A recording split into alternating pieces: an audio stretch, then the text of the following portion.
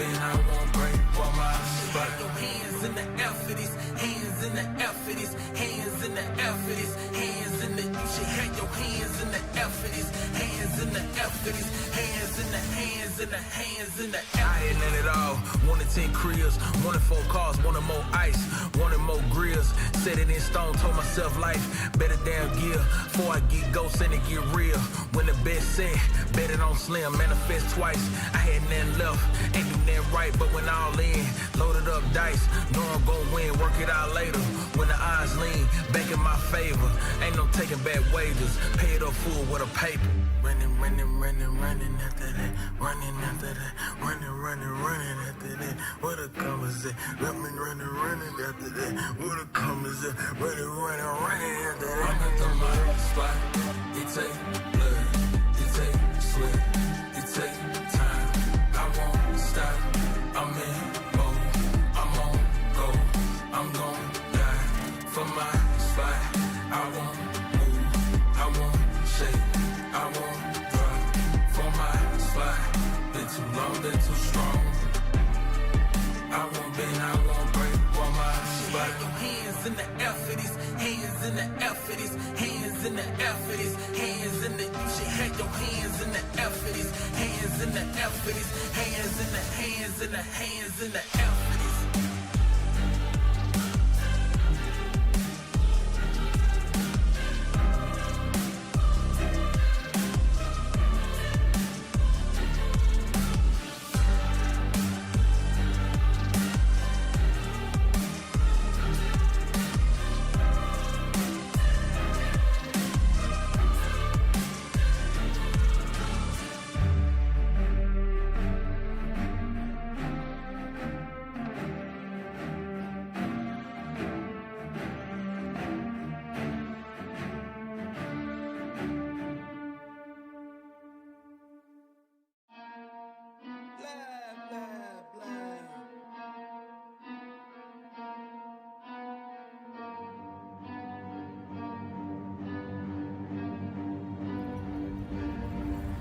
I got problems on problems on problems on problems on problems on problems I solve them. I run through the money, the pressure be calling. Left on my blessings, I feel like I'm falling. The birdie is back, tell me I'm garbage. I'm going through something, that's why I ain't calling. Phone in progression, it's all that I wanted. The phone in affection, I summon and dub it. Cause I got problems on problems on problems on problems on problems on problems I solve them. I run through the money, the pressure be calling. Left on my blessings, I feel like I'm falling. The birdie is back, tell me I'm garbage. I'm going through something, that's why I ain't calling. Phone in progression, it's all that I wanted. The phone in affection, I summon and dub it. Why you be all in my line about nothing? Why won't you go get you $1 or something? Don't hang with it, who lying for nothing. I see that we different, you riding, I double. I don't do discussions on bragging about hundreds. Don't go to your places, I know that they sunken. Don't call me your brother, I barely could trust it. I talked to a shorty, she bagging the bugging. And I'ma need all of my dollars on corporate, so hand me the money, I divvy the pie. I'ma give all of my people a portion to build them a fortune. I'm flipping the ride. I can't be mixy when iffy the vibe. And 40 on 50 is really the time. Why is you all on my phone like you want me? Like you wasn't pushing the kid to the side. I don't know if you thinking I'm blind. Cross on my crosses and dot on my eyes. Done with your efforts, I'm dealing with pressures. I know it's a lesson, that's word of the wise. Dubbing the mixes I'm mixing, I know I've been missing. I needed some personal time.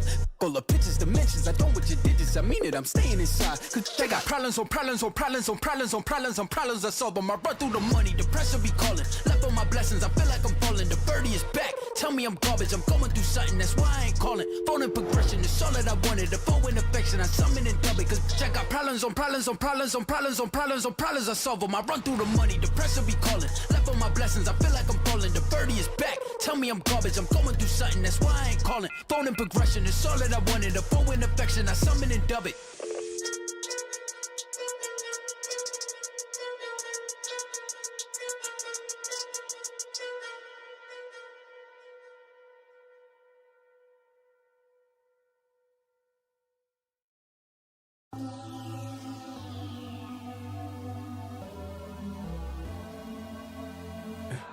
For the record, for the record, for the record, For the record. Been a little too nice to y'all.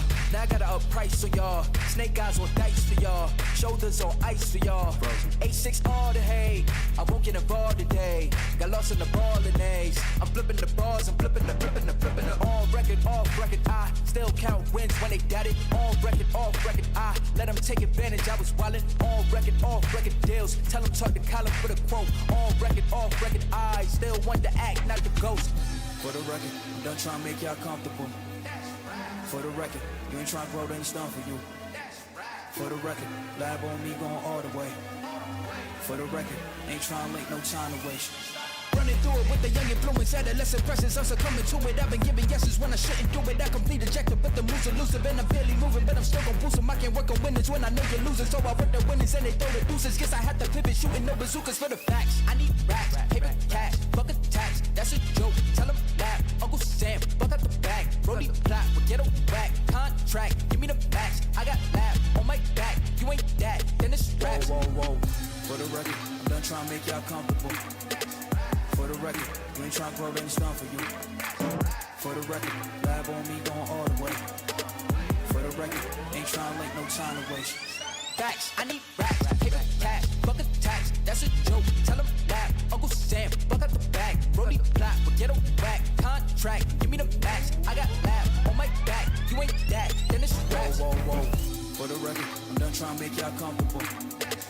For the record, you ain't trying to grow, then it's done for you. For the record, lab on me going all the way. For the record, ain't trying to make no time to waste.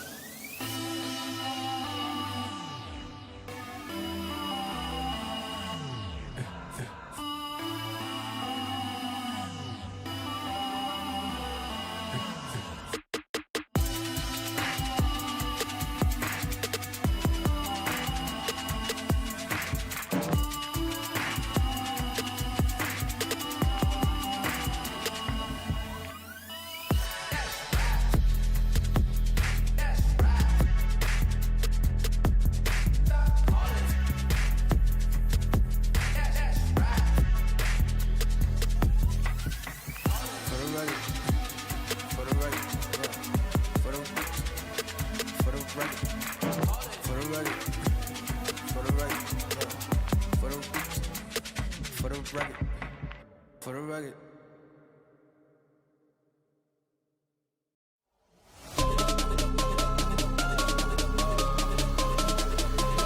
Who the hell can stop me?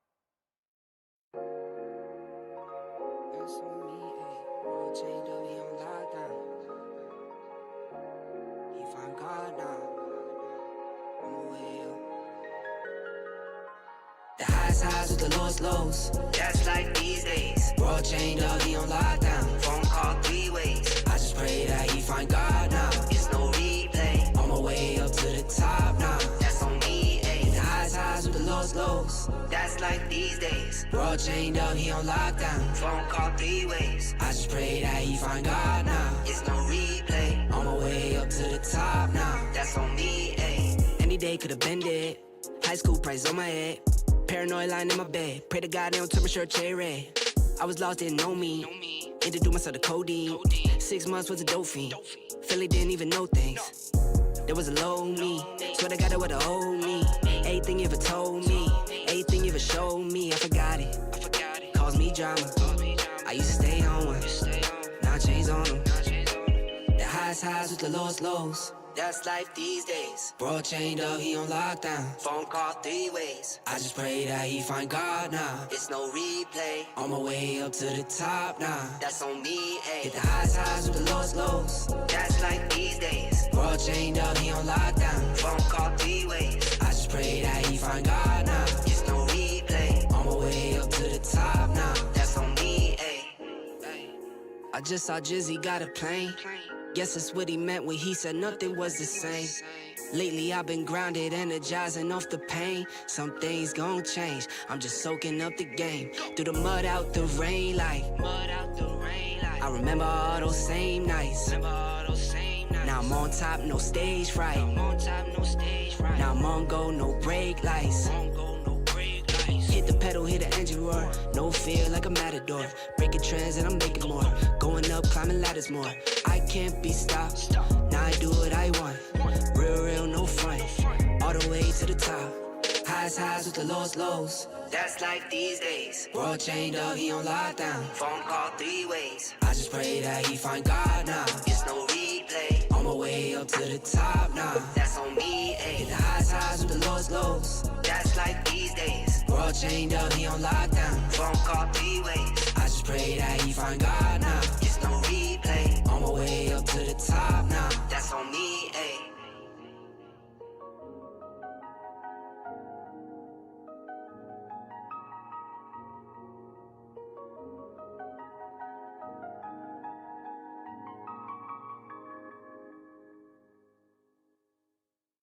Call my phone, hit my line. Only ones who down for real, down for life. Keep it super thug my way on this side. Keep it super thug my way on this side. Call my phone, hit my line. Only ones who down for real, down for life. Keep it super thug my way on this side. Keep it super thug my way on this side. Mobbing with my brothers, there's no question, keep it real. Whether we East coastin' or we in the hidden hills. In the poppin' straps of blue faces, not the pills. Heard you callin' bluffs, I show and prove it is for real. Son of God, not a son of Sam. Keep it off the books and keep it coming in. Bitch the old whip, see what I'm coming in. The inside caramel just like 100 grand. Call my phone, hit my line. Only ones who down for real, down for life. Keep it super thug my way on this side. Keep it super thug my way on this side. Call my phone, hit my line. Only ones who down for real, down for life. Keep it super thug my way on this side. Keep it super thug my way on this side. Heard you moving funny, had to cut you off. Had some more friends like my brothers, I can't trust it all. Same ones in your corner, wanna see you fall. Hello and welcome to today's broadcast, brought to you by Search, of course, and our two lovely faces. That will be Warnonex, joined with Alice here on the desk for the first time for this weekend. Alice, hello, what's up, how you doing? And how excited are you for the first match that we will be having? That's Bolt Force and Takeover. Hello, Warner. I'm actually very pleasure to be here. I'm actually looking to this this matchup. Can you tell me more about this? Oh, absolutely. Well, in Bolt Force we had some familiar faces, but they kinda mix and match. So we now have a little bit of different roster than we were used to seeing. But of course, I have to talk about Bolt Force because yeah, it's not really a big secret. I don't have that much hair, so I am happy that my brothers out there are respecting the legacy. You could kind of say something like that. Yeah, I kind of lost the roster here. I had it, so give me a short second. In the meantime, you can tell us. How do you see the Harid buff? He is now first pick material. That's confirmed. But what do you think it brings into the rest of the mana? I think it's gonna be an interesting patch to follow up because, bro, these changes are gonna tune a bit more the gameplay because you're not gonna see any more spikes like you used to see, and you're not gonna see any more, let's say, raising into the farm so fast and be bullying the others, right? Because they're gonna be a bit more forced to stay back because of the mana, right? Yeah, that's true. That's true. Claude has mana back. But talking rosters, in Bolt Force, we have locked and loaded Daft, Dirty Diana, Stonix, Dai, SQ Power, and Blum. If you are counting correctly, that is 6 players indeed, so that means one of them will just be sitting on the bench, warming it up, and the rest will be playing. The question is, who will that be? How they will fill it up, but that's the Bolt Force for ya. On the other hand, we have Takeover, and truly, it's a team that might take over the whole show because we have Bai, Wicked, the prophesized, the talked about. Is he the best gold laner in Europe? Is he the second best gold laner in the Europe? Is he in the top 3? Who knows?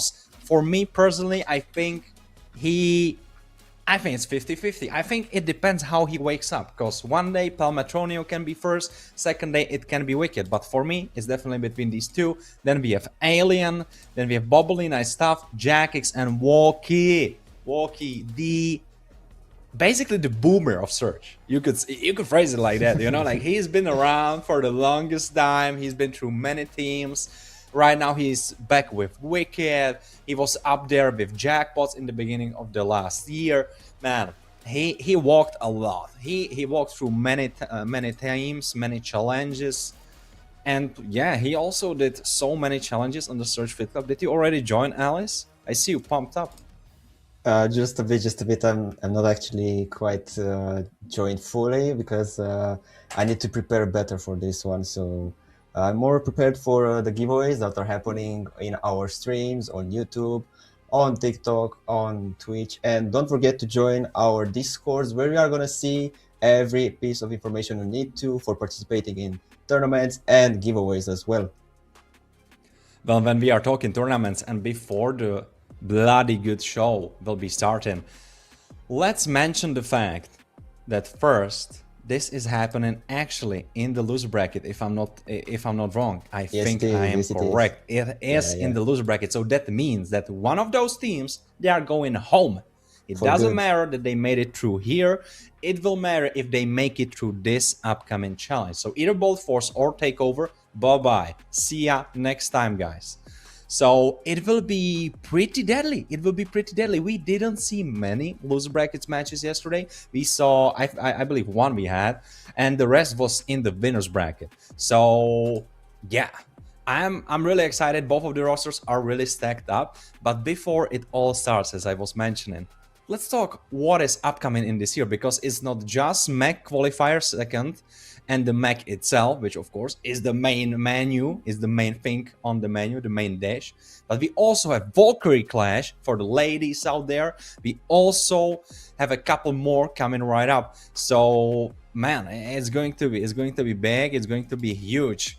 Alice, which part of the upcoming year are you most excited about? If it's not mech, because yeah, we know mech, but other than it.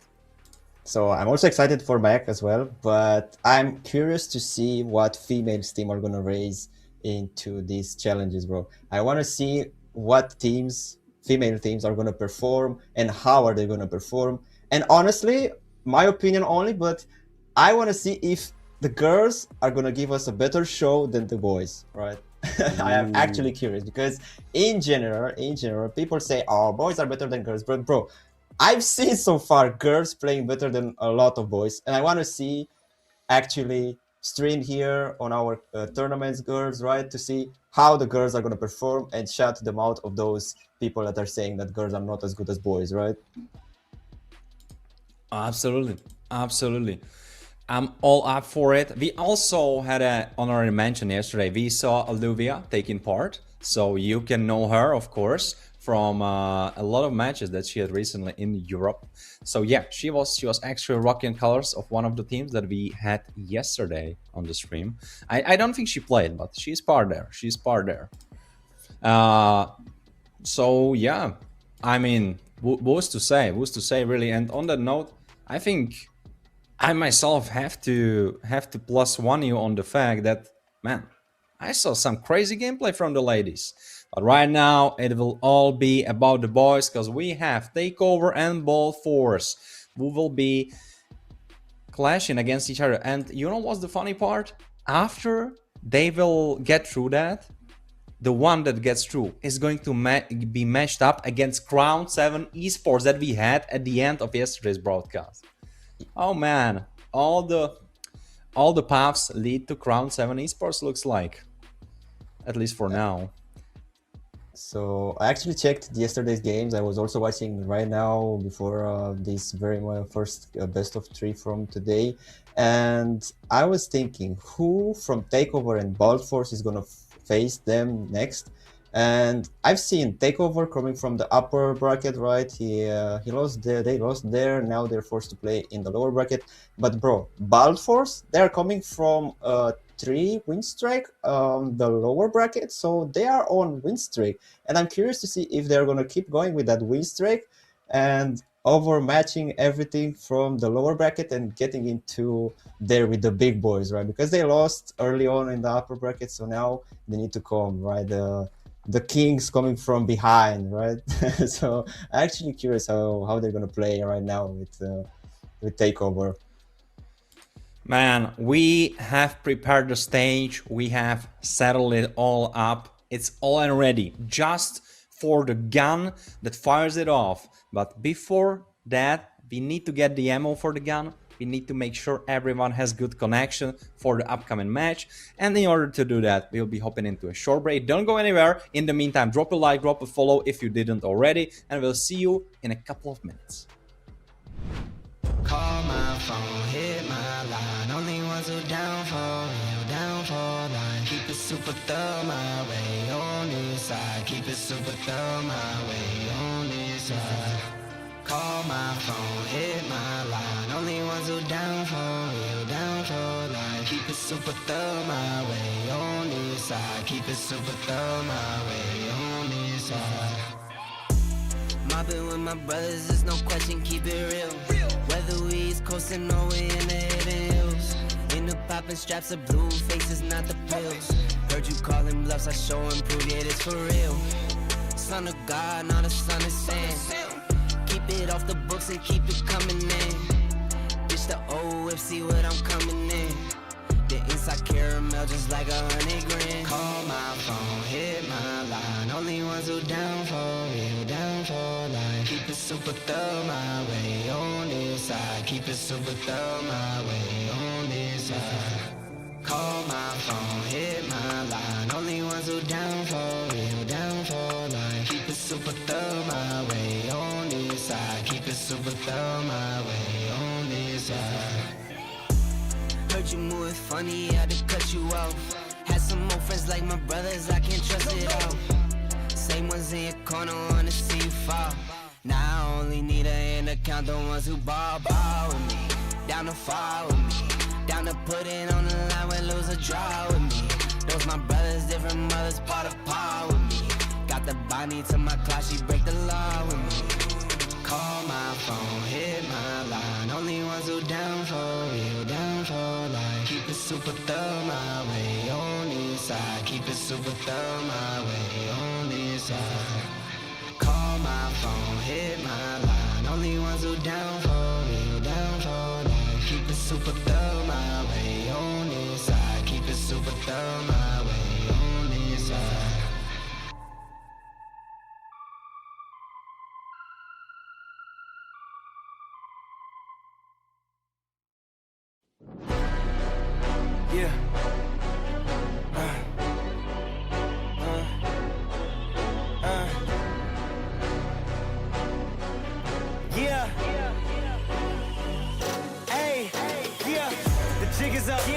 came too far, I ain't giving up. Hey, I had to cut what was weighing me down. And then when you grow, they say that you switching up here to perimeter.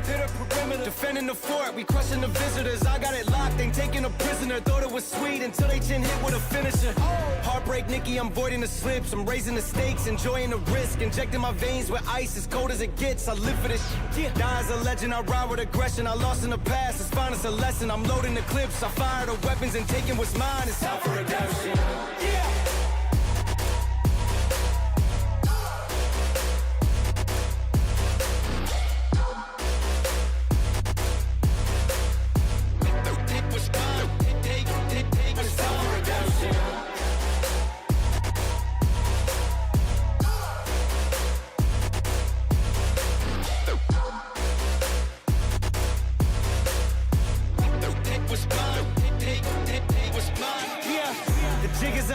I came too far, I ain't giving up. Hey, I had to cut what was weighing me down. And then when you grow, they say that you switching up here to perimeter. Defending the fort, we crushing the visitors. I got it locked, ain't taking a prisoner. Thought it was sweet until they chin hit with a finisher. Heartbreak, Nikki, I'm voiding the slips. I'm raising the stakes, enjoying the risk. Injecting my veins with ice, as cold as it gets. I live for this shit. Die as a legend, I ride with aggression. I lost in the past, it's fine, it's a lesson. I'm loading the clips, I fire the weapons and taking what's mine. It's time for redemption. Yeah.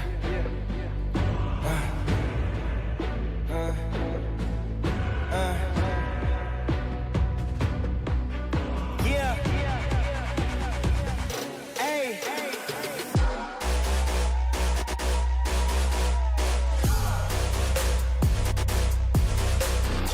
Yeah.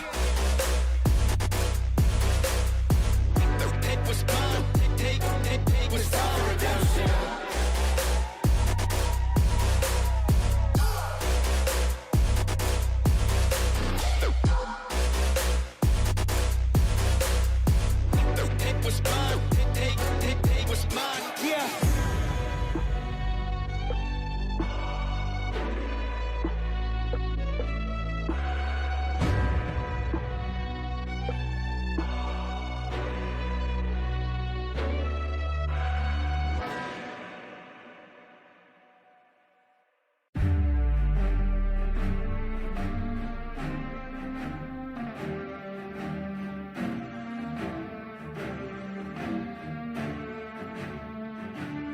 I'm at the my spot. It take blood, it take sweat, it take time. I won't stop. I'm in mode. I'm on go. I'm gon' die for my spot. I won't move. I won't shake. I won't drop for my spot. Been too long, been too strong. I won't bend, I won't break for my spot. Your hands in the air for this, hands in the air for this, hands in the air for this, hands in the. You should have your hands in the air for this, hands in the air for this, hands in the hands in the hands in the air. I ain't in it all. Wanted 10 cribs, wanted 4 cars, wanted more ice, wanted more grills. Said it. Hello and welcome back to the broadcast, Mlbb freaks, ladies and men and animals. If there's any animal playing Mlbb, that's here in the chat. Wave on us so we know about you, so we can prepare some prizes for animals as well, maybe. Well, who knows. Alice, welcome back. We had a little bit of a short break. Right now everything should be ready. We should be moving slowly into the match with a steady pace. Both Force and Takeover, we mentioned both of the teams. Paper wise, Takeover looks more stacked because they have Wicked, who... Alright, if I'm not being controversial, he's top 2 marksman in Europe. No one can deny that. You can pick and choose if he is first, if he is second, but he's top 2 for sure, undeniable. For both Force, you have some interesting names. You have some players that shown their powers, but definitely Takeover are going into this as the favorites, at least in my eyes.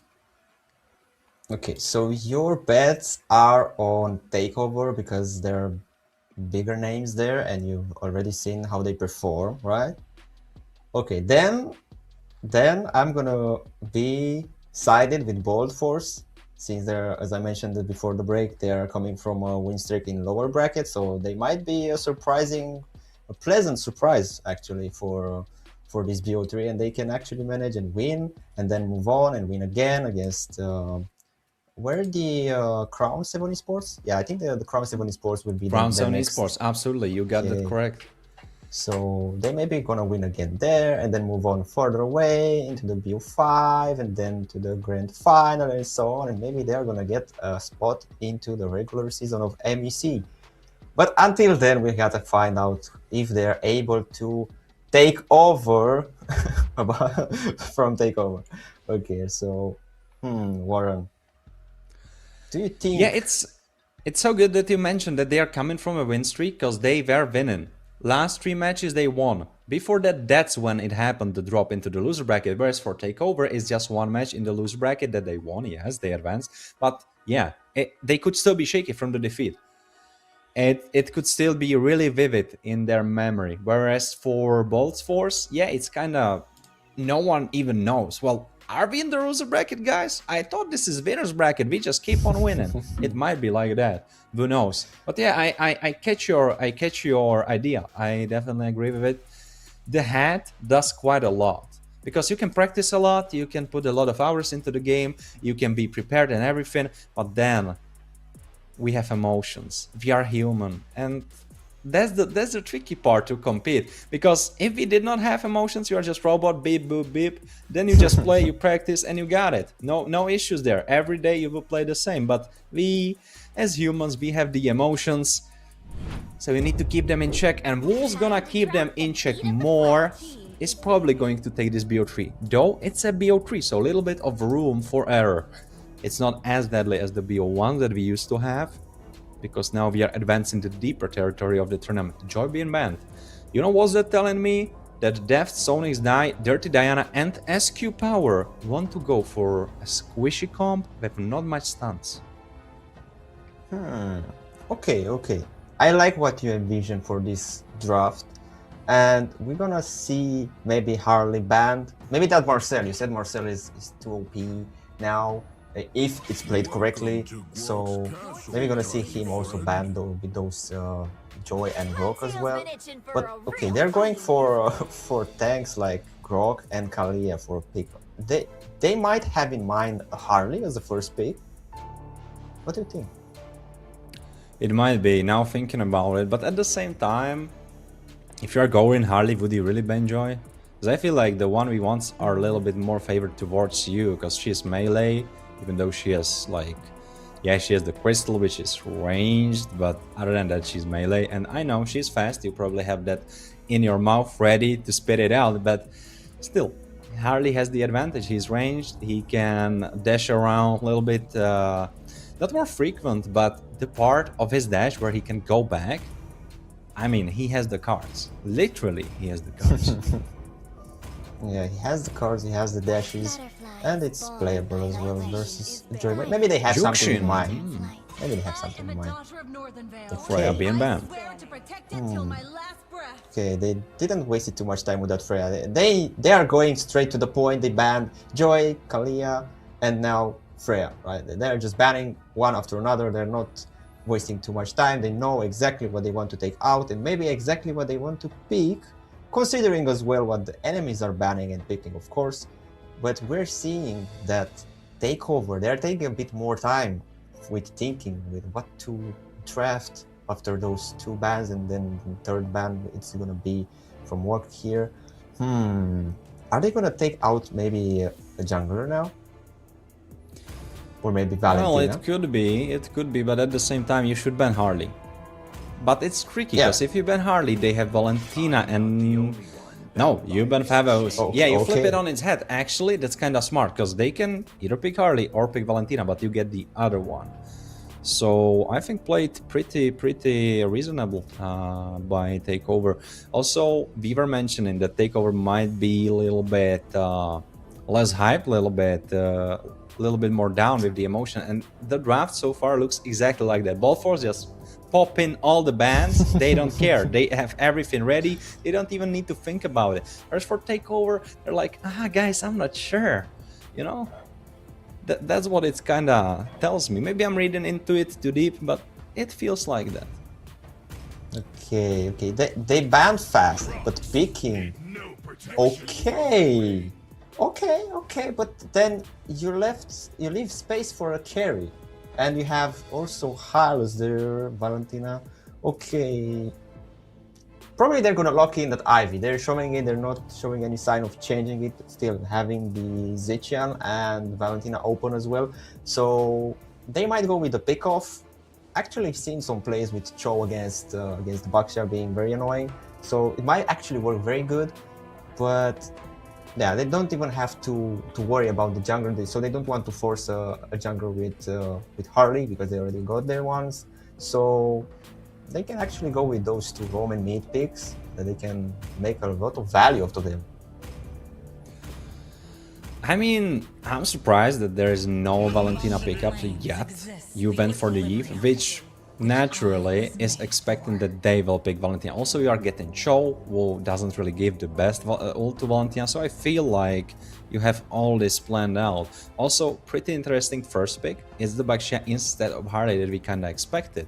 But it's decent pick, as you were saying, because they cannot really go Harley, because if they do, you just lock in XP tank, roam tank, it's 3 beefy guys. You can one-shot the backline, but you cannot one-shot these 3, and they would just shred you up. Of course, even if you put a carry ban on top of that, it would be pretty hard. I'm liking this draft so far. I feel like both sides are playing it smart. Zetian, alright. We are not going into the Valentina bait that was kinda late in front of you. We are going for Zetian and pairing it up with Khalid. Pretty strong mid lane duo. Yeah, I was expecting this Khalid, not gonna lie. Either Khalid, either Hilda. You want something to be fast, to engage fast with the Baxia, right? There's the Harit. Oh, you mentioned it, the Harit. You mentioned the Harit. Okay. I see you, Warren. Okay. But now, they need to take out from a side. They need to take out junglers, right, from the Bald Force, and maybe an XP. And from the right side, from Takeover, they need to take out marksmen. They need to take out something that is going to be dangerous for Harit. And I think, if I'm not mistaken, Granger might be a good ban here because he can actually dodge very nicely from Harit and be a pressure on him, right? Yeah, he should be winning the lane, so that's one plus side for him. And also in the team fights, he navigates pretty fine. Of course, he needs to keep range. He needs to keep a distance from Zaman Force. Alright, Moscow being banned. Yeah, Moscow can be tricky. He can throw Harid when he's moving all across the place. He can throw him to the wall. I'm surprised by the Harley ban, by the way. I was thinking about it. I was like, they are kind of tanky. They don't really need to do it. But yeah, they have the Zetian. They want to respect it. Also, Harley, even though it would not really fit as well into the rest of the team comp, because already so much magic damage, and you are so squishy. So if you put Harley on top of it, your team is paper thin, and if you lose early game, you are cooked. But still, respect rather than risk it. Caribbean ban, which is interesting because that's kind of telling me that the XP and the jungle will be a little bit on the tankier side. So I'm thinking, is it going to be Leo jungle? Is it going to be Uranus XP? What's it gonna be? Okay, they took out 2 junglers. They took Harley, they took YSS. Probably they took the most annoying junglers for them, for Baxia, for Zetian, for Khalid. And maybe, you mentioned that Harley being added to their draft already, to takeover draft, right? They have a lot of magic as well, so they can, Balfour, they can just pick magic defense and they just good to go, right? Because they have 3, would have had, right, 3 magic damage dealers, so it wouldn't be that good for them. But on the other side, you have Harley trying to take out Zetian, right? Then you're gonna have the MM is gonna struggle against Harley as well, and who knows, maybe the AXP is something to not tank as much, so also a problem. And now you have the tanky AXP you were saying about with that carry ban. You have the Alice, my guy, yes. Yeah, it's Alice in the end. I mean, even Uranus would work fine. But if you look, you are kind of playing into the kill box. You want the kill box because you kind of need to play around that Eve. You need to play around that Zaman Force. Alice, it fits the bill. It can work like that. So I see the vision. On the other side, we have the, in some eyes, Nerf Claude, because he has the mana. In some eyes, it's whatever. I got told like arguments that were all across the place, so I'm yet to see. I'm open. I'm open to making my mind as we go. CC on the XP will be a little bit of a threat towards that Alice when she gets the Dvorex. Until the Dvorex, yeah, not so much. I tolerate no Okay. invaders. Bro, I had it in my mind. It was rather Suyu or Haya. I was about to say it's Suyu or Haya, but I was, maybe he's not gonna pick Haya. We're not seeing Haya too much often lately because we have Baksha, we have Harlan, Suyu, Leo, Vices, and so many junglers, Joy as well. And we're probably not gonna see Haya, but I was having it on the tip of my, bro, no, it's just, I should have said it, bro. I should have said it. That Hayabusa was right in my mind here to say it, but something stopped me. They got that Hayabusa, which could be either super useful or kinda useful, because he doesn't really have that many targets that he can burst down, and if CC gets ahead, for example, or honestly even if she is even and she has Vengeance, for example, we will see, right? I think she had a Flicker for the time being, but she might switch to a Vengeance, so we will see in the game. Basically what I'm trying to get across is that if Hayabusa tries to go for CC and it's on equal footing, it can be really tricky, and he can just might as well burn all the spells. CC is not even gonna die, she's gonna sustain everything back up. So I feel like the XP matchup will do so much, because if Alice is able to have the upper hand, she can rotate into the fights and she can be such a menace in the team fights. If Sissy gets the upper hand, then no one can stop her on the side. Yes, Hayabusa is there, but you will always need to send someone extra, not just Hayabusa, because he's not gonna cut the bill. Well, those are my thoughts. Alice, you mentioned yours during the draft. We will be hopping into the land pretty soon. Well, hopping into the land of Dawn right now, soon enough. 1 minute of the match is there. Jackix level 2, Dai getting poked down. The push is on the side of takeover.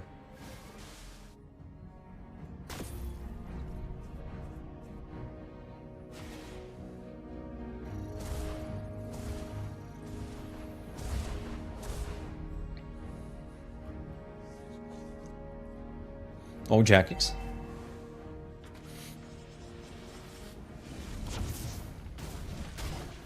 Oh, Jackix already getting caught, but it's a show. You need to know that you can catch him, but the next second you blink, he's gone.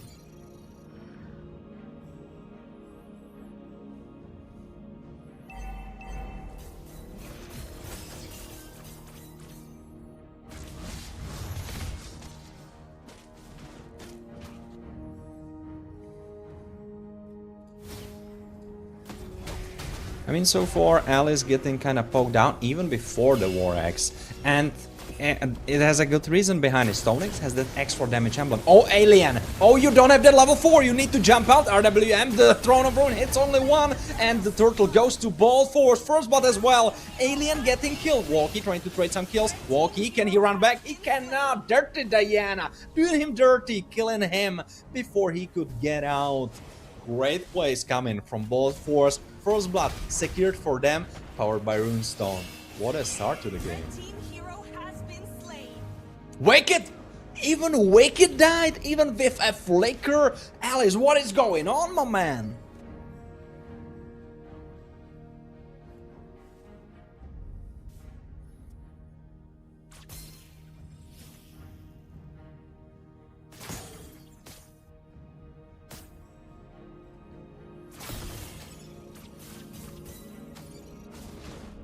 Nah, man. Take over, they need to wake up. I think they still thinking that they are sleeping. The match did not even start. Yesterday, the match started at 6. Today, it starts at 4. I think they don't know. Oh, Sonics got picked off. That's what I'm talking about. They need to do that.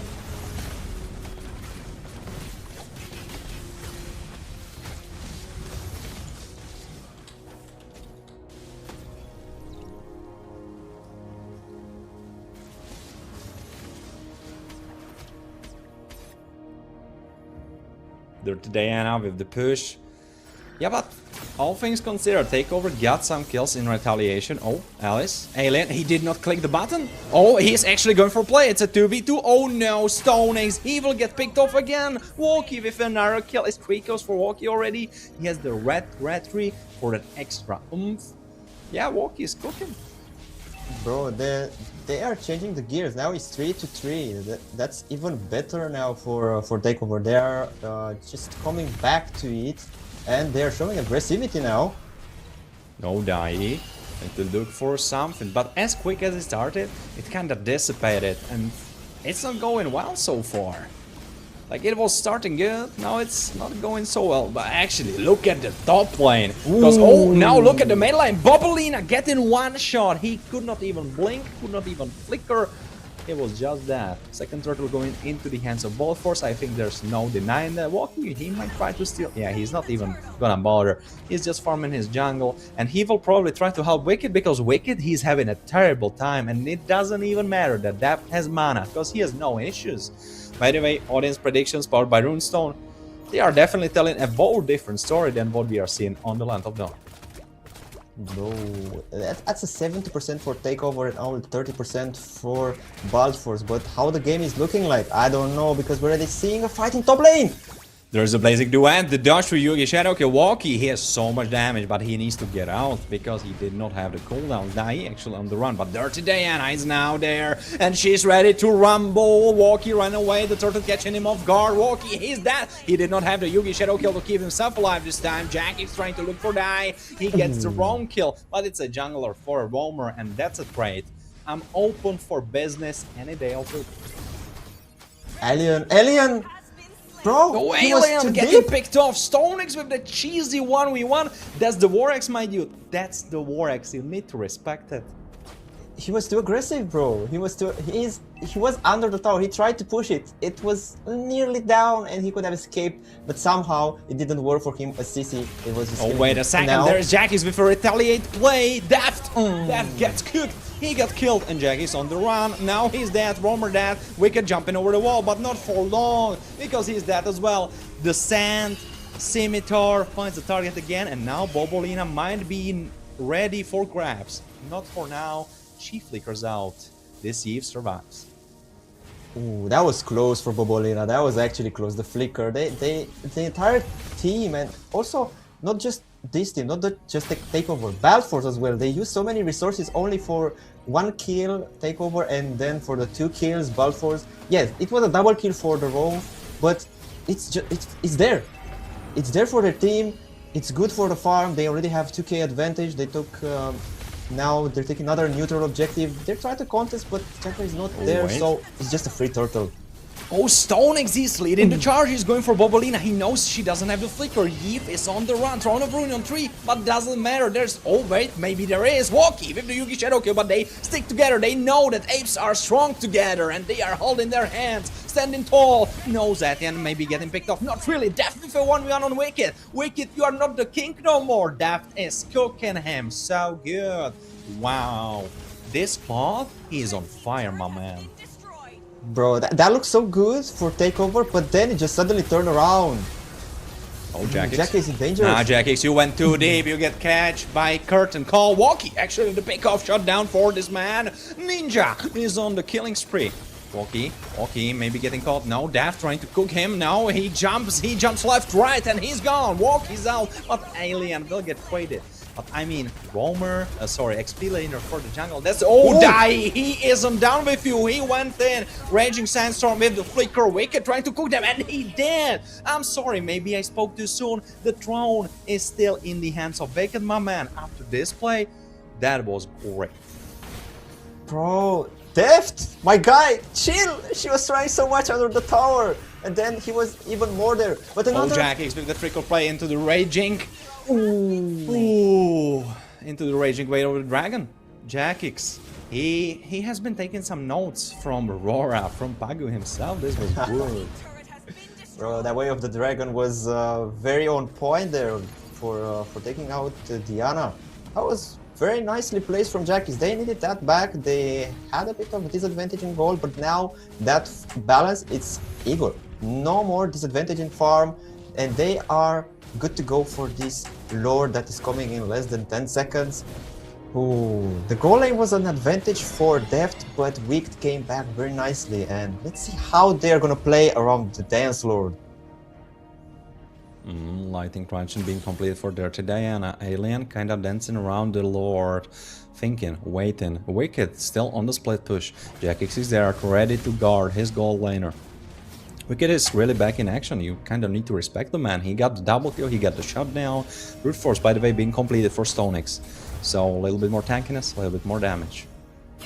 Yeah, they are actually back in action. It's 12 to 9. The balance in gold is a bit above 600. And this Lord is gonna be the decisive blow for whichever team is gonna take it.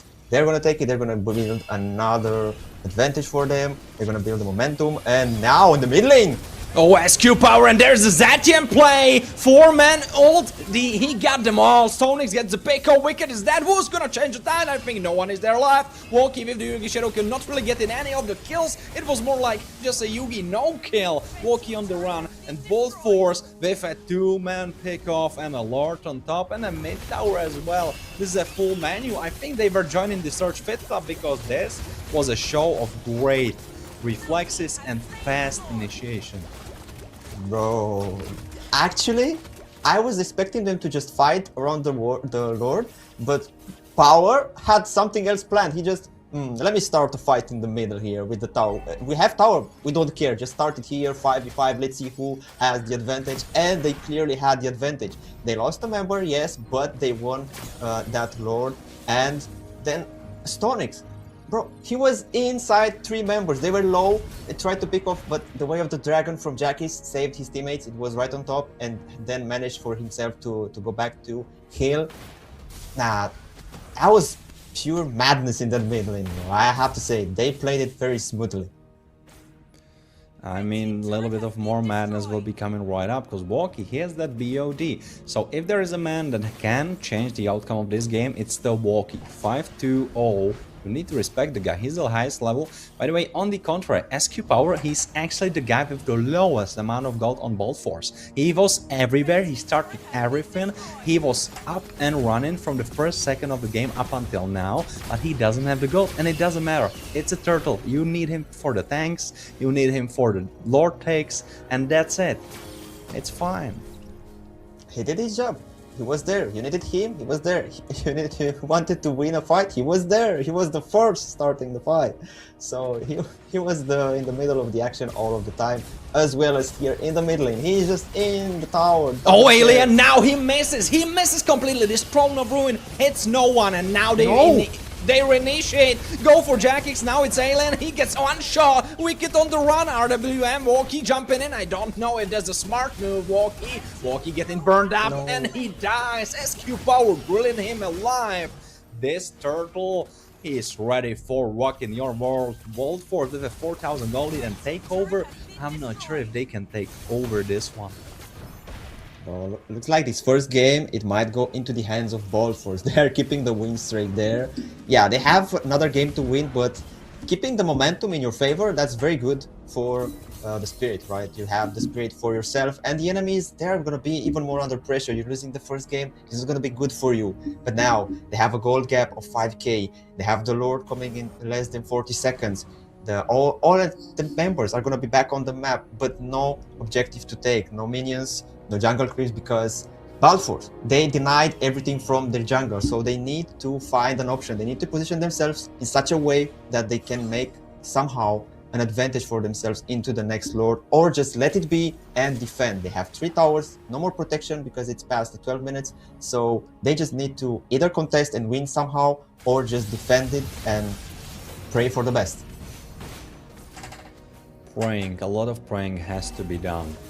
That's true. If we want to come back from this deficit, half HP of the Lord already been taken away. Jack is trying to look for it, but he finds nothing really. SQ Pyro finishing off the Lord, and now it will be marching down the bottom line. And both Force are ready to crack open the base for the first time. I did mention, bro, they need to defend or contest it and be sure they're winning. So they were sure they are not close to winning that, because it's the difference in XP, difference in farm. So it's kind of hard to actually make it sure that you're gonna go there, take the Lord as well, and maybe escape unscattered, right? So they think that, like I said, better option, just defend. You have 3 towers, just make it be as the best defense possible you can do, and it's gonna be good. We have Lore marching down the bottom side, as mentioned.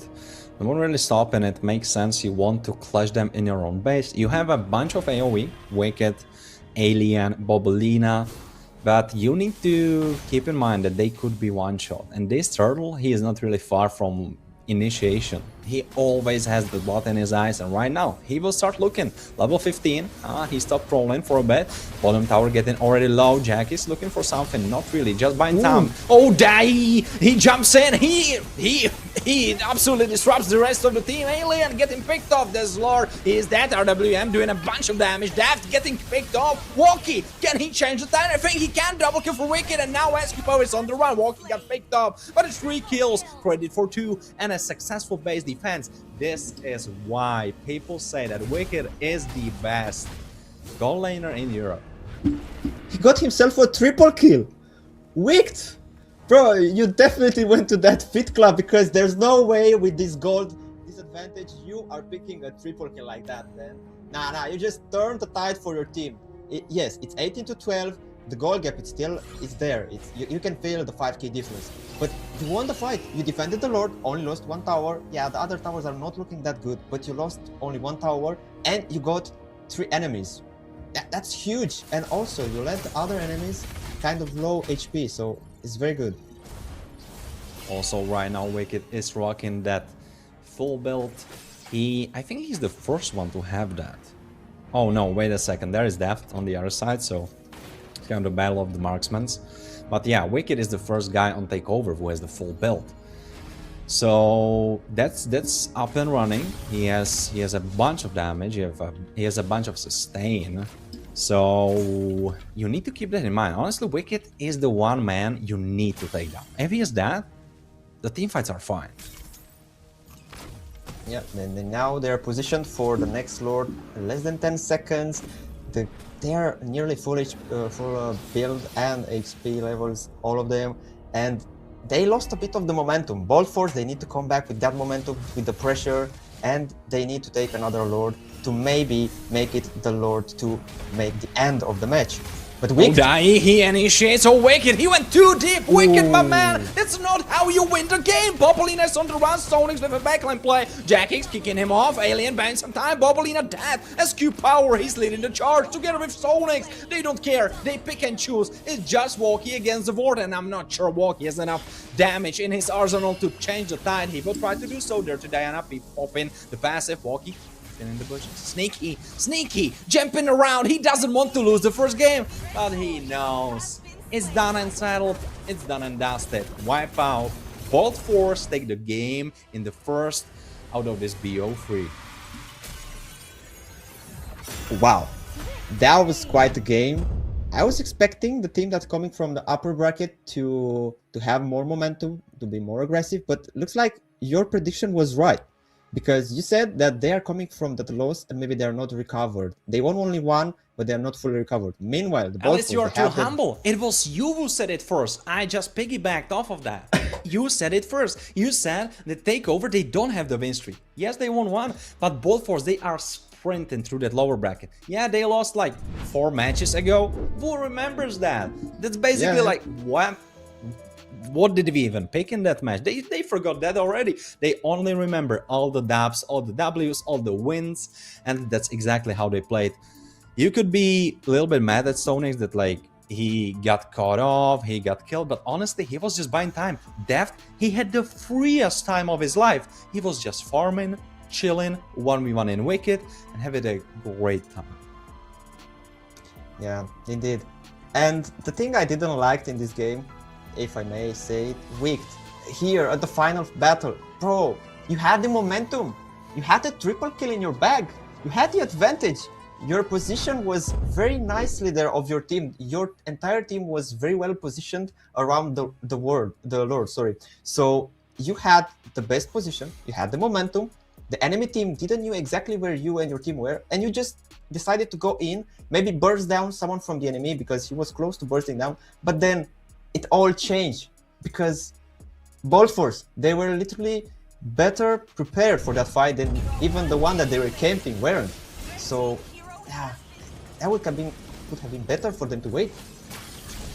It's a tough job, it's a tough spot to be in. You are Wicked, you are coming from that loss streak kind of, well, not really loss streak, you were winning, then you lost, then you won, you know, but like you are on, basically you are not on that win streak, that's the important part. You still remember the defeats, and you see that everything is coming apart, nothing is going your way, you are getting caught off, you are getting killed, all of that mumbo jumbo, and then you finally get the shutdown, and Wicked is thinking to himself, he is yelling on Discord, he's like, yo guys, I got it, we are coming back in this game. He sees an angle, he tries to take the angle, but that was the part. I said it in the beginning, you need to keep your emotions in check, and Wicked, he was not able to do so, because this was just pure emotions driven play. He was trying to prove that he's superior to his opponents, and he might be, but he wasn't this time, because Bolt Force, they took it by storm, they got the base crystal popped, and right now they are on that juicy match point.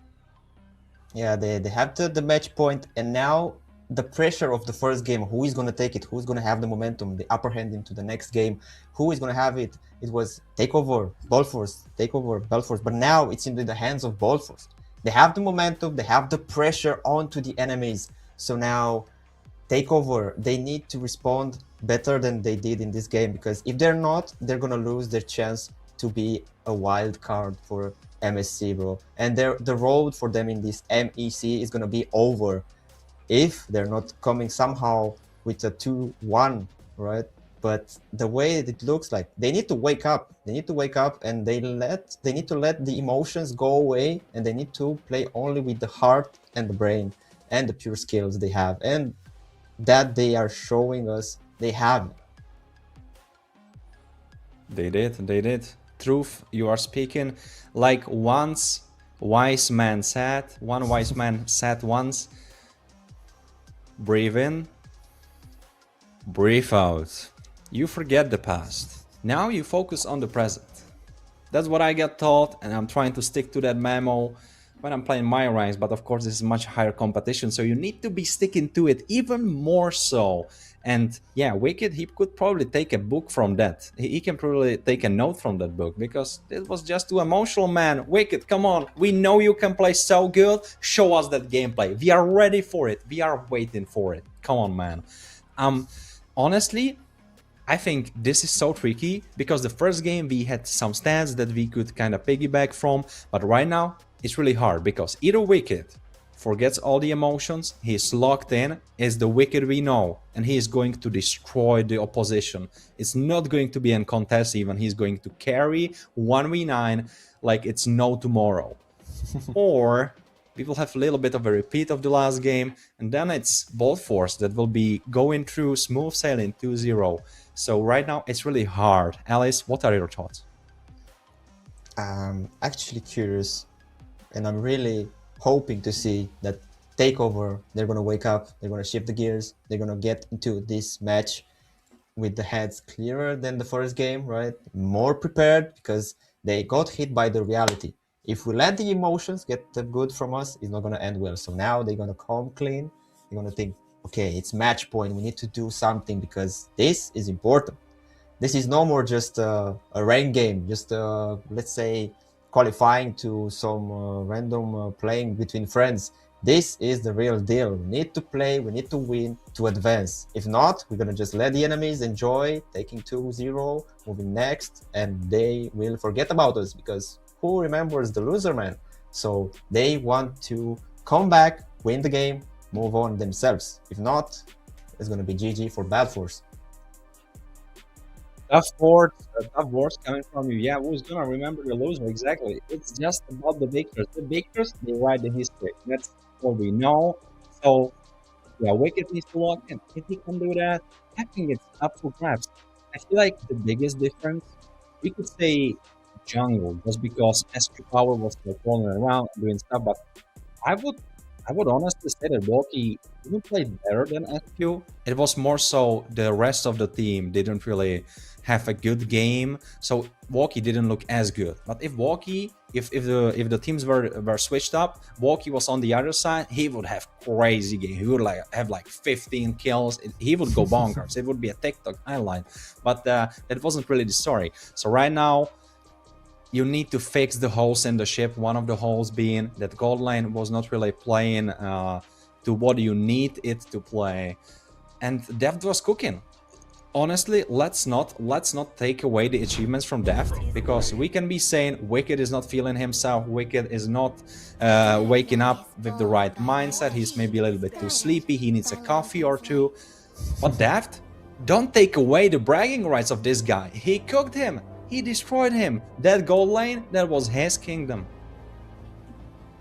Indeed he was, indeed he was. But now, coming into our second game's draft, we're already seeing some bans. They got Bakshao, they don't want him into the game.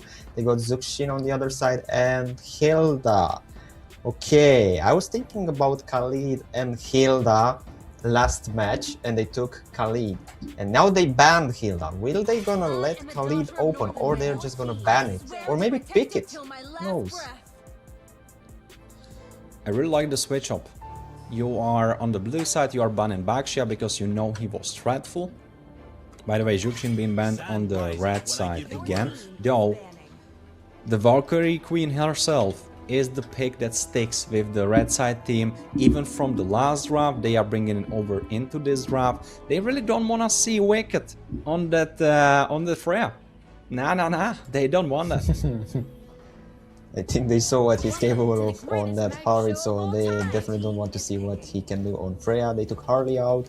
Khalid and Hilda, both of them taken out. Okay, so now we're coming down to see if they're gonna pick maybe Valentina as a first pick, or maybe Marcel. Will they do a draft around Marcel? Is that even in their minds right now? No, it's Kalia draft.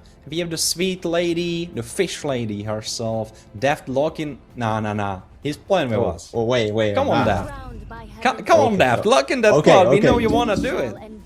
Come on, man. By the way, call me crazy, but a little bit of meta thingy. You can actually play Alpha with Petrify on the XP line. It's kinda cooking. You ult, then you Petrify everyone inside the ult. It's kinda good. And next thing, Warren is gonna say use Flicker so you can ultimate Flicker the enemies on surprise. Okay.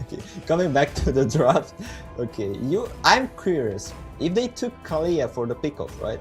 Why wouldn't they go with Valentina? And now, wait. He played my mind. I thought it's a Harid. I was like, alright, yeah, it is Harid. But then he was like, psych, brother. It's a Leo Mort. Ah, man, he has me. He has me, Alice. Only you, bro. I saw Alpha and then Harit and then wait, last second it's a Leo mode. Now we got you. It's a Leo mode. Well, then you can tell us much more about this hero specifically, right? Because I know you are a Leo mode connoisseur yourself. So what can we expect? Alice, break it down. Well, I honestly want to expect him turret diving with the Phantom State. I want to see him going in crazy, sustaining a lot, because he's sustaining a lot, my guy. This guy is dangerous. And I see they got against him of Views and Harit. Okay, Harit can be dangerous, but to be honest, I'm more scared to play against the carry when I'm playing a Leomord. So maybe he can do something here with the Leomord. And okay, we have Harit again. What do you think about that? Different perspective. Wicked is just keeping to your strengths, to his strengths. Dai locking in that Marcel, which will work good in tandem with Zetian. That's true. Also, since the quick thing that happened with, wait, is it live or is it not? Because I'm not sure. Is it a thing that will come later? The thing with the ult that you can target people in the ult, is it live now? Because I'm not sure. Or is it just advanced server? The only thing I'm sure is that you can actually move around into the ultimate having the shield from your allies, right? Yeah, To the shield, allies. yeah. But I Yeah, know, that's- I saw somewhere that you can target the people, the enemies, in the Marcel ult, if you're outside of it. With your auto attacks and like spells and this kind of stuff. So I for think- example, Okay.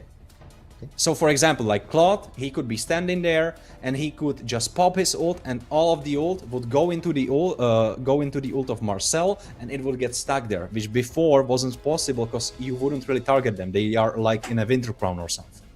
So, but I'm just checking the patch notes. I think I am too early. I don't think we have that yet. We have only the part where Marcel can pop you right off from the ult with the platinum snap. Yeah, that's true. I just checked. I think you're Alright, going too so- far into the future, man. Yeah, let's not get overexcited. People cannot target enemies in the Marcel ult yet, but don't worry. You heard it first here. Probably you heard it anywhere, really, because I think everyone knows that already. I just was so eager about it that I thought it's already live, Alice.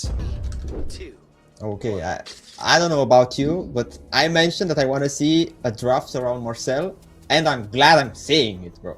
I'm seeing Leomord, one of my favorite junglers this season, right? I'm seeing Zetian, I'm seeing Moskov. They banned it earlier, but now it's back here. And on the other side, woo, you have a Kalea, you have a nice pickoff, you have Wicked on that Hari. That was dangerous. That was some serious business. You have Foveus and Lunox. So yeah, I was thinking about the carry being a better option for gold against the Leomord in the map, right? But you have another tank killer, you have Lunox. That's gonna be dangerous and annoying. And now you have the Suyu, another favorite jungle of mine. So Also, tell me one more. thing to consider is that Suyo is a really happy pick for Jackix. He really likes to do that. He really likes to play him. So yeah. Okay, he wants that Suyu. Wait, sorry, Honestly- Jackix? What did I say? What did I say? Jackix is not playing jungle. Alright. I know Pardon me, who you pardon mean. me. Nah, pardon me. Okay, he wasn't that. Let's say, I know what you saw, and I saw the same as you. So it was just the order of the picks. Alright, let's Jacking move being from that the- fact. We still have ball forts on the match point. They need to win only one more, and then they have it. They are making it through into next match. No! Look at this! Wait, Walkie is on the mid lane? Yes! So I was right! Yes! You're so good, that's what I saw! Bro, okay, okay. I thought I'm tripping. Oh No, man, no, you're because not. I saw the red tree, I saw every... Okay, so let me tell you. Alright, I'm going back to that fact. Jackix, he really likes to play Suyo. That's why they swapped. They went with Walkie in the mid lane, because Jackix, he really likes that pick. I was surprised, because I saw Jackix on the roam. I am used to seeing him on the jungle. Right now, we have a play, we have a little bit of a scuffle. SQ Power running away, Bobolina. Yeah, they didn't get the lethal. It went into both Force hands. Ooh, that was quite a skirmish in the first minute of the game, battling at that Lito. And Marcel, he's keeping them away from this mid lane. This is dangerous and annoying, and Wicked is aggressive on depth. I mean, Wicked has a lot of unresolved stuff with Deft. He really wants to punish him for what happened in the last game. It's kind of personal. When things get personal, it doesn't look good. And Jack is here. Maybe something on Stonix. Nah, they're just going back. Okay, so I think we're gonna have also a rematch for the AXP laner since Alice kind of lost against CC. So now let's see. Yeah, Stonix is kinda, you know what, I'm gonna do it better. But one thing has to be noted. Alien has Favos, and Favos is, at least for me personally, kind of a bad matchup into Alice. I'm not really happy playing that matchup. Ooh. Walk and Bombolina, bro. They are being annoyed quite much from the Marcel. And to be honest, I don't want to be in their place when that golden hour is gonna pop up. They are SOD. forcing a fight here. SOD is up and running. Yeah, I'm not even sure if it's a fight. Alien's gonna Nah. face check it. He might get caught. Alien. Oh, he flickered with him. Stonix, he is cooking. My man, the first blood powered by Runestone goes into the hands of Bolt Force. Wow, that was beautiful. Stonix, this was so good. Oh my, Alice. Oh, wow, that was so good. Bro, I was saying that maybe a fight is starting, but no, it was just a one-sided turtle. But then it turned into a first blood for them. And now we're having an audience predictions powered by Runestone. It's gonna be 58 for Bald Force and 42 for Takeover. Looks like some of the people, they like and want to see Takeover winning this, but not too many of them. Okay, Yeah, they switched camps. It was like 72 in the first one, right? Yeah, 70, 72. Oh, there's a scuffle. Oh, Tsunami Slam, but you're too low, Bobolina. Don't play it, my man. Ooh, that was not it. That was not it, Bobolina. Dai, maybe more. Running for Walkie. Walkie. He dashes. He still has that ult to keep himself alive. Yeah, Stonix, he's going for a cap. What a nasty man. He's not? Alright, he's not. But you know what? You can go for those giveaways and much more. Follow our socials. Search Europe. Search _Europe. TikTok, Instagram, Twitch, YouTube, wherever you can find us. Drop a follow so you have all the news, community tournaments, giveaways, all that good stuff. And a little bit of that fun also. Our editor on the socials is cooking. He is the funniest guy I ever saw. I have to tell you that. Okay, I'm gonna be surely following everything. Nah, I'm just joking. I already follow everything to be on point with all it's happening in Europe about Surge. So, coming back to the game, we're having already Oracle build for Alice. Okay, this guy is gonna be interesting to watch in the upcoming fights. We're gonna have a second turtle coming on the map. Is it gonna be another one for Bald Force, or Takeover are gonna play it better this time? Well, right now SQ Power running in, he has the Phantom's Teeth, but he is running back. Oh, Stonix, now he doesn't catch anyone. There's Alien with the flicker play, but there's no one to follow. SQ Power getting killed. It's the Tsunami Slam for Bobolina. Bobolina making a clutch play. Dai may be getting killed. Yes, he does. Alien, a great play, great initiation. Now Stonix is next for the execution. No, he runs. He runs from the Butcher's Axe, and he survives. Wow! Oh, what? Whoa! No way! That is crazy! This guy, first game he beats Wicked in lane after I say that Wicked is the best goal laner in Europe, and now he makes this nasty snipe? Yo, who is this guy? Who is this guy, Alice? Bro, what? This guy is amazing! He actually, it looked like he heard you, right? Saying that, okay, Wicked is the best best goalers in the Europe, and now he's like, who is he? Let me show you who is better here, and he showed us in that game. Now showing us again. Stonix a bit bullied by Alien, but nothing too serious. And I wanted to say that Golden Hour for Marcel, it's annoying, it's there, but sadly at the last fight it wasn't quite there for his teammates as they fold one after another. It was 2 for none until Deft hit that ultimate, that destruction spear on point, killing Indeed. Great snipe from Deft. Of course, we didn't really see him pop on the lane, it's to be expected. Wicked unhurried, especially after those buffs. Even before the buffs, it would be hurried favored, but now after the buffs, man, there's nothing Moscow can really do on the lane. So that he needs to farm up, he needs to take it chill, he needs to play it slow, and look for these pickups wherever they appear, but kind of wants to wait out around until he gets that Trinity, and then it kind of gets folded. Stonix, my guy, you're playing with fire. He is playing with fire and he might get burnt. Throne of Ruin. Nah, he dies. Alien with that Borax. It's a little bit of a non-standard pick. Non-standard item for Favos. Usually you see the full tank, but it's natural. You're playing into Alice, you want to make it easier, and that Borax is gonna help you out. By now, SQ Power getting grabbed. Jackix, no, he needs to jump out because there was the Zatian ult. SQ Power, I'm not sure if he is up for this fight. There's Bobolina, she doesn't have the Tsunami Slam. SQ Power, he doesn't have the horse, he lost it, and he dies. Jackix with the pickup, he is able to finish that kill. Deft, oh Deft, just when I praise you, you get KO'd. Deft, what were you doing there? You don't have the flicker, you need to respect it, you cannot walk into a short form like this. Takeover are taking over this game slowly, and they will be going for a turtle as a starter. Bro, I don't want to be the one to bring this up, but Stonix, my guy, that left from you. You gave them a free option to kill you, and then they moved around. Your team was suddenly trying to push mid lane, they opened the mid lane, but they lost from there. They forced it too much because you weren't there to help, and Fabius came on top from the bot lane, and he was bonking around, killing some HP from the enemies. Yeah, they're pushing, they're there, touching a bit themselves. But bro, that ended very, very badly for Balfour. They lost all the momentum and the advantage, as now the goal gap is into the favor of Takeover, as now they're starting a new fight in the top side. There's a fight, catching two, golden hour. There's a play, Zatian slowing them down, stunning them up, wicked with the purified. Jackie gets killed. Instead, there's Alan bonking them all, going maybe a little bit too deep. I'm not sure, Alien, if you want to do it. Well, you can! Who am I to tell you what you can and cannot do? Alien giving the kill over to Dai and killing Deft and SQ Power. Alien, he is mad. He is crazy mad from the last game. He had enough disrespect on his name. Now he's here to prove that you cannot try this guy. If you try him, if you push him too hard, this is what's gonna happen. He's gonna dive you 1v4 under the first round. Bro, for a second, I thought it's gonna be like 2 for none, because Jackie's fault, and then Me too! I thought like Bro, he's just gonna die. Yeah. He was like bonking on top of them into the mid tower with enemies there. But wait. Tsunami Slam here coming in.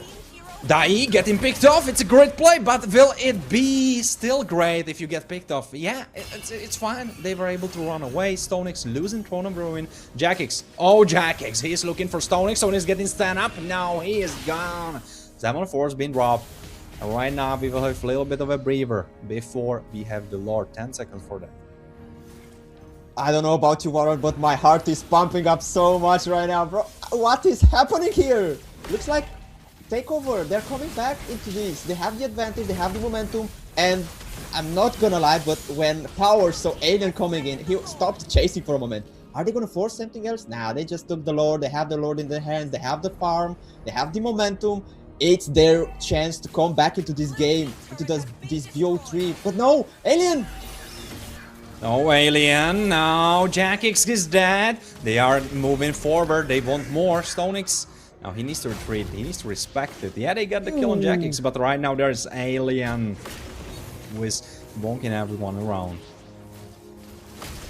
Oh, Dai, actually, 3-man. Golden hour on 2. It get cancelled. Did it get cancelled? What happened? I'm not really sure, but the fight continues. Bobolina getting killed, and there is Alien bonking on their faces, but I'm not sure if Alien can play 1v5. He will try to do so. Bonks one, bonks twice, bonks thrice. He's still alive. He flickers out. He goes back in. He has the passive. Demonic Force giving him the shield. Alien, he doesn't brag about. He doesn't care. He goes in wherever he pleases, whenever he pleases, and he just literally 1v5. This Alien, this Fabius, it's the pure definition of a one-man army. He was bonking there. He was, let me jump here, let me jump there. What? I thought he's dead for good, but no, he was 2v5 and he was still there, and he is still trying to be annoying. He gave and space he's full health. He's full health now. Yeah. He gave space for Harry to push top. The Lord was pushing mid, so he had all the free time to play. It was like, okay, do you guys want to play? Yes, I want to play too. 1v5. Let's do it now. And how he managed to do it? Alien, my guy. I like what I see. I'm loving it too, my dude. I mean, I was prophesizing that the Wicked will be the star of the show, but right now it's just Alien. It's just about this guy. He is doing whatever he wants. He is dominating all over the map. There's nothing stopping him, really. You don't have the execution. I'm not sure if Dev has the Trinity. You don't have the tools to bring him down. Bro, he stole the spotlights. Oh no! Right now, one shot on Dai before he can do anything. No, Stonix, Throne of Ruin on 3, and there's the fight. Alan jumping in, Bobolina got picked up. Wicked, golden hour for 4. Dai, he is cooking, he's stunning them all up. They're in the choke point. Walkie, Wicked dead. Alien, can he make a repeat of the last play? Can he make the 1v4? I'm not sure this time, because there's too much damage. He will try to do so, tries to go for Def. Actually, the pickoff doesn't happen, because Def, he jumped from the Executioner's X. Jackix, he could not get him. Def, Jackix run. Jackix running, but he's gonna get picked up by SQ. Eventually, exactly what happened, and Takeover are crumbling before the opponent's onslaught when we thought that it's already over for the opponents. But no, bad fight, you went into a choke point, and right now Bolt Force will be taking a Lord. Okay, 9k gold for Wick. My guy, where are you hiding that farm, bro? Where did you get it? Did you find the treasure on the map or somewhere? And oh my days, this wipeout. I wouldn't see it coming. I thought that Alien is there, he's just gonna be as annoying and sustaining a lot as usual. But somehow the Moskov, the treaty was their build. You were mentioning that you don't know. Hey, let me tell you, Deft has it, and he was using it to have the upper hand into that fight. That was very good for Bald Force. Not so good for Takeover, as they lost the advantage. Now they lost the Lord. Am I right? They took the Lord earlier, Bald Force, right? So, bro, how did you lose the momentum? It's back and forth, and the only answer to that, how do you lose the momentum? It was the choke point. You cannot go into the choke point, because if you do, this is what will happen. Right now, Lord marching down the mid lane, and Bolt Force will try to make this a quick work, 2-0. That's what they would like, that's how they would like today to go. Oh, there's a pick-off on SQ Power, can he survive? I don't think he can, it's too many members. Good pick-off, but can you get back in the base in time? Oh, SOD, oh, Jackie's getting killed, the SOD killed him. You have one less member to defend the base, you will try to do so. There is the Lord, it's charging down. Alien trying to buy some time, he's jumping in, he's trying to go to buy some of that juice time. He cannot because he's dead. It's a 5v3. Wicked, you need to cook. This could be your highlight, this could be your TikTok, but you have to make it work. Right now, Death is killed, Wicked is on the chase, and he is successful. He was able to look the Death in the eye, but defend the base nonetheless. Great war from Wicked, but I still have to sneak in a little bit of praise for Deft, because that kill for Jackix, man, that was juicy. I am speechless. I thought that is gonna be a bit of advantage for Takeover. They got Leomord out, they're just recalling, but then no, oh no! Leomord again. Wait, there's another pick-off. No, man. Throne of Ruin being played. Walkie, what were you doing here, my man? Bobolina is on the run. Oh, Stonix, can he catch? He cannot. Yeah, Walkie kind of forgot himself there. Well, back to your point, Alice. Go on. Bro, they tried to do it again. It worked once, but there were 4 members to take that Leomord out because Alien was defending alone, and he defended very nicely. But now there were only 2, and they tried to get Leomord, and now they got punished. And I was about to say, bro, that ultimate, the Pharynx from Diana, and then the Spear of Destruction from Moscow were right on point, delivering the hitting blow for Jackis. And that actually, that was very... honestly, I don't know how they timed it right now that good, but that was perfectly, but not enough. Perfectly, but not enough. So, I love how this game is going. Back and forth, none of the team are letting the pressure to go down. Bro, I want to see a third game. Honestly, I want to see it. Me too, I'm all up for it, Alice. I know what you mean. Oh, right now Stonix might be getting picked off. XQ Power, if he gets killed, that might be our third game ticket. No, he survived, Walkie's dead. Now it's Bobolina. Wicked, you need to dance like your life depends on it. But I don't think he can furthermore, because he's dead. His shoes get broken, his legs get broken as well. It's just Jackix. 1v5, I don't think he can do it. I don't think he has the gold. I don't think he has the will. I don't think he has the hope on his side, because Bolt Force are now leading into the game with the match point, and they want that second one. Jack is trying to make a play, trying to secure the wave. No, he cannot. Bolt Force getting the base crystal, and just when we thought we will be getting the third game, we are not getting it, because Bolt Force, they said, nah guys, we are done. It's a 2-0. We are looking for that next match. Man, it was so crazy. This was so turbulent. I'm at a loss for words. You were mentioning it, that you don't have to, you don't know what to say. I don't know what to say now, because Wicked out of the mech before even the deeper parts of the tournament. He's out on day 2 on the first stream match. Yeah, Warren, I was speechless. I continue to be. I was not expecting this turnover. I mean, as the game started, they looked in better shape. They looked like, okay, we want this win. Let us have it. But then Ball Force coming, no, you're not having this for free. You have to fight for it, you have to earn it if you want to go into a third match with us. And they were showing that they had it for a moment, but something didn't felt good, because at some point they started to lose the momentum, they started to lose the advantage, they lost somewhere in their composition, somewhere in between the communication of them, something broke. And that was the moment the Ball Force took over, right, for the match, and they came back slowly with the farm, with the moments, with the engages and so on. Even though Kalea was speaking of constantly that Leomord, trying to keep him down for the fight because he was managed to be there. But even though he was keeping him away, somehow at some last fights he was still surviving. Because yeah, you asked me in the beginning about the Leomord. He's sustaining a lot. And he was sustaining a lot. You said it. You said it in the draft. I love that you circle back to that. You said it. You said one thing I can tell you, man. He is going to sustain a lot. That's what you said. And it happened exactly like that. The most crucial pickoff that you needed to work did not work because SQ Power, he just refused to die. He was like, nah, I'm good. I don't want to die now. Maybe later, but not now, definitely. SQ Power just on this highlight again surviving. I'm sad that we don't see how much damage and how much initiation he actually survived, because we got the highlights after the fact. But man, SQ Power, how did he even do that?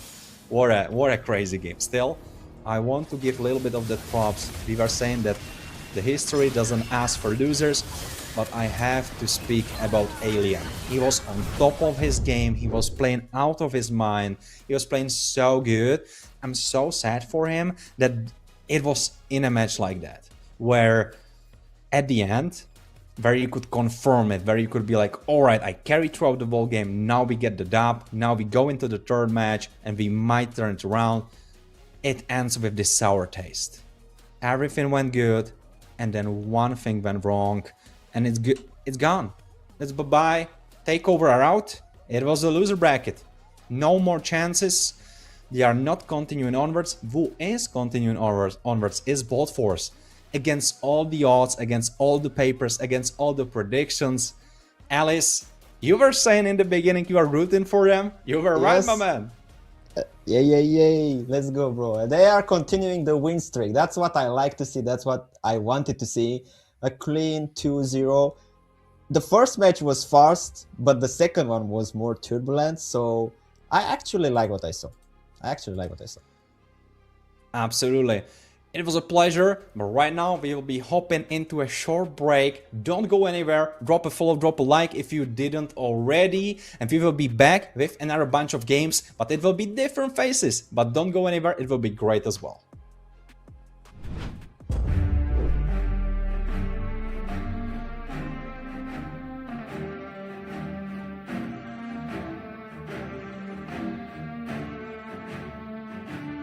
I'm at the mark spot.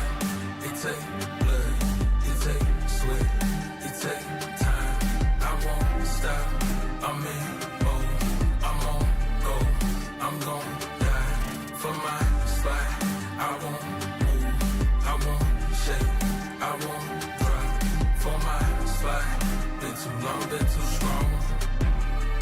I won't bend, I won't break for my spot. Your hands in the air for this. Hands in the air for this. Hands in the air for this. Hands in the. You should have your hands in the air for this. Hands in the air for this. Hands in the hands in the hands in the air. I ain't let it all. Wanted 10 cribs, wanted 4 cars, wanted more ice, wanted more grills. Set it in stone, told myself life better damn gear. Before I get ghosts and it get real. When the best set, bet it on slim, manifest twice. I had nothing left, ain't do nothing right, but when all in, loaded up dice, know I'm gon' win, work it out later. When the odds lean, back in my favor, ain't no taking back wages, pay it up full with a paper. Running after that, running after that, running after that. What a come is it? Running after that. What a come is it? Running after that. I'm at the mark spot. It take blood, it take sweat, it take time. I won't stop. I'm in mode. I'm on go. I'm gon' die for my spot. I won't move. I won't shake.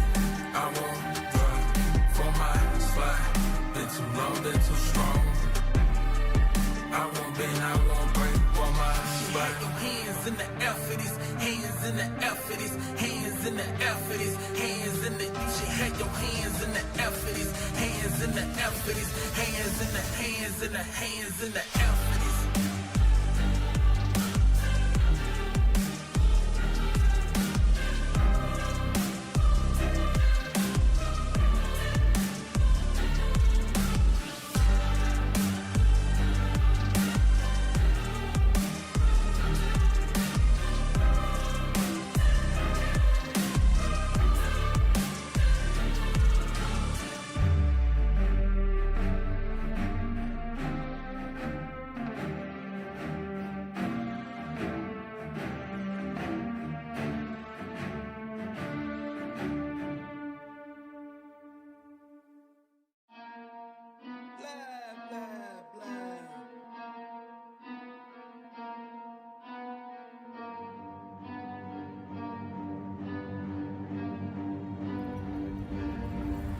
I got problems on problems on problems on problems on problems on problems I solve them. I run through the money, the pressure be calling. Left on my blessings, I feel like I'm falling. The birdie is back, tell me I'm garbage. I'm going through something, that's why I ain't calling. Phone and progression, it's all that I wanted. The phone and affection, I summon and dub it. Cause I got problems on problems on problems on problems on problems on problems I solve them. I run through the money, the pressure be calling. Left on my blessings, I feel like I'm falling. The birdie is back, tell me I'm garbage. I'm going through something, that's why I ain't calling. Phone and progression, it's all that I wanted. The phone and affection, I summon and dub it. Why you be all on my line about nothing? Why won't you go get you $1 or something? Don't hang with it, who lying for nothing? I see that we different, you riding, I double. I don't do discussions on bragging about hundreds. Don't go to your places, I know that they sunken. Don't call me your brother, I barely could trust it. I talked to a shorty, she bagging the bugging. And I'ma need all of my dollars on corporate, so hand me the money, I divvy the pie. I'ma give all of my people a portion to build them a fortune. I'm flipping the ride. I can't be mixy when iffy the vibe. And 40 on 50 is really the time. Why are you all on my phone like you want me? Like you wasn't pushing the kid to the side. I don't know if you thinking I'm blind. Cross on my crosses and dot on my eyes. Done with your efforts, I'm dealing with pressures. I know it's a lesson, that's word of the wise. Dubbing the mixes I'm mixing, I know I've been missing. I needed some personal time. Full of pictures, dimensions, I don't with your digits. I mean it, I'm staying inside. Cause they got problems on problems on problems on problems on problems on problems I solve them. I run through the money, the pressure be calling. Left on my blessings, I feel like I'm falling. The birdie is back, tell me I'm garbage. I'm going through something, that's why I ain't calling. Phone and progression, it's all that I wanted. The phone and affection, I summon and dub it. Cause I got problems on problems on problems on problems on problems on problems I solve them. I run through the money, the pressure be calling. Left on my blessings, I feel like I'm falling. The birdie is back, tell me I'm garbage. I'm going through something, that's why I ain't calling. Phone and progression, it's all that I wanted. The phone and affection, I summon and dub it.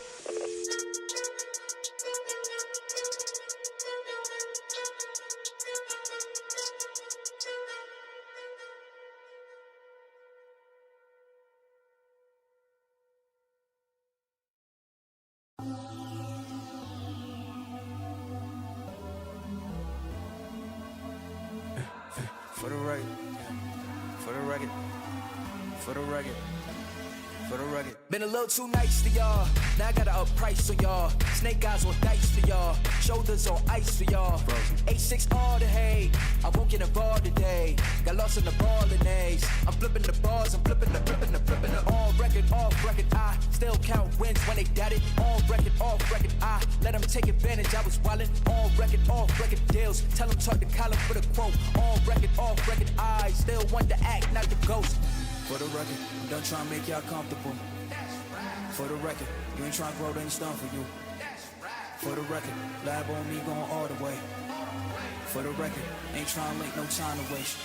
Running through it with the young influence, adolescent pressures, I'm succumbing to it. I've been giving yeses when I shouldn't do it. I complete ejected, but the moves elusive, and I'm barely moving, but I'm still gon' boost them. I can't work on winners when I know you're losing, so I work the winners and they throw the deuces. Guess I had to pivot, shooting no bazookas for the facts. I need racks, paper, cash, fuck a tax. That's a joke. Tell them laugh. Uncle Sam, fuck out the bag. Brody plot, we get a whack. Contract, give me the facts. I got laugh on my back. You ain't that, then it's straps. Whoa, whoa, whoa.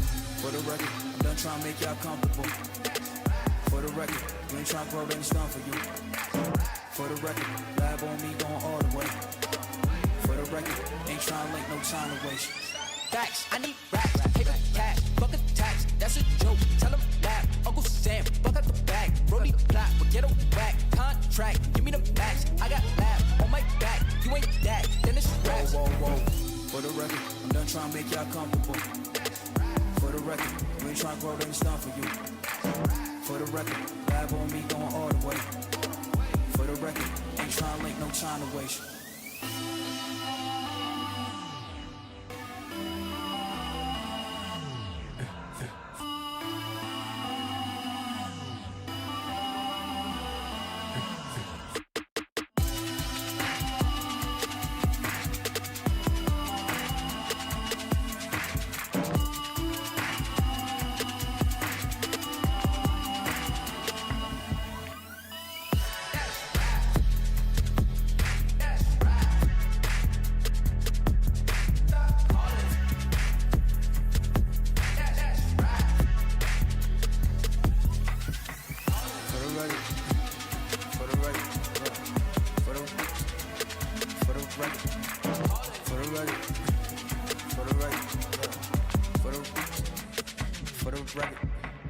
For the record.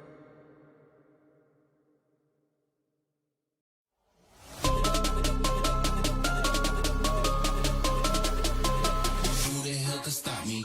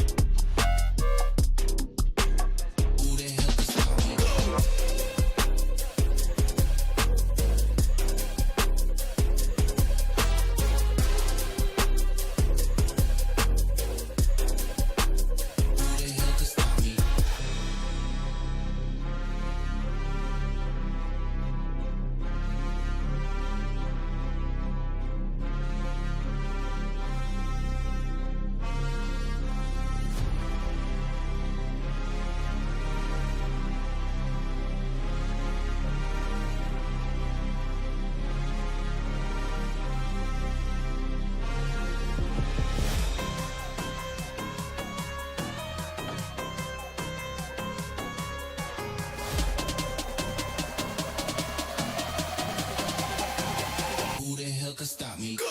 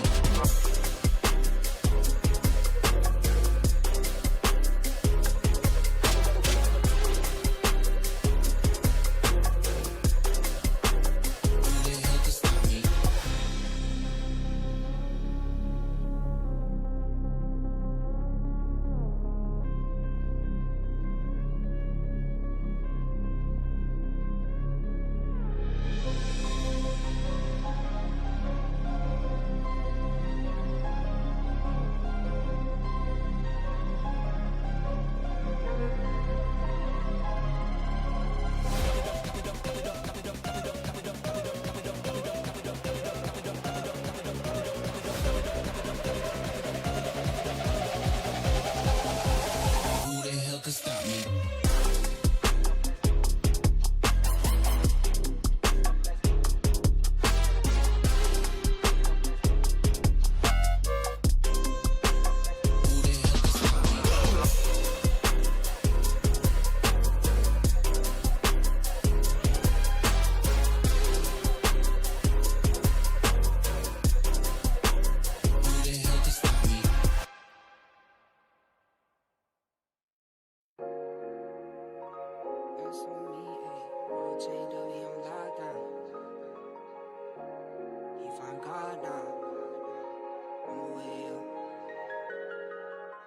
The highs with the lows. That's like these days. World chained up, he on lockdown. Phone call 3 ways. I just pray that he find God now. It's no replay. On my way up to the top now. That's on me, ayy. The highs with the lows. That's like these days. World chained up, he on lockdown. Phone call 3 ways. I just pray that he find God now. It's no replay. On my way up to the top now. That's on me, ayy. Any day could've been dead. High school price on my head. Paranoid lying in my bed. Pray to God they don't turn my shirt cherry. I was lost, didn't know me. Introduced myself to codeine. 6 months was a dope fiend. Philly didn't even know things. There was a low me. Swear to God that would've owed me. Everything you ever told me. Everything you ever showed me. I forgot it. Caused me drama. I used to stay on one. Now I changed on them. The highs with the lows. That's life these days. Bro chained up, he on lockdown. Phone call 3 ways. I just pray that he find God now. It's no replay. On my way up to the top now. That's on me, ayy. Hit the highs with the lows. That's life these days. Bro chained up, he on lockdown. Phone call 3 ways. I just pray that he find God now. It's no replay. On my way up to the top now. That's on me, ayy. I just saw Jizzy got a plane. Guess that's what he meant when he said nothing was the same. Lately I've been grounded, energizing off the pain. Some things gon' change, I'm just soaking up the game. Through the mud out the rain like I remember all those same nights. Now I'm on top, no stage fright. Now I'm on go, no brake lights. Hit the pedal, hit the engine roar. No fear like a matador. Breaking trends and I'm making more. Going up, climbing ladders more. I can't be stopped. Now I do what I want. Real, no front. All the way to the top. Highs with the lows. That's life these days. World chained up, he on lockdown. Phone call 3 ways. I just pray that he find God now. It's no replay. On my way up to the top now. That's on me, ayy. Hit the highs with the lows. That's life these days. World chained up, he on lockdown. Phone call 3 ways. I just pray that he find God now. It's no replay. On my way up to the top now. That's on me, ayy.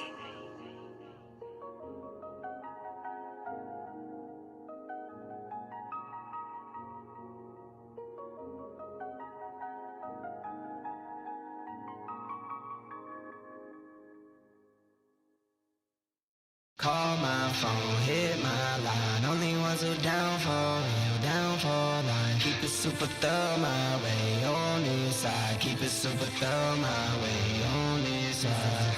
Call my phone, hit my line. Only ones who down for real, down for line. Keep it super thorough my way on this side. Keep it super thorough my way on this side. Mobbing with my brothers, there's no question, keep it real. Whether we East coastin' or we in the hidden hills. In the poppin' straps of blue faces, not the pills. Heard you callin' bluffs, I show and prove it, it's for real. Son of God, not a son of sand. Keep it off the books and keep it coming in. Bitch the old whip, see what I'm coming in. The inside caramel just like 100 grand. Call my phone, hit my line. Only ones who down for real, down for life. Keep it super thorough my way on this side. Keep it super thorough my way on this side. Call my phone, hit my line. Only ones who down for real, down for life. Keep it super thorough my way on this side. Keep it super thorough my way on this side. Heard you moving funny, had to cut you off. Had some more friends like my brothers, I can't trust it all. Same ones in your corner, wanna see you fall. Now I only need a hand to count the ones who ball with me. Down to fall with me. Down to put it on the line when lose or draw with me. Those my brothers, different mothers, part of par with me. Got the Bonnie to my class, she break the law with me. Call my phone, hit my line. Only ones who down for real, down for life. Keep it super thorough my way on this side. Keep it super thorough my way on this side. Call my phone, hit my line. Only ones who down for real, down for life. Keep it super thorough my way on this side. Keep it super thorough my way on this side.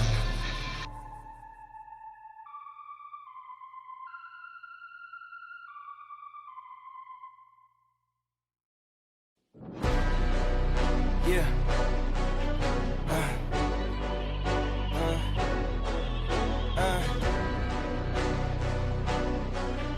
Yeah. Hey. Yeah. The jig is up. Yeah. I came too far, I ain't giving up. Hey. I had to cut what was weighing me down, and then when you grow, they say that you switching up here to perimeter. Defending the fort, we crushing the visitors. I got it locked, ain't taking a prisoner. Thought it was sweet until they chin hit with a finisher. Heartbreak, Nikki, I'm voiding the slips. I'm raising the stakes, enjoying the risk. Injecting my veins with ice, as cold as it gets. I live for this shit. Yeah. Die as a legend, I ride with aggression. I lost in the past, it's fine, it's a lesson. I'm loading the clips, I fire the weapons and taking what's mine. It's out for redemption. Yeah.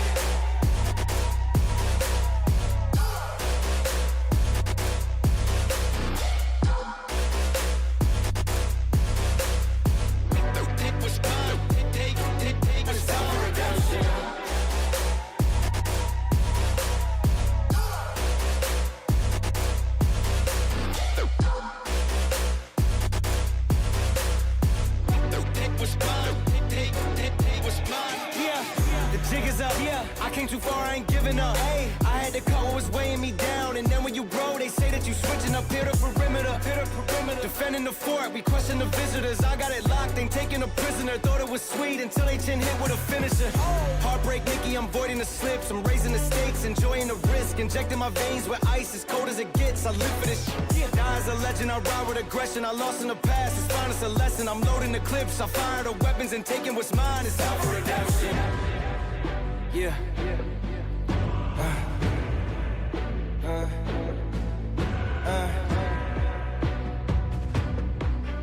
Yeah.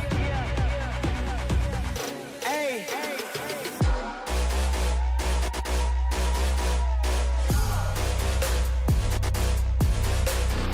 Yeah.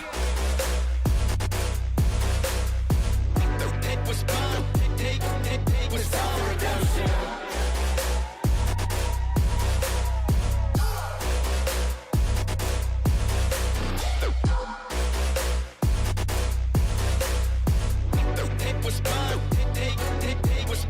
Yeah.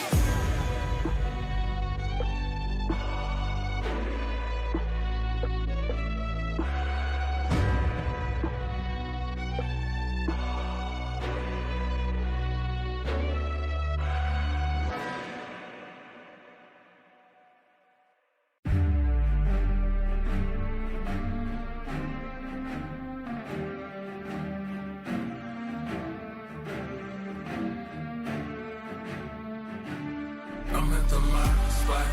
It take blood, it take sweat, it take time. I won't stop. I'm in mode.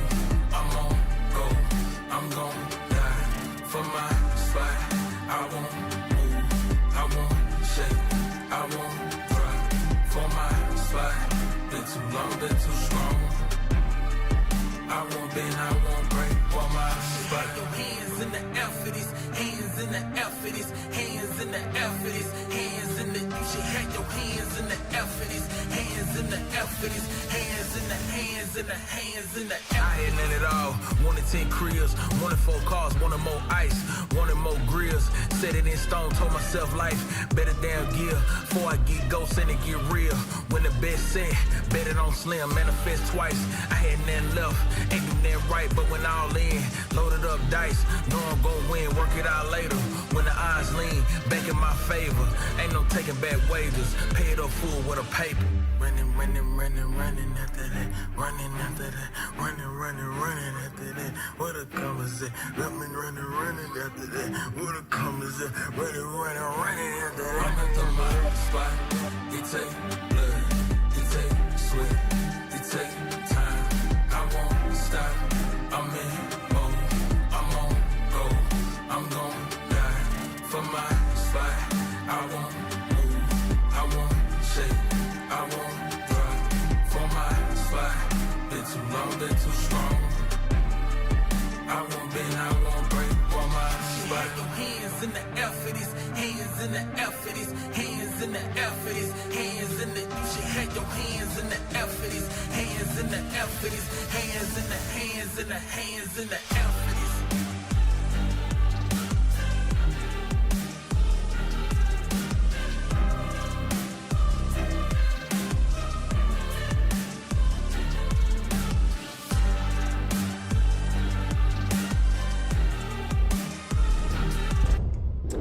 And we're back, everyone. After that amazing series between Takeover and Bald Force, we're left with the first best of 5 of the second qualifier. White Army and Light Cavalry, but we changed a bit of the scenery. I have here Kronos with me. I'm Zakata, of course. But what an amazing series. The last one was... I wasn't expecting it. I was not expecting Bald Force to go to 0. Were you, Kronos?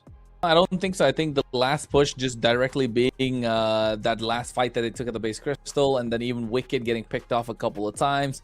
Yeah, I definitely didn't do it if you were a fan of Takeover, and if you're a fan of Wicked and Walkie as well. We know Zakota's a big fan of Walkie.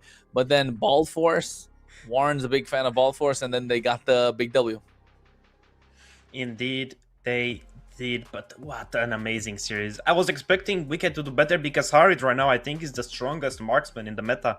He just has so much damage, he has the potential to take the crap even faster now, so he's better at farming for gold. And as well, the buff on Starlium side just made him even better. I mean, the cooldown got reduced back to 1.5 seconds, so it's a beautiful hero. On paper it does look super strong, right? But I've been seeing it for the past 2 days. I think Harris just hasn't been able to hang. It's good, it can be prioritized as a goal laner, yes, but there's still carry, there's still the Claude that's not so much prioritized.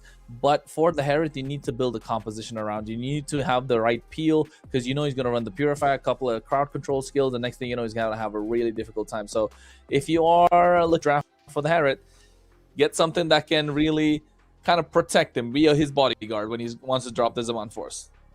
Yeah, he's a little bit weak, but you can still play him with the Flicker, with the Purify. You have possibility as well now. After the buff to his jungle clear and his lore change, he can be somewhat played in the jungle. So if you're at this tough spot, you don't have a jungle, the enemy, let's say he picks Suyu, you could really risk a hard jungle. It could work. He has the movement, he has the clear, but it's still a little bit too early in the meta, Kronos. I mean, I know you're squinting at me, but it can happen. And it has happened in some regions. It can, it's possible. Yes, you can play the Harith in the jungle, but then again, like, it's such a late power spike. You're inviting a lot of pressure and you need a lot of stops to stop any sort of invade. And with the meta being so roam heavy at the moment, so aggressive, especially the first few minutes, yeah, I would say not the best time to pick up a Harith, unless maybe, yes, the opposition gets into a certain kind of a niche draft where you can possibly draft for the Harith. Sort of like a Eason Shin, is just that he needs more time in terms of farming. Yeah, that's true. I agree with you. And as well, with the Harley on the table, with the Joy as well, with the Stardom, as I said, and buff being back, I think he could hang, but he won't do it right now. He just needs a little bit of time to breathe, to figure out his build again. Same with the new Owls. I don't know if you guys saw him in rank, but I played him a little bit. Broken. I disagree. He can work against some comps on the goal lane, but other than that, I don't know if he's that great. He's just pretty weak. No, I'm saying like not in the goal lane. I think in the jungle, with composition, of course. But what, close to about 7 to 10 seconds? No, you have CC immunity. Yeah, I think that's kind of busted. Yeah, but still, that doesn't justify the Aldous. Is so reliant on basic attacks, and right now the meta for junglers is like skills. You have Sui with execution, you have Harley with the skills. Every single meta jungle right now is skill-based damage. Isunshin is out of the meta. You could argue Joy is more basic attack than skills, but still, you have the electrifying beats, you have the rhythms, you have a lot of things to work for that. But let's get to the match on the paper. White Army versus Light Cavalry. We've seen a little bit of White Army in the last qualifier, if I'm not mistaken.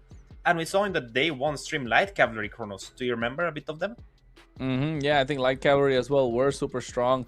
In terms of the lineups, not so much, because with all the teams that are there, man, qualifiers, can we really remember all of them? So I'll take a look at it right now, and maybe we can find out what exactly it is. But you know for a fact this is going to be a best of 5. Yes, it is, folks. I think it's probably not going to go all 5 games. Why do you say that? I mean, I think right now, I've seen White Army play in a couple different tournaments. They've been power spiking, and right now they picked up Macaron in the jungle. They replaced ESQ Power, which you saw in the last series, with Macaron. I think the improvement is a little bit better because the communication is there. It's mostly Ukrainians on that team. They have big Linux, they have a ton of people from the community, so it's a bit more easy to play around. But let's take a quick look at the draft. And as well, I believe today it's Kreve's birthday, Kronos. Hey, birthday, Crave. But Zakota, think, if I'm not wrong, the winners game, do they qualify for regular season between Light Cavalry and White Army?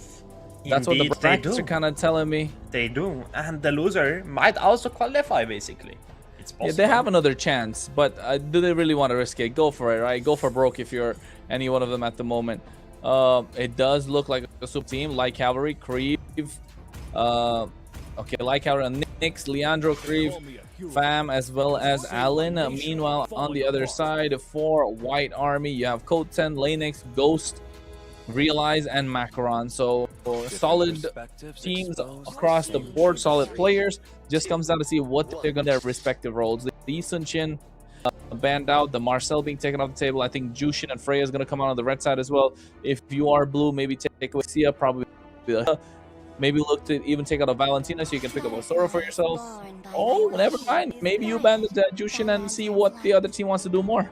I think they wanna play for the Freya/Sora because Realize has an insane Sora. The Shifting Sky just come out of there, and as well, so does the Freya. It just comes out of the bonds.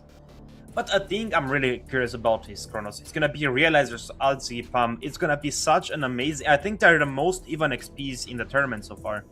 They both have a similar hero pool in a way, but I think Realize has the edge with Xuzhong. I mean, I've seen it a lot of times. It's brutal. Oh, you mean like the matchup between the two of them? Exactly, yeah. Yeah, I would say yes, I agree.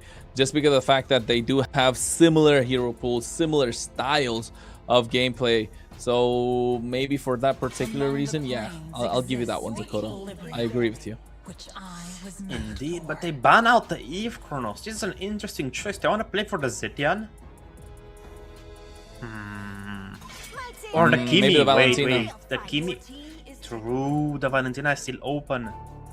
L9 Ghost, I think he prefers a little bit more of the Kimi, but let's see what's going to happen right now. I'm curious. I'm really curious. If I am White Army, probably look to go for the Valentina so you can prevent the Sora on the other side. What else is left? The Boxia. Boxia's left open, Dakota. How can you let the Boxia through? You cannot let many heroes through. The Harley still open, Kronos. The Harley, one of the most annoying junglers. Harley it is. It's either Harley, yeah, it has to be Harley or Boxia. You cannot give either of these guys. But still, the Sora is left open. They want to bait for a Sora pick. I don't think they're gonna bite it. I love the Uranus. Love the good. Uranus counter, really right? good. It's good against the Harley. I've learned that the wrong way the other day, so you know, shout out to Oroki. But other than that, they're gonna pick up the Valentina for themselves. Yeah, a Valentina, so you're preventing the Sora on the other side, but I think you're also kind of preventing a Phoveus that could come through. But if I am, you know, White Army, go here, glue plus maybe glue plus Claude, maybe glue plus carry if you want, just to be having some shred against this Uranus. If the Harley's not able to snowball, but yeah, you want to pick up the glue plus something, right? Unless you want to go Khalid plus there, Harriet. Harriet Cho, I think. No, there's the glue. Already 3 magical damage and 1 more on the rise. Yeah, it's a little bit too risky. The glue is good, but still, you keep in mind, it's on Ranus you have to lane. You won't kill him, you won't kill the glue as well. But I think they're gonna play it on the roam side as they try and pick the box shop, and they do. You cannot let him pass. He's just such an annoying hero. He has a 30 experience. He just gets a lot of defense. The anti-heal in the early game is really good against basically glue against Harriet. They get a ton of shield. Glue gets a ton of HP from his bombs. But I'm thinking, what is Realize gonna take on the XP? He could take the Phoveus, as you said, but it won't work that great because Uranus can just heal it back up.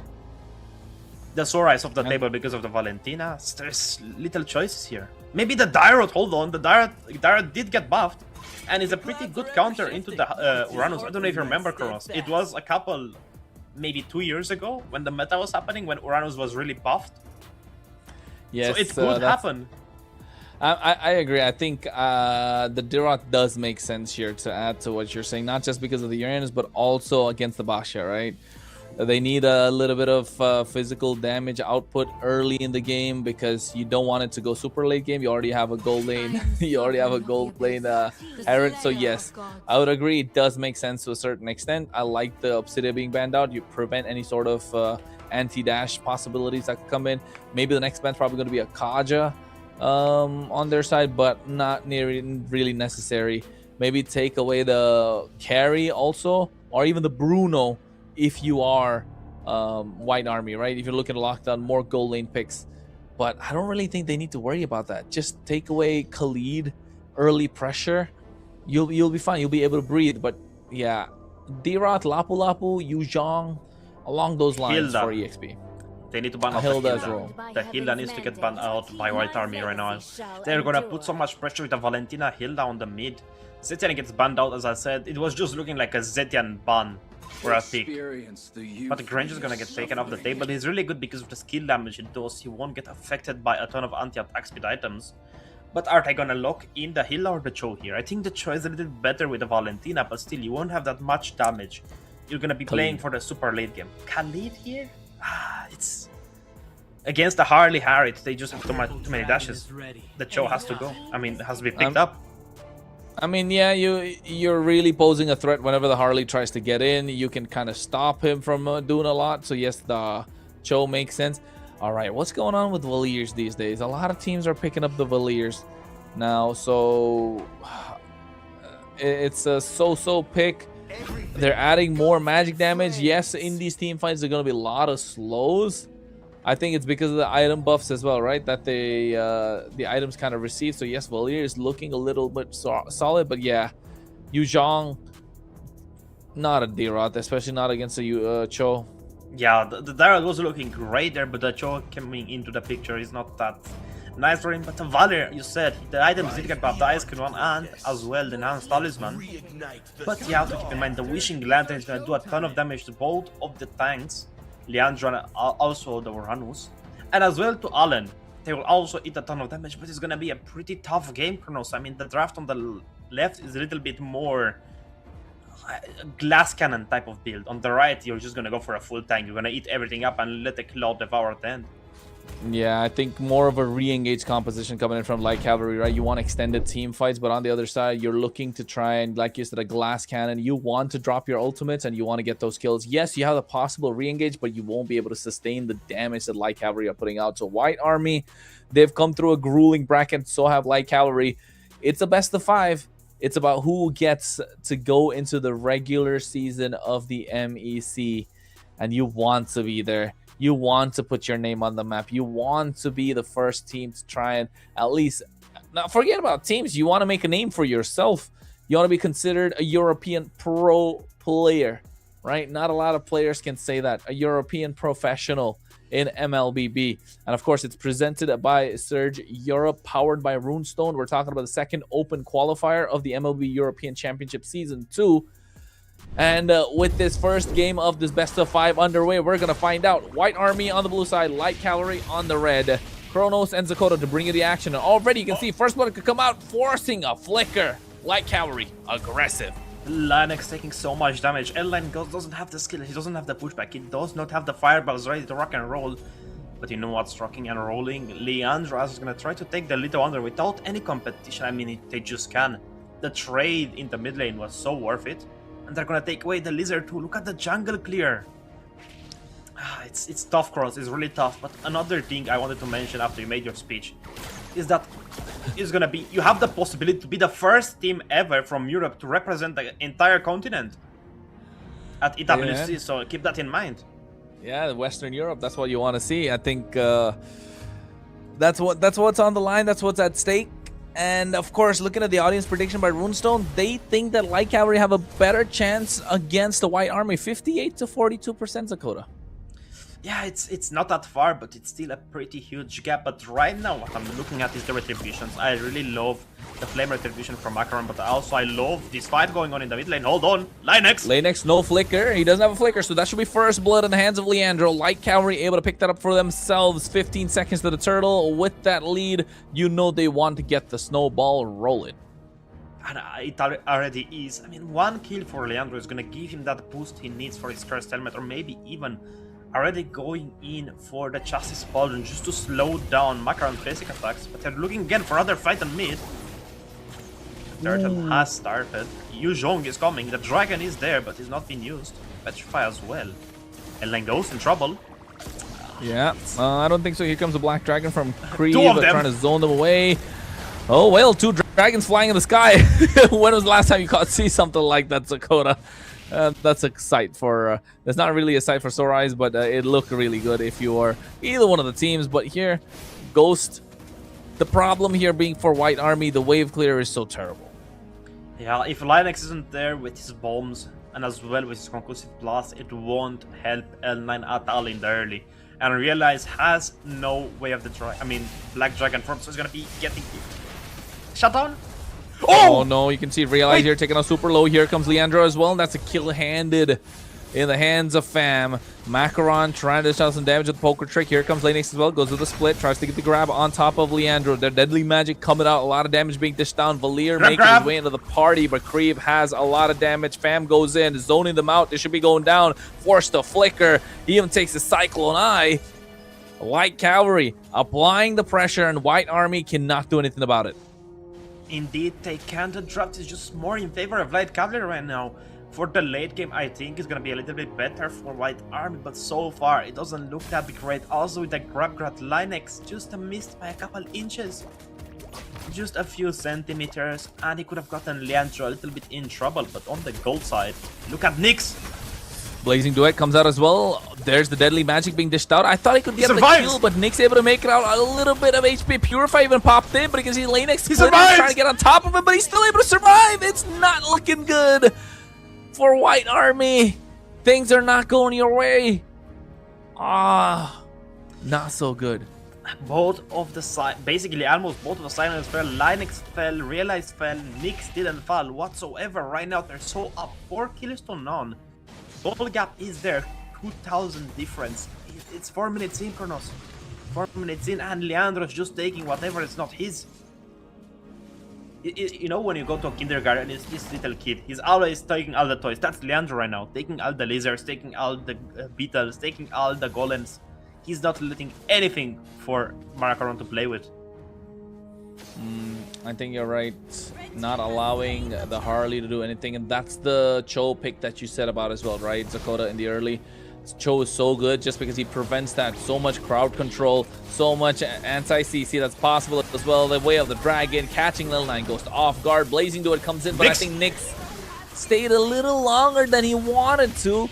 Zaman Force dash in. Code 10, forced to use the Purify, tries to get out, but that's Knockup, popped it a little too early, and that's another kill handed in. And Kariva on that Black Dragon IMU doing so much damage. Macaron is not even allowed to defend, and now Lane to give away this top tier 1.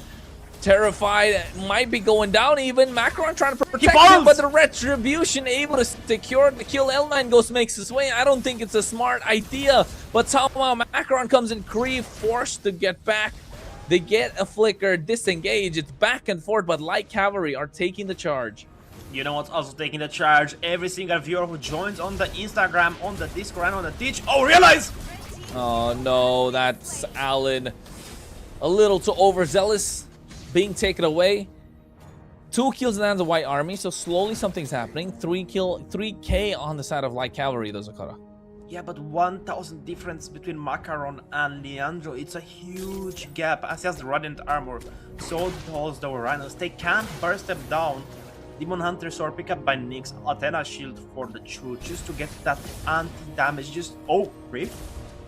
Anti-burst damage is there, but it's just so much magical defense. If Valentina gets as well as maybe GO, great dodge.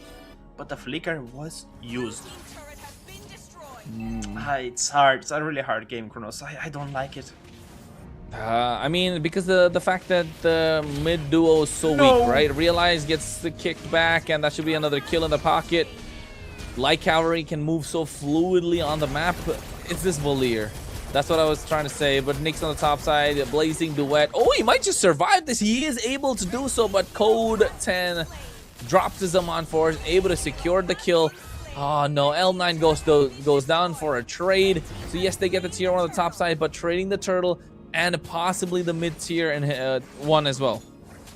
Yeah, I think they're gonna not get it yet, but on the bot side they're pushing that tier 2 turret as Leandro picks up his cursed helmet just to deal that extra bit of damage to the jungle creeps and to the members of White Army. But right now it's still at 4,000 now gold deficit. They cannot burst the runners down. They have no answers for him. No Trinity right now, no Wishing Lantern. It's gonna be difficult. I think Code needs to pick up the Wishing Lantern as well. Even it's a little bit weird on Harid, I still think it's worth it. They just have so many tanks. Even Valentina is pretty tanky, about 6,000 HP in the late game, or even more. No, Nyx gets a shutdown Macaron. Yeah, I think this is not looking good if you are White Army. The fact that you have already drafted to invite a lot of pressure in, and the pressure is getting to you right now. Light Cavalry have 10 kills on the board. White Army do have 2, even though, you know, he goes like it's alright. Heroes like it's okay. Give him so Nyx able to make it out with a Purify, man. This is illegal. I don't think he's able to get out. Oh, he splits and he comes back with a BMI, but still finally gets taken down. has 5 kills now on the With board the dragon. for them. The way of the dragon catching them as well. Fam comes into the play and now Realize left in no man's land. He does have the damage. There it is. The nice use of the knockup coming through with the help of the Petri. But no, Alan makes it out alive. But Koten finally makes his way into the party. We want to see the Herod go in, dashing around. Zaman Force, Chrono dashes, Synchro Fission, but still not enough to take down Uranus. He is just such a tough Uranus because right now, 15 seconds the next and first Lord objective. Leandro's gonna be back up. Light Cavalry will have most of their spells back. But I think White Army can take a fight here. They actually have a little bit of damage. Realize can go on the main damage dealer on Nyx. They don't have a Purify. He is gonna have the Petrify as well.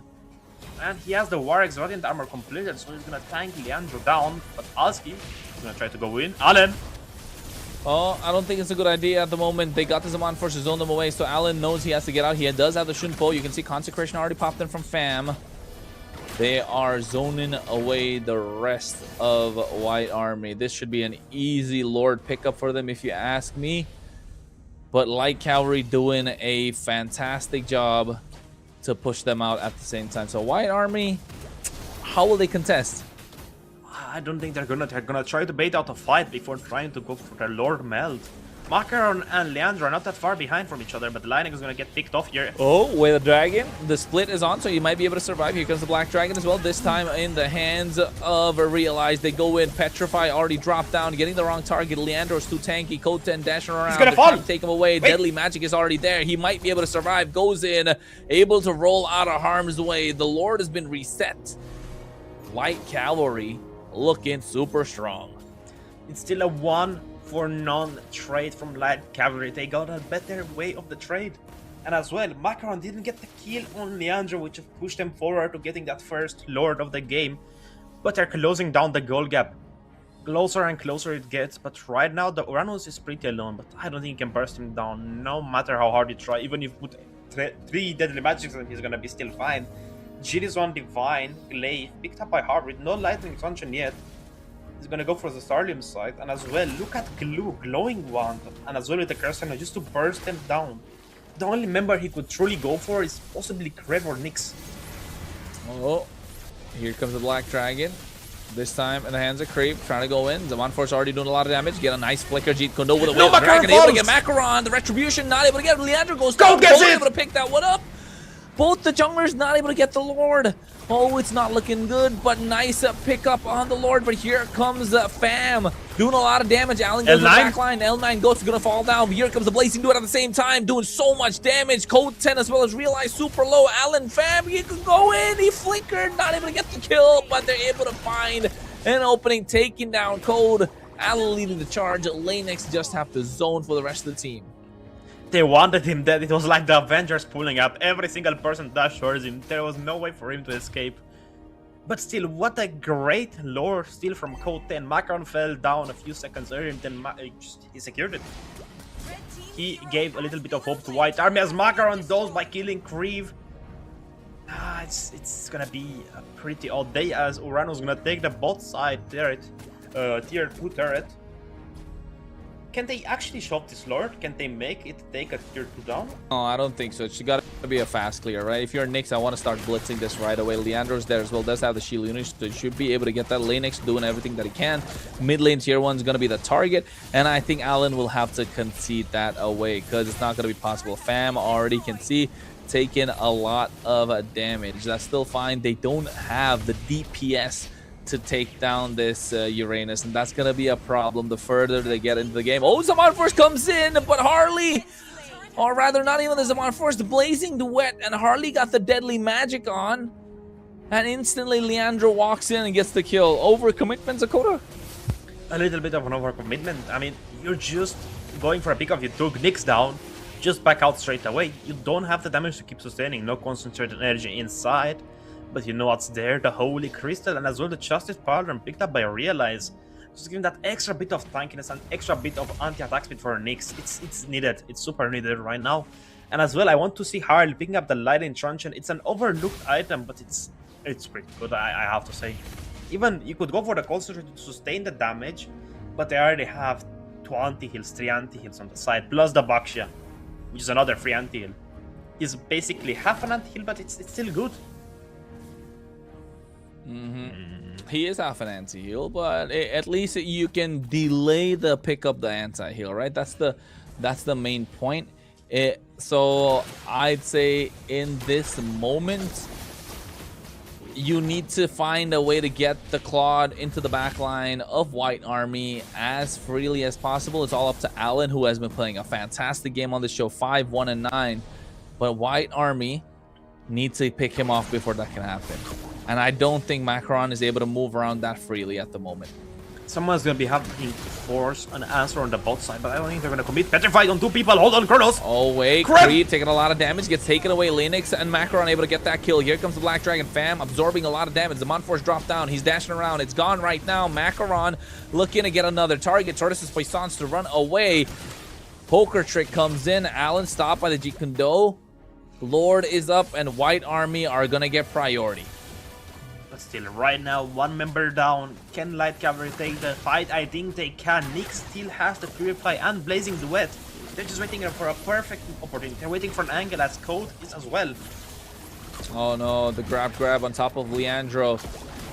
It's They fine. reset the Lord. Oh no, this is not looking good. The opportunity that they have is kind of gone. Kareev now will make his way, but you Look can at see the Nyx! Blazing Duet comes into the back line with the help of the Purify as well. Ghost taking out super low, and Fam secures the kill. Alan gets away of the dragon, pushes away Lennox, flickers out of harm's way as well. Coat 10 was the Monfort dashing around. Lennox is going to be next on the chop and block as they find 2. And now what was advantageous position for White Army turned around because of overextending, and Light Cavalry get back control, get the Lord. 2.5k to 3k goal lead, and they will be straight marching down the bot side. Indeed, they will. Right now, we're gonna see the Uranus clearing that bot side, just putting a little bit more pressure and more. They were doing a slow push on the bot side the entire time. They had the minions piling up. Someone had to eventually answer that. But the Lord could have been bursted down. I agree with you, Kronos. And right now, it's grim. It's looking extremely grim. Especially because they cannot kill the Uranus. No matter what they do, they cannot burst him down. At some point, he was super close. But look, he already has 3 anti-magic defense items. The Oracle, the Radiant Armor, the Athena Shield, and as well the Dominant Size. On top of that, so much magical defense with the tough boots. What do you need? Well, at this point, Zakota, if you can point it out, I don't think they need anything anymore. It's just how are they going to march in and how are they going to find this crystal? Lord crashed in. Bot side's the target. Looking a little healthy too. Fam goes and tries to zone them away. Alan has the immortality. Meanwhile, Nyx was able to survive a deadly magic. Here comes the rest. It's code 10. Oh, there's a Monforce. Look at the damage. Fam can't handle it. It's a Uranus we're talking. And here's the Blazing Duet in the back line. Just in the nick of time. Finds 2 members. L9 Ghost as well as code 10. The damage dealers are down and out. Realize needs to find an opening. No Petrify. But look at Creeve. He goes in as well. Lennox is going to be the next one to fall. Realize trying to defend. They don't have a minion wave coming in. But here it walks. Macaron gets a deadly magic. Not able to catch Alan. Leandro taking aggro and moving out. They want to get the finish. Nyx is available, and I think they can lock in the base crystal, but Realize zoning them away. Alan gets Jeet Kune Do knockup. Fam goes in. A lot of damage being dished out, but there's the massive shutdown as they get a mega kill, but Macaron finds the target, and Nyx goes down. They're not able to get the push. Overcommitment coming in from Light Cavalry. They have to back off. Mission abort. Mission abort. White Army are around, and they get another shutdown. Kronos, the minion wasn't in the turret range. Nyx was hitting the base, and the base hit him back. The minion wasn't that close. It was pushed just enough. It was so close. It was a centimeter. It was a hair away. But right now, it's looking bright for White Army. They are glowing. They are 4 members up, almost 5. Realize is gonna wake up soon, and they need to go for other pickoff. They need to keep this snowball momentum up. They have the numbers. They have the numbers. They don't have the gold advantage, but it's all right. They've got their power spikes. Wishing Lantern, Starlium Sight. You can see Lightning Truncheon coming through as well for Macaron. Yes, they have a lot of magic damage, magic defense on the other side, but it doesn't matter. Let's go negative pen, and all of a sudden you're looking at trouble, and you can see they spot out Lennox, goes in, the split comes out as well. L9 Ghost makes himself shown. Oh, the rest of White Army will have to give away that push and walk out. Get the push on the bot side. Lord is up, Zakota. Evolved Lord. Linux is treading dangerous waters right now. He could get pinched any second. Look at Makaron's positioning. He's waiting for a recall. He's waiting for an unfortunate member to come here. Nyx is in his sights. Oh no, Nyx is going down, right? This is the moment. Oh, poker chicken along the deadly match, but Nyx able to survive. A lot of damage. Blazing to it comes out as well. The lifesteal is too much. Immortality gets popped, and they get a kill. A massive shutdown. Light Cavalry finding the opening and code 10. They're just trying to find something out of nothing. That's why you need a glowing one on Hardy. You could have sustained a little bit of that healing coming from Nyx. But the Lord is gonna go down slowly but surely as Nyx locks it in. Realize he's trying to go for Nyx. He has the Purify still. He's not looking great. Petrify comes in as well. Off to the way of the drag. Use next. Oh, Realize, can they do something? Realize is gonna try to do it 1v3 right now. He's gonna try to take Ellen down on the top side. Nyx versus L9 goes, and Nyx is the winner. On the bot side, we see some minions shoving in, but the Harley spawns in just in time. Realize is taking a lot of damage. Can Allen fall down? Yes, he does. Realize is taking him down. 1v3, but Nyx is in the picture right now. Can he sustain as well? I don't think so. Oh, Deadly Magic coming upon Nyx, just pushing back enough from Realize. They're gonna defend this. The Lord is still up. But 4 members, actually 3 from Light Cavalry are still around. Only 2 from White Army, but the jungler is there. Macaron could steal this objective away. It's gonna be a rough one. The moments are building up as right now the Yu Zhong and the Harley are marching up. They're gonna try to get a little bit of vision. 16,000 HP, 14,000, 12,000. It's super close, Kronos. What are we thinking? He's trying to get that Leandro in the gets hand it! of Leandro. Macaron has to run away right now. You can see Macaron is so far behind. Oh no! He's not able to do quite a lot. He's 1 HP. Macaron, survive! Look at you. You're gonna do it. Oh. You're gonna get it. You're gonna survive. Nyx Oh, is super no. close. He's still running. He's still buying Oh, time no. for his team. They're waiting for He him. goes in. No! Oh god. He's bobbing, he's weaving, he tried to survive, man. Oh, Kronos. This is looking rough. Can they defend this Lord? It's 4 versus 5. The Lord is marching down slowly but surely. The meat inhibitor is still there. So is Leandro and the rest of Light Cavalry. They are marching in. Yeah, they're marching in. You can see already Allen getting the knockup with the G Kundo, get the way of the dragon onto lane X. The Mod Force drop down, but Code gets taken out like a light. And we're talking about Light Cavalry. You can see the Blazing Duet coming in just to survive. Lane X on top of Winter Crown played, but the Lord is already crashing in, taking down the base Crystal, and Light Cavalry claim first blood in this best of 5. Wait, They defended! did I call it too They early? defended Zakota, I called it too early. They Oh defended my goodness! They throw us for a doozy. A curveball coming in. White Army are not letting this go. That was 1 hit away. Oh my goodness, a full wipeout one could be in a reverse. And I think White Army It's looking like can end it. the game. Kronos, oh my god! The Lord just had to swing it once. It just had to look at it and it was gonna fall down. White Army, I think are gonna take the win here. They have the minions, Realize, shoot, they are the turrets. Look at Linux, he's chilling. They can end the not game. really. Lanix needs a tank. Lanix needs to tank his tower, but they're not. They got another wave coming in. Look at They the don't Lucy. have the marksman. Oh no, this is gonna be difficult. This is gonna be so crucial. Nyx has 1 they second do to make it? it back. They're gonna get the They're Blazing Duet looking going. No, they don't. But White Army claim the victory in a full sweep, in a full reverse. Oh my god, that is the most tight game we've seen in the MEC qualifiers in Europe so far. Kronos, that was so close, but what's the luck? That's so lucky. What a save coming in from White Army's base. The MVP should go to the Nexus inhibitor. But a beautiful thing is, look at the Linux's build. He went for the attack speed and critical on glue just to push it faster. What can we say, Kronos? I don't know. 22-minute games ends like this. I don't believe it.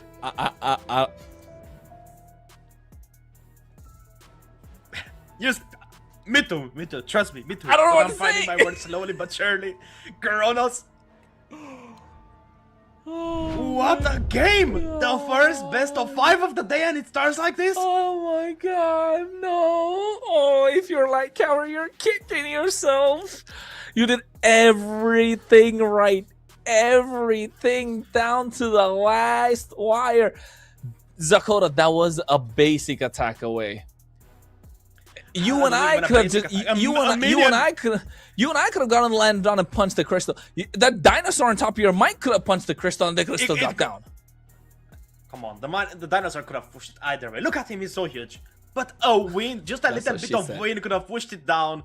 That's what indeed she said, because White Army reverse sweep light cavalry, one mistake, took light cavalry down. It was not enough. The light temperats couldn't do anything. White Army, I mean, it was just a lucky save. So much, I don't even know what to say. I don't even know what happened. Let's take a quick look at the highlights. Let's see the last fight happen. That was a few. Look at the highlights. He's just getting bodied on bodied. He was getting targeted, but still, the first MVP of the game is gonna go to him. He was doing well on that T-Jong. I told you, he is a one-hit wonder. He's a GOAT. Oh my god. Look at Nix as well. They're so slippery. Both him and the Harley. They were so slippery. You couldn't catch them. You know what, Hero? You're the GOAT if you can slow down the last push, man. If you can make that replay a little slower, you're the GOAT. But you're right, Zakota. Nyx was slippery. So was Macaron. Macaron bought a lot of time on the top side, right? And delaying these fights. White Army were so good at that. Light Cavalry, a little bit messy towards the end. A little bit of overcommitment, overzealous. They really want that regular season slot, but forget that it's a best of 5. Take your time. Don't overcommit. Don't overheat. Because right now, if you're White Army, you just took a big sigh of relief. Look at this. Oh my god. Oh no. They took the Lord aggro away from the base, and that Searing turret putting in work. The minions spawning at the right time. No. Kronos, what can I say? This is what you have to expect when you're watching the Surge Mech Season 2. This is the second day only. This is not even the grand finals. Oh. I'm speechless. I am truly speechless, Kronos. I was not expecting it. I thought it was over. You were already doing the commentary. You were already ending it out. You were already digging their grave. They were 1 foot basically in the grave, and they stepped out and slapped Kronos back with their reverse whip. Not a foot, man. Only. They were already. The body was already there. It's just not theirs. It was like Cavalry's instead. They were hanging out by a toe outside the grave, and they just climbed out. What can you do in that scenario? I know if I was light cavalry right now, I'd be so angry. Oh yes. I think anyone would be super tilted. Yes, already, I agree. 21-minute game, and you know what calls for a 21-minute game, Kronos? A little short break. Man, after that one, I think we deserve one. Light cavalry definitely want one. So don't go anywhere, folks. Stay tuned. We'll be back after a short one.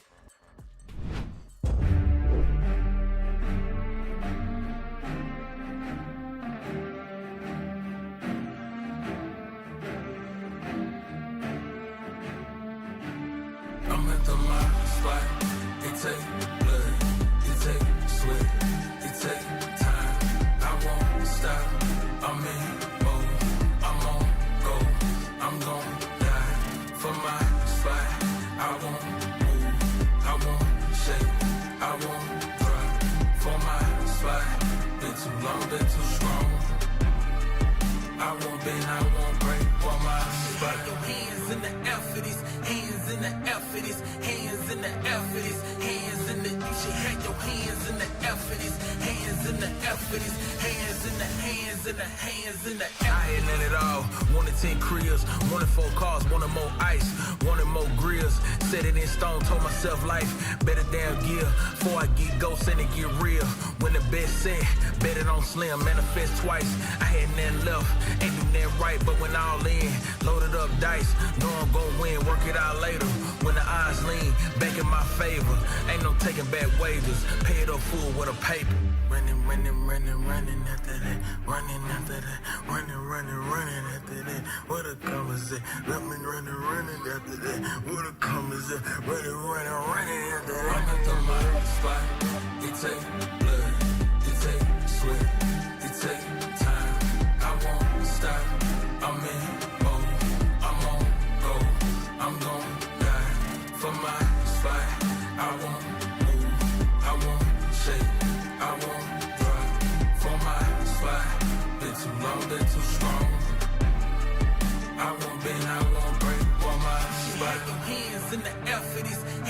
the air for this, hands in the air for this, hands in the, you should have your hands in the air for this, hands in the air for this, hands in the, hands in the, hands in the air for this.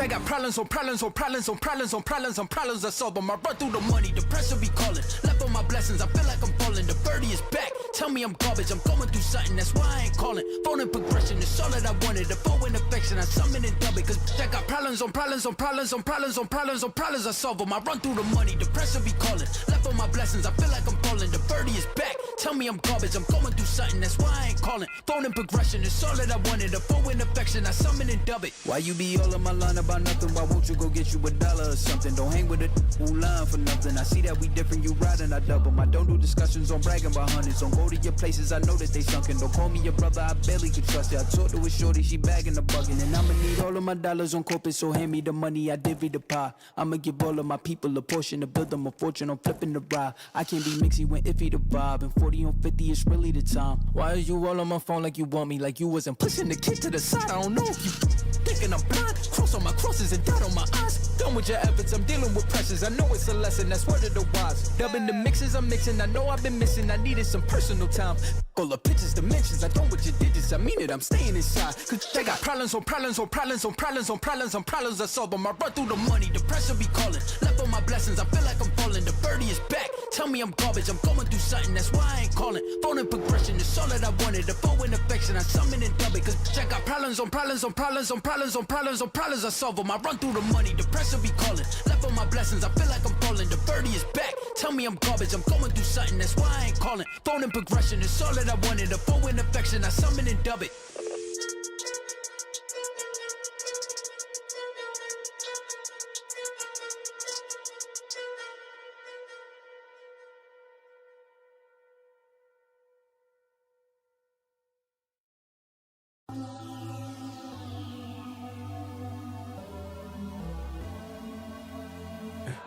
For the record, for the record, for the record, for the record. Been a little too nice to y'all. Now I gotta up price on y'all. Snake eyes on dice for y'all. Shoulders on ice for y'all. 8-6 all the hate. I won't get involved today. And we're back, ladies and gentlemen. After that first game, we have Sharon have woken up. White Army took a reverse sweep. Super unexpected, Kronos. I have no words for that game, Zakota. I'm still reeling from the effects. I'm trying to take a look at the replay. I'm still like, yo, what happened? And you mentioned it perfectly. The Lord aggro went from the base crystal to the Valier. And how does it change targets? If you're able to kind of stun the Lord or redirect the way the Lord is attacking. There was no possible stun there apart from the passive that's from the fireball of Valier bursting. So maybe that's the reason the Lord shifted targets. But oh my god. Oh, peak European Mlbb. I mean, Zakota, I was watch partying for about 6 hours. You said it. One game in. Boom. I'm already awake. One game better than the all 6 hour you watch, because we're on the Mech Season 2 Day 2 second qualifier. The last chance for these teams to qualify the second season of Mech with a ticket to EWC. Kronos, I'm really happy to see this first game starting out like this. A 20-minute game, it felt so intense. One mistake would be to an end. A 70-second death. as you said, the lower the target, but it also has a special characteristic. The less minions are in the base, the faster the base heals. So as soon as they killed some of the minions and they killed some of the members of light cavalry, the base started healing the damage of the lord. And as well, on top of that, when you step in front of the lord, it actually argues if you damage him. He's like it's like a mosquito, you know. Whenever you don't want to annoy a mosquito, then you start hunting it in your room, and now it annoys you. That's the exact same spirit of the lord. But right now, we're getting ready for the second game between light cavalry and white army. It's a best of 5 series, Kronos. I mean, the first one started off like this. Imagine what's going to happen in the second one. I think second one's going to be a little more cleaner, not so much more aggressive. But what I was going to ask you, Zakota, are we still thinking 3-0? For me, I have to support White Army, Big Linux, the GOAT. His grok is amazing. But the Light Cavalry are putting up a fight, and as well, it's Kravis' birthday. It might be his wish to qualify to the next season 2. Putting up a fight? This is more than putting up a fight. 20 minutes is not a fight? They were slaughtering White Army. Come on, Zakota. They were really taking it to them. Macaron didn't have a great game. Nyx was on fire. Harley not able to 1v1 a Claude. Yeah, I think Light Cavalry, we know they're a team that's one of the OGs in Europe. Finding their prime again. Ooh, that would be such a nice story to write, right? You can tell the story about the fallen giants. Light Cavalry have been in the dark the entire time. Now coming into light. Only things that we can say are all positive. But in the draft, we go left side or blue side, Light Cavalry, or red side, White Army. Indeed, they are. The sides have swapped, if I'm not mistaken, and they're gonna ban out the glue. First off, I saw Linux on it. I said, "Yeah, you're playing like Pagu. He needs to go out the door." But to add a little bit salt of fire, I think the draft wasn't doing any favor to White Army. They were really playing a bit out of comfort. I was seeing what they were going for, but it was not working out that well. But right now, the Kalia is gonna go on the table. I think they think that White Army thinks that they want to go for a pick of meta right here, for a pick of draft. But I said, as they ban out the box, Leandro is doing God's work without hero.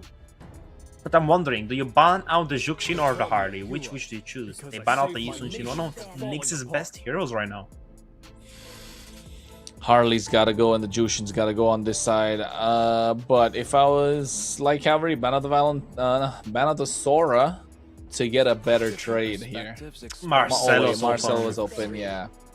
You cannot let that hero go. Just keep it locked up. Yeah, but Zakota, not a lot of teams have got a good win rate with Marcel, right? I think it's more team composition based. You need to find a way to build around him, and not many have been able to build for a victory. Yeah, no, you're right. You're right. I agree, but it comes down to how they're able to draft. But then the opponent's not going to let it draft for them. So I think it's best not to overthink that pick right now in the current meta. It feels like a little bit of a scam call coming in just because it's a new. You wanted to get it on the market. But Kronos, you have to keep in mind that they did buff Marcel again recently, so it's a little bit better for his team fights. You could just do so much more damage. You can just go inside of the shield. You're fine. But they're gonna pick up the Freya, which is not a great choice. They give away the Juxin Harley. I agree. I would prefer the Harley here. Harley and Juxin. Phoveus? No, not even Phoveus, right? Eve, not even. Sorry, Valentina can't even go. Sora plus something, maybe? You need to go for the Cho again with the Kimi. I think that's the only right choice, because you're going to immobilize the Juxin, you're going to immobilize the Harley, and the Cho is going to go back from them. The Suyu here is going to be difficult. Suyu is going to be terrible. Suyu is going to be terrible here. I wouldn't say terrible, but it's going to have a pretty tough time, especially against Macaron, just because of that damage. Maybe Kalea plus Guinevere. That would be good. Oh wait, yeah, Kalea's gone. So Grok, Guinevere. Guinevere. No. He played it well. It could have worked, but you have to keep in mind, on the mid, to basically win against the Juxin, you have to single her out. You have to single target her. And the best heroes I've learned from Alfurion a couple days ago, basically the other day actually, the best way to beat a Juxin in the mid lane, you need a Cho, you need a Kimi. That's the easiest way to do it, because Kimi just does so much damage in the early game. She can compete with Juxin annoying CC, but the Sadian is going to get taken off the table. A pretty good ban, considering they have the Harley, and as well they have the carry, so they won't have a ton of lanes to work with. Focus as well gets banned, Kronos. Are we thinking of a usual ban for Realize? Maybe he did play really well. Valentina's got to go here. I was gonna say, yeah, Zetian, Valentina, some of the other two good choices. Sora's gone off the table. Lapu, Yu Zhang. If not those two, CC maybe if you are White Army, but then you're lacking so much more crowd control, right? For an XP, I think the only thing you need to tick on the table is if you're not Ranos, you need the crowd control. Maybe you go here for Gato Kacha? Gato on the room. Kaja? It could work. Yeah, Kaja carry. I mean, you have it there. Kaja, Harley. Kaja Jukshin, you're gonna pray for an invade as well on Leandro. It could work. Linux does play a good Kaja, but as well the Grog is open on the table and the Valentina is gone. And keep in mind, if you take Leandro down, the Divine Judgment is gonna take away some of that armor from Leandro, so it's gonna be a little bit more prone to be getting bursted. But the Yu Zhang does indeed get picked up here, as I said. He realized it was just too good in the last game. He was doing a lot of work. He definitely was. I think here we spoke about the Grok. Grok's good. Cho's also a good choice. Gatot Kacha is also a good choice in a certain way. Hylos is also decent. The Farsa, yes, but you're susceptible to a lot of damage. I would prefer the Kadira, maybe, if I was light cavalry, but doesn't have a lot of synergy with the rest of the composition. So yes, if the Farsa is there, you're giving more space to Leandro to get a massive early snowball. Kagura, I would like with touch. I love go it. For a yin yang overturn with the way of the dragon. You're gonna kill everyone you set your mind onto. It's a free pickoff. I like this to lock in the Kasha here. I think it's the only and wisest simple. choice. Yeah, best choice. Hylos works as well as the Freya, but I don't think it's just worth it to pick for her because you have the suppression with the Divine Judgment. So. And you have the carry on your side as well, so why do you really want to risk it? You have the possible outcomes for a combo. You have the Harley as well. Well, it's okay. They go Hylos. They want to get aggressive. They want to contest the objectives. They don't want to give it away for free. So, glorious pathway. Zakota, what are you thinking? I still think White Army have a better draft. I have to agree with you, Kronos. Easier execution, right? Yeah, the Hylos is there just for the Jukshin to clear the level 1 wave a little bit faster, and as well Krev and Allen will have a better time as well. But it's gonna be a tough one. It's still light cavalry. They did an amazing job last game. 20 minutes game. They only lost because the Lord decided to change his mind. You know, they owned him money, and he got angry because they took him down so fast. But make sure you guys vote in the chat. Who's gonna win, light cavalry or White Army? I think it's White Army, but I have high hopes for light cavalry. They're playing super well. White Army know how to make it scrappy, know how to make a comeback. Light Cavalry, though, they are looking to get this win. If they don't get this, man, the morale will be at an all-time low, if you ask me. They need to find a way to make this comeback possible. Don't give away too much on the other side. And White Army, maybe take a little more control of the game this time. Yeah, maybe a little bit more, because right now you have the Jukshin. You can contest for the first turtle super aggressive just because of that lantern. The lantern flare, she can do so much work, especially versus Leandro. It's gonna be pretty much annoying, but Grief is gonna have the Purify. It's a difficult draft for us, but I think light cavalry, if they execute it properly, they might win. They definitely can. It all comes down to the execution right now. And you can see what the Cho could do in the early game in the hands of Allen. Absolute monster. Oh, Nyx tried to cut away, but he wasn't having that. Lane next year, Revitalize already popped. Ring of Punishment doing a little bit of damage on the bot side, though. They're able to trade Uranus versus Yu Zhang. I think that's going to come down to a little bit of a skill matchup. Fam steals that EXP Crab away, so slight bit of an advantage here. Lanix not trying to give away the Gold Crab. He gets it for himself. Oh, he's gone, right? First blood? First blood. The Kaja would have been better here. He just risked so much. Linux risked something for nothing. The Ring of Punishment was punishing him instead. He was just getting... He had it all while he had the Revitalize on, so he wasn't healing anything. But it's still a Jukshin. You have to keep that in mind. It's a Jukshin Harley. They can do a ton of work by themselves and realize he can actually freeze the wave there. Hold on. Oh! I mean... White Army are throwing it away from the start. Yeah, It's not looking great because Linux goes down yet again. Kronos, he was the first blood powered by Runestone and is the third blood of the game as well. It's looking like a repeat of last game. Oh. Yeah, I don't know, Dakota. I think it's 50-50 this 50-50. time with the performance White Army gave. Yeah, I would assume so as well. Get a fast clear now on the bot side. Focus your attention on the turtle.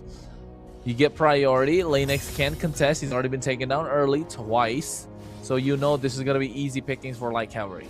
You know what was also easy picking? White Army in the YouTube. By the way, guys, make sure you guys check on the YouTube chat because there's all the time giveaways. I think right now in a few seconds or a few minutes there's gonna be one going on.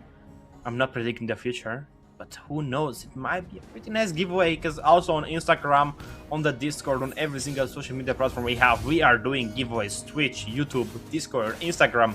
I think we also have a Telegram channel, Kronos. Oh, do we? Yeah. When did that start? You know what else we have? Fit Club. Club? Have you been doing the challenge, the Shinobi challenge? No, have you? I have. I'm gonna put up something on my socials for about like I think by Monday, maybe Tuesday, if I get time to breathe. But then again, Alan with the Way of the Dragon not allowing the opposition to breathe. Lanex goes down. Deadly Magic comes out as well. Nyx able to survive. Macaron not able to find anything. White Army are in trouble. Jushin goes in with a beacon. I don't think that was a wise idea. Nyx should be able to get that kill quite easily. Light Cavalry taking everything away from White Army and giving nothing in return. Kronos. Freya was higher HP after the fight ended. I want to mention that quickly. L9 Ghost went in to kill the Freya. But other than realize might get ganked here. The Ranus and Leandro are going to try to jump on him, Petrify. And they kill him yet again. This is not looking great. 6 kill for Light Cavalry. Hold on. The spotway just to clear the wave. 4 members are there on the top side. They might get a gank on Mix. Can they do something to him though? No, I think just too much for them to deal with, right? This Freya. Macaron able to dish out quite a lot of damage at the same time. In the mid lane, you can see Deadly Magic popped in. Karev almost going down. Didn't have a lot of mana, so could have been a little disastrous. Lord is up in about, Turtle's up in about 5 seconds. Items, Dakota, anything funny? Nothing out of the ordinary. We see that Uranus already has locked in the Radiant Armor. Not even going for the boots. I mean, he has no fit, so I can see why. But Corrosion is also picked up by Nyx. Nothing out of the ordinary, Kronos. I can't see anything out of the picture, but Leandro and the Linux are gonna have a party yet again. He is just eating those kicks. He did eat that one indeed, and Nyx eats a Deadly Magic as well along with that.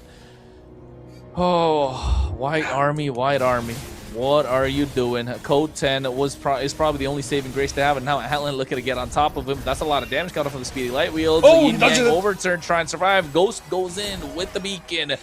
Finally gets a shutdown. I think they're gonna go for more as Deadly Magic is almost there. Can they do something? Another kill for L9 Ghost. Finds a double. Was that a stack?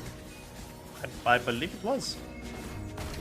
Wait, That's why it's not looking good. Karev eats a face full of Deadly Magic. Macaron wants to go in again. Cancel out the recalls.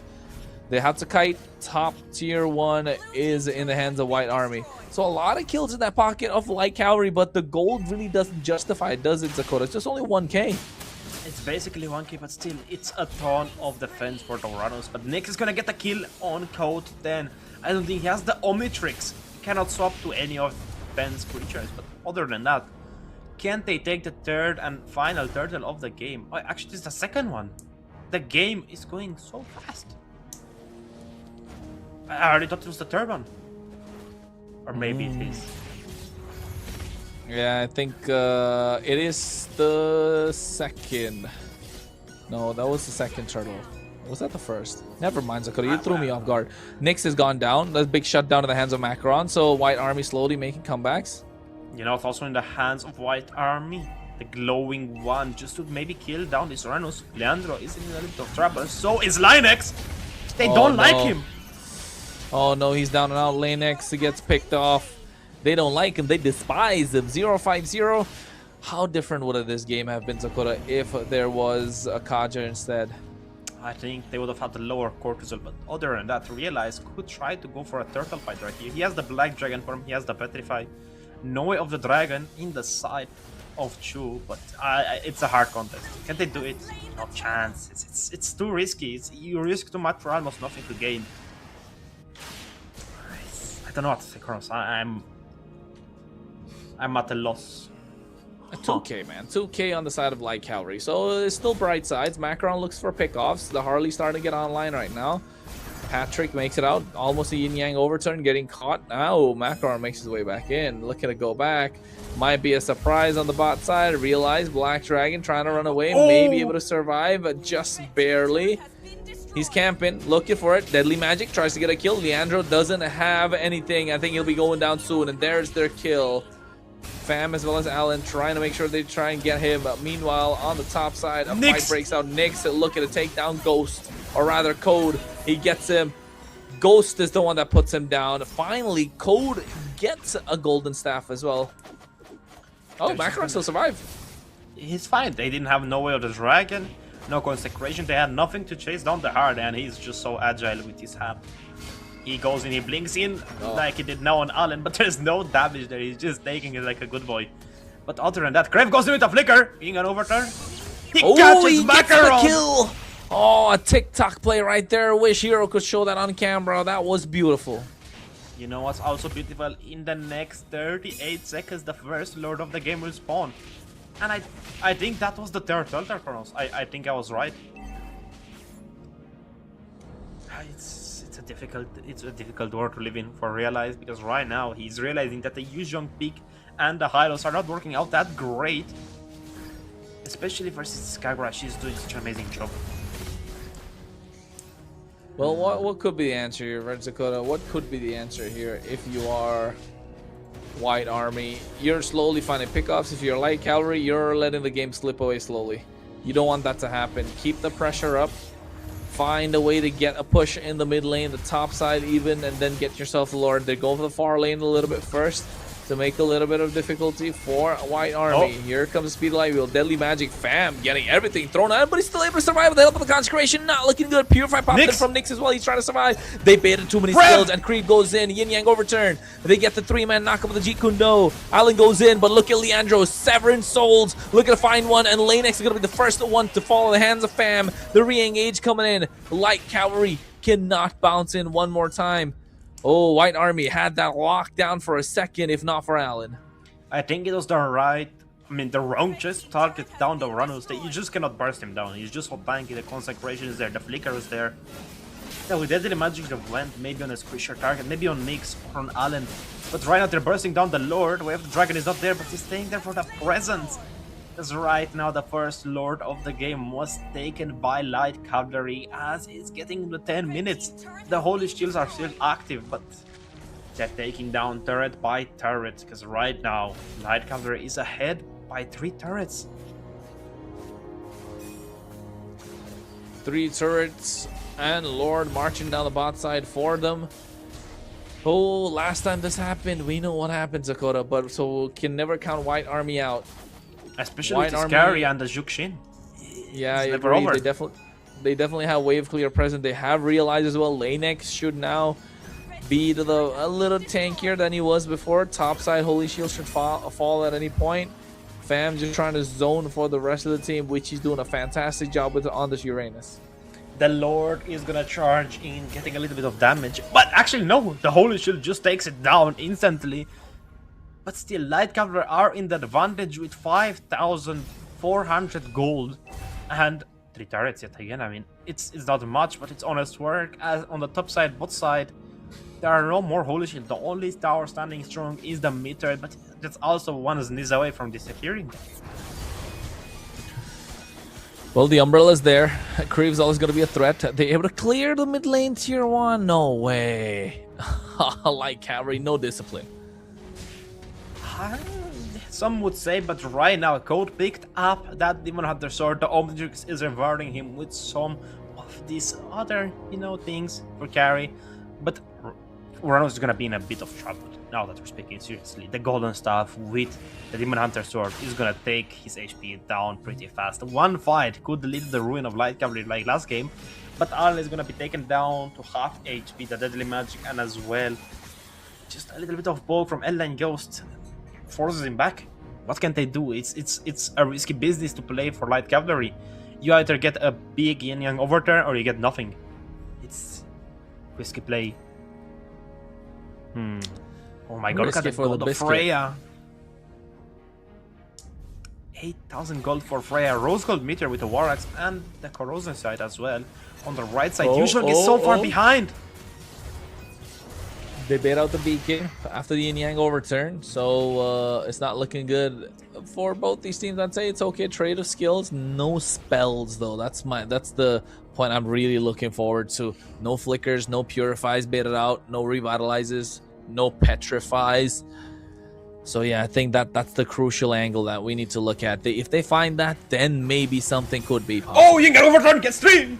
Hey, they find 3 indeed, but no kills. Lanix chasing them down with a glorious pathway. Look at Allen trying to flank him from behind. Leandro runs away. Creed's gonna get caught. They get the Petrify along with a Furious Dive, finding the kill. Leandro finds the shutdown in the back line. L9 goes to the first of all. Here comes a Nyx with a Valkyrie Descent. Looking to get on top of Realize. He wants to run away, but I don't think he can. He gets a 3-man knockup with a Furious Dive. That might just delay the inevitable. Lanix now should be going down. Nyx is taking him away. Leandro finds a double. Looking for the third.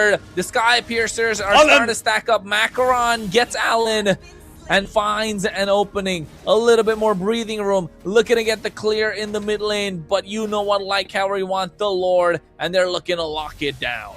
Indeed, they are right now. White Army is on the same path, but Light Cavalry is just pushing so much more. They're just getting a ton of objectives. And as well, Leandro, the Sky Piercer, he is a threat to be... You have to somehow take him out of the picture, but he's so agile. His dash is always there. He just escaped so much. And another thing I want to point out is that Realize doesn't have his farm. He is not like last game's Dragon. He is right now a weak Salamander. He has about, right now, I believe, 6,000 or so gold. Compared to the enemy counterpart, which has, I think, 8,000. So it's gonna be a really difficult thing to do. I mean, he's so far behind, he cannot take the damage. He cannot do the damage. It's not like last game. He was 1v3. He's not a salamander. He's just a lizard at this point. Maybe an oxalotl at best. But tier 2 in the mid lane being seized at right now. I think should be easily defended. Oh, a lot of damage coming in onto Allen. He's still trying to tank it. Malefic gun in the hands of Code. Light Cavalry get the tier 2. Macron looking to go in the backside. Doesn't find the angle. Lord crashing in on the top side. Inhibitor should be taken down. Waves are going to come and crash in, but here's the fight. Valkyrie Descent coming in along with the yin-yang overturn onto Lanix. They go for the glorious pathway as well. Furious Dive getting knocked up. Nyx takes a lot of damage with the deadly magic, but look, it goes flickers in, or rather goes in with a beacon, finds Fam. The Black Dragon zoned them away. A good defense. They get a kill and lose only 1 inhibitor. But keep in mind, look how much damage Nyx has taken in that fight, Kronos. He was just basically 1 HP. He did 3-4 basic attack and he was basically half. Look at that, he's basically full HP, no need to walk to base. But look at the gold of Realize, 6,300, as I said. He is so far behind. Fam, he is... What can you say, he's 3,000 gold behind. It's not great to be a dragon in this land of dawn today, but Glitch... I mean, Code is going to try to go in on Allen. The Weight of Dragon is still there. They're just waiting for Krev to go in. Whoa. That's a lot of damage coming in, but Code able to make it out with the help of the Purify. Nyx now is going to be chased down. Here comes the Crimson Beacon along with the damage with the Lantern Flare. They get the knockup, a 2-man knockup as well. And L9 Ghost will get that shut down. It's a mega kill in the hands of Leandro. 8-2-1. The Sky Piercer stacks are starting to rack up. Macaron has to get back as well. Look at Nyx. He's just there in the thick of it. But Lanix able to get taken down. A kill in the hands of Macaron. Oh, the high-low slowed down the attack speed, but just wasn't enough. A kill in the hands of Leandro. But right now, it's difficult. There's 2 members down. And I think Krev is looking for a 3rd one to fall out. The siege coming in great. Oh, the dragon. Oh no, finds the right target. Zakota, I think we can call it this time. It's probably going to be a 1-1 unless White Army says otherwise. Nyx, oh no, Code said no. This is another defense. No, this is a repeat of what happened in game number 1. Light Cavalry needs to abort. Fam will get picked up and put down. L9 goes chasing them away. The Lord is up right now. This is a game of throws. No mana. Light Cavalry keep doing this to themselves. Speedy Light Wheels is there. If they take him no, down. Fam will be taken down. It's not looking good, and they're going to lock onto the Lord even. That's 4 members down and out in what could have been a final push. It could have been. The base was not locked down. The Weather Dragon was landed on Macaron in that fight. But they cannot do anything with Code, and N9 goes just marching out of there with the Lantern for and the Speedy Light Wheel sneaks. Just got picked up and put down. You know, when you're in air jail, when you put your cat in air jail, basically that happened to Nyx right there. But the Lord is gonna be marching down in about 8 seconds, and it's gonna be the last march we see from White Army, or they're gonna keep marching on to take down Light Cavalry, because the minions are not in their favor, neither are the lanes. And Realize is trying to get back his farm. He's still so far behind Kronos. He's not even close to full build. Zakota. White Army. How are they doing this? Absorb so much pressure. And now pushing back Light Cavalry. You know what, Zakota? Light Cavalry don't have a marksman. They have Creeve, yes. Finally gets the Holy Crystal. So damage is going to be online, but look at Code. Immortality for extra survivability. Oh, the Lord is pushing so slowly, Zakota. They're taking their sweet time with it. Look at Macaron. He's so sneaky. He's just waiting for the right target. Goes in for Allen to try to burst him down. But he has that and a shield here. He's looking for a Wave of Dragon. The Flicker is there as well. Oh! Glorious Pathway. Mid lane tier 2. Code should be able to take it down. Furious Dive to get a zone. Lord is crashing it slowly on the top side, and Light Cavalry cannot even go. Oh, wait, goes in for the Deadly Magic. Allen's the target. Will be taking that quite easily, trying to bait something out. Leandro actually gets the Deadly Magic now. It wasn't used earlier. They're just trying to bait out a lot of skills. Oh, it's slowly coming in, Zakota. They're pushing this slowly, taking their sweet time, getting all the waves come through. A Conceal was used there just to untarget them, but oh no. The Lord taking a lot of damage. Laura crashing on the top side. Leandro takes the Deadly Magic, but I think Nyx walks straight into Macaron, gets a kill. This should be the opening that they're looking for, and Nyx gave them one. Realize L9 Ghost as well as Linux have to back off. Code is there, though. And you know Light Cavalry do not want to pounce on that action. They don't want that smoke. They got a lot for nothing. They got a free Lord, they got a few kills. They got an inhibitor and as well all the other towers. There are only 2 standing still for Light Cavalry. Besides, the next has 47 seconds. The next and a possible final Lord of the game will spawn Kronos. The goal doesn't matter. I realize a little bit behind. But other than that, as you said, the Holy Crystal was indeed picked up by Criff. He could now theoretically burst down Code in a few seconds. Not even a few seconds. One. That's all it takes. One mistake from Code and the Omnigic is going to get passed down to the Kagura. I don't know what to say, Kronos. It's risky. It's risky to be in this Land of Dawn. Man, it's always risky to be in the Land of Dawn, especially if you are playing a tournament by Surge Europe. And right now we're talking about the MEC Open qualifiers for Europe. Powered by Runestone. Patch 2.1.48. 3k gold lead on the side of Light Cavalry, not like it matters at the moment. Now it's about item swaps. L9 Ghost gets caught out. Oh, Kree forced to flicker. Now you can see the engage coming in. Lanix chasing him down with the Glorious Pathway. Macro with a poker trick as well. Nyx take a deadly Code is so far deep. Code going a little too deep. Immortality's pop. This is the opening that Light Cavalry were looking for. Code is going to get taken down. Yin Yang overturn. And now Realize is going to be the next one. Going in. A Furious Dive to get disengaged. Lanix gets caught out as well. Another stack added to Leandro Skypiercer. That's probably 80 at this point. But Macaron looking to get the right target. Petrify comes in with the Furious Dive. Looking to get the back line. Nyx not able to go down.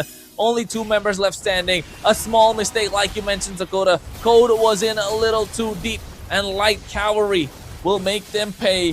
1-1 is the score in this best of 5. Indeed, it is one mistake led to the downfall of the entire White Army. But I don't know what Ben was thinking. What was he thinking? What was Code thinking? What was Ben then thinking? He was so far close. He was just in the face of Doranos. Doranos went in. He got stunned down. Leandro as well there with a Skypiercer just shutting him down. What was the play in mind from Code 10? I don't know, man. Maybe he was looking for forearms. Maybe he was looking for gray matter. Maybe he was looking for what's that? Diamond Head, you know, but I wasn't able to find it. You're able to get the references. I am. Spent 10 It looks like that too, right? Look at the badge too. Look at the MEC trophy. It looks exactly like that a little bit. The Omnitrix. Boom. Yeah. Ting, ting, ting. Shh. But I don't know if the Hylos was the right choice here. I think I would have liked the Kaja a bit more, because you denied the engage from the Freya, you denied the engage from the Cho as well. The Divine Judgment can manage to lock them down, and as well realize was not really influencing anything in the game. It was just L9 Ghost and Code 10.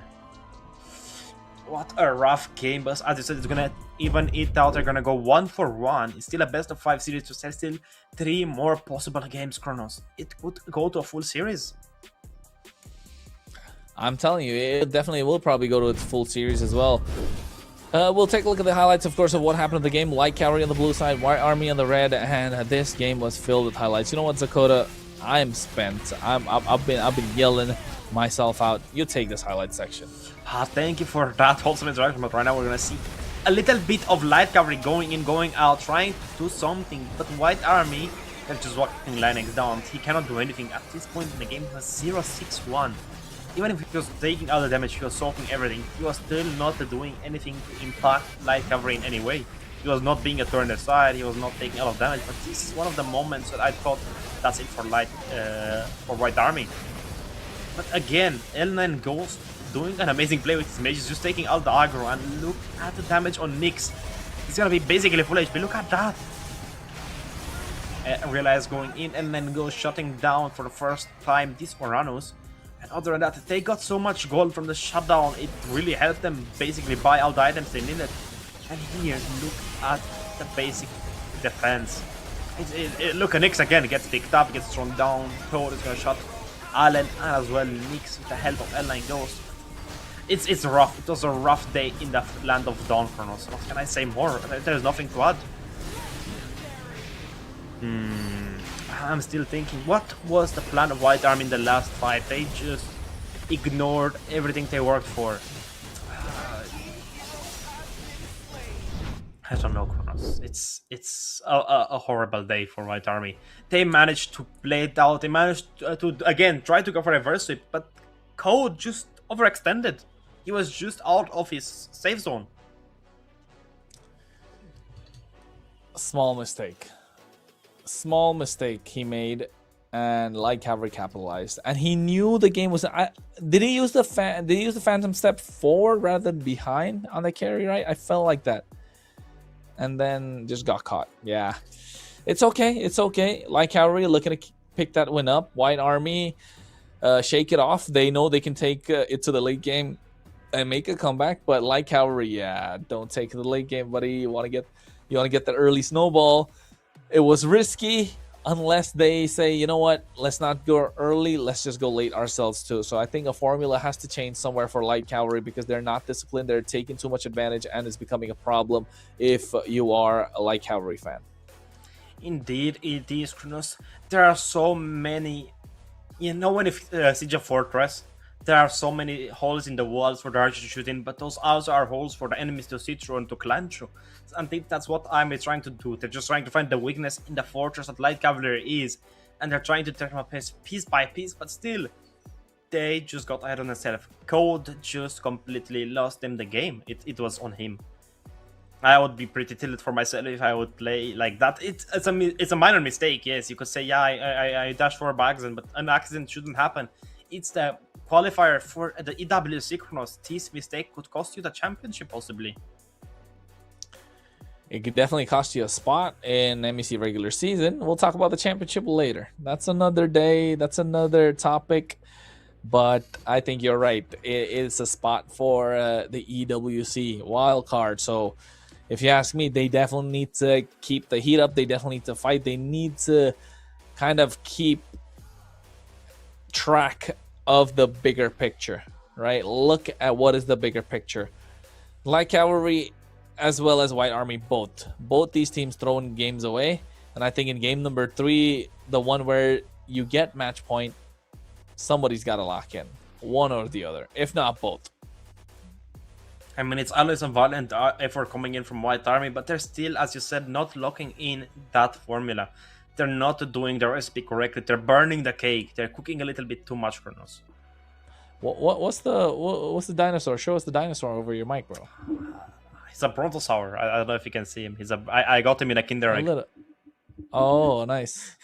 I was like a little child. I found the Kinder egg at the store. I said I didn't eat one in such a long time, and I saw it had dinosaurs, and I bought it, and I got a brontosaur. I'm gonna buy, I think, 5 more today. He's gonna buy 5 more today. Are you gonna send me one as well? No, you don't deserve it, Kronos. Whatever. What a guy. He says I don't deserve it. What did I do to you, Zakota? You don't get my dinosaurs. You don't get my you hate on. I don't want this. I don't want the dinosaurs. I want the Kinders. Just a Kinder egg. The chocolate isn't even that great. I just wanted for the toy. Wow. You Come on. could have just got a Happy Meal then. But those don't have dinosaurs. Fair enough. A Fair enough. bit at one point. But I don't know, Kronos, talking about fast food a little bit, have you been to Chick-fil-A? Do you guys have it in the United Kingdom? I don't think there's a Chick-fil-A here. Because they have the one-piece meal. It has like the gum soda. Or Yes, yes. And speaking of One Piece and Gum Gums, you know, a hero that's kind of getting there is Sora, built around that concept, of course. This is a hero that really has been prioritized all over. Are we going to see it let it slip through in the drafting phase, Dakota? I mean, we've seen this so many times being open, but no one is risking to pick him because of the Valentina, Kronos. It's a tough day to be a Sora enjoyer, especially in this economy, with the Valentina being on the prowl with an enhanced talisman buff. And as well, I want to see a Nathan getting picked up because of the Starlium side. I want to see him come into play. Yeah, I think the next one will probably be really good. The Nathan with the Starlium side. I should try it out. I haven't tried it out yet. I think that definitely will make a lot of difference. And this could change the passive, right? From 5 to 1.5, which is really, really low cooldown. So definitely would add a lot more value in terms of what you're building.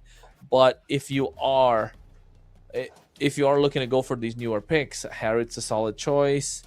Of course, it's been in the meta forever, but then goes down and comes back up. A couple of nerfs and back up again. They buff him a little bit more, he becomes broken. They nerf him a little bit more, he becomes unusable. So the trick is to find the right balance, and that's what we're trying to do in Surge Europe. We're trying to find the right balance, between bringing you the action and also bring you some giveaways, bringing you some of the good stuff for the community. So make sure you follow our socials. And on that note, Dakota, no more waiting. We're straight into the draft, game number 3. Indeed, it is. It's the game that leads to the match point. Whichever teams take this game is going to have a little bit of their burden taken off their shoulder, but it's not going to be all of it. It's going to be most of it because they're one step closer to getting into the second spot for the qualifiers. They're going to get in the top 6, and that's going to be really important. And right now, I want to see the glue getting banned again. Of course, it's I respect that, I think, towards Lilac, because it was super annoying, right? It was super annoying. And as well, the Uranus was picked in both of these games, and Fam was just doing so much work with him. The Uranus was not getting basically anything for the side of White. I mean, he was just taking everything. He was going in, going out, going in, going out. No. Nothing to stop him. What can I say? It's Uranus. Walking health bar. How can you deal with him? That's true. You need to find a lot of true damage if you're a carry. That's the best way to kind of get the answer. If not, then maybe what else can you get? If not that, it's difficult. It's really a gourd maybe. But you know what, Zakota, forget all about that. That Cho ban speaks volumes. It's a respect. It's been annoying. It's too much for them to deal with. Helen has been respected here. I mean, something is open. They need to ban out the Harley or the Juxin, or they need to trade for them. What do you ban? The Valentina, I think. It's the right choice here. You go for the Sora and the Harley if they go for the Juxin. If not, you go for the Sora and Juxin if they go for the Harley. So I think ban the Valentina here, and you're gonna have a pretty good time. Or better yet, you could ban out maybe the carry. Take it out the picture, or maybe even the Claude. It's a tough world. They call me a hero. They use Shin. But the Valentina's still open. I don't know about that one. Harley now or Juxin or Sora. There is so many possible choices here, Kronos. Valentina is the first choice, I would say. Valentina is a great pick at this moment. along with Valentina, maybe Harley, like you said, is another really solid choice. Like that, I don't see any other pick being prioritized over a Harley, man. There's Jushin, yes, but Harley is just so broken. Just too broken. Never mind, Bakshi is one of them. They're gonna go for the I can let Bakshi. that go. I can let that go. But I think right now White Army needs to respond with a different jungler. The Hardy is good, but he was doing nothing to Bakshi in the first game, and I don't think he's gonna do anything in the third game as well. And right now it's much higher stakes. You're this close to getting the win. But Oren, I think you go for the Sora Valentina here or the Sora Jukshin. Or better yet, you go for the Jukshin and the carry to burst down this Bakshi. Linux is thinking differently then. Kalea is left open for the grabs. Or even carry, right? I think the carry, but they're gonna go for the Valentina just to deny the Sora pick. Smart choice. Jushin is a solid choice. Phoveus maybe, but still, again, Valentina is so risky. Blue's already banned. Lapu Yuzhong, no, I think lock in your goal laner. Moskov, probably carry, probably Granger even is alright. No, I said Phoveus, but against the Valentina, Phoveus is just too much to give away that Infernal Pursuit, man. So Khalid is okay. You get mid lane prio in your favor. So the mid duos are already locked down, and I think already you can see Light Cavalry winning that battle, especially in the early game. The Guinevere is the one I spoke about. There it is, locked in already. If you are Light Cavalry, you want to ban the carry, but here for White Army, same thing. Goal lane options, take away the Herod. Maybe not. Maybe the Claude. Obsidia is a good choice. Obsidia denies the spatial migration, and as well it denies the shadow step from the Valentina, and as well, I don't think you can Tsunami Slam if you're marked down by the Hand of Bone with the Kalea. Yes, you're crowd controlling in, but before that you cannot, I think. I've not seen this interaction yet, so let's see it play out. Obsidia is such a rare marksman, but it's such a strong one in a ton of lineups. But what I'm looking forward to seeing getting banned is this Sora. You either pick him or you ban him, because it's gonna work for both sides regardless. And I don't think Light Cavalry should let that go through, especially in the hands of Realize. I've been waiting. Carry is too much, man. I was gonna say, like, yeah, you're missing marksmen, but you don't want to give a carry because there's the Kalea on the other side. So carry ban is too much for them to give away. I mean, carry pick is too much for them to give away, to banning it out. 2 marksmen, maybe double down again. You can, you're okay for picking up the Herith, but it's too much magic then again. Unless you want to ban the Herith on the other side. Claude is a solid choice. I thought they would go for the Claude. Seems like no. Maybe a Beatrix or a Granger now. I'm looking for White Army. I think Light Cavalry should pick up that Beatrix. It works super well with the Jukshin, works super well with the Khalid because of the Bennett's Rage. You have such a huge AoE attack. Also, Nibiru's Passion is gonna do a ton of damage towards Linux, believe it or not. Because it's so tanky, and if you go... Even Demon Hunter Sword, believe it or not, it's gonna work pretty well on the Beatrix as a maybe second to last item.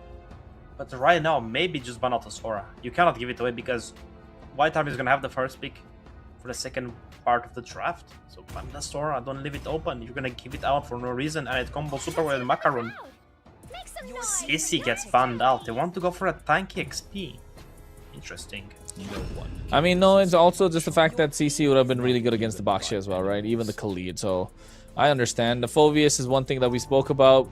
We're okay with it because the Guinevere's there now. Oh! The Granger is another solid choice. Herith is one of the other options, but I like the Granger into the Herith more than the Herith's choice here. So Phoveus being taken away, I like it. The Herith's alright.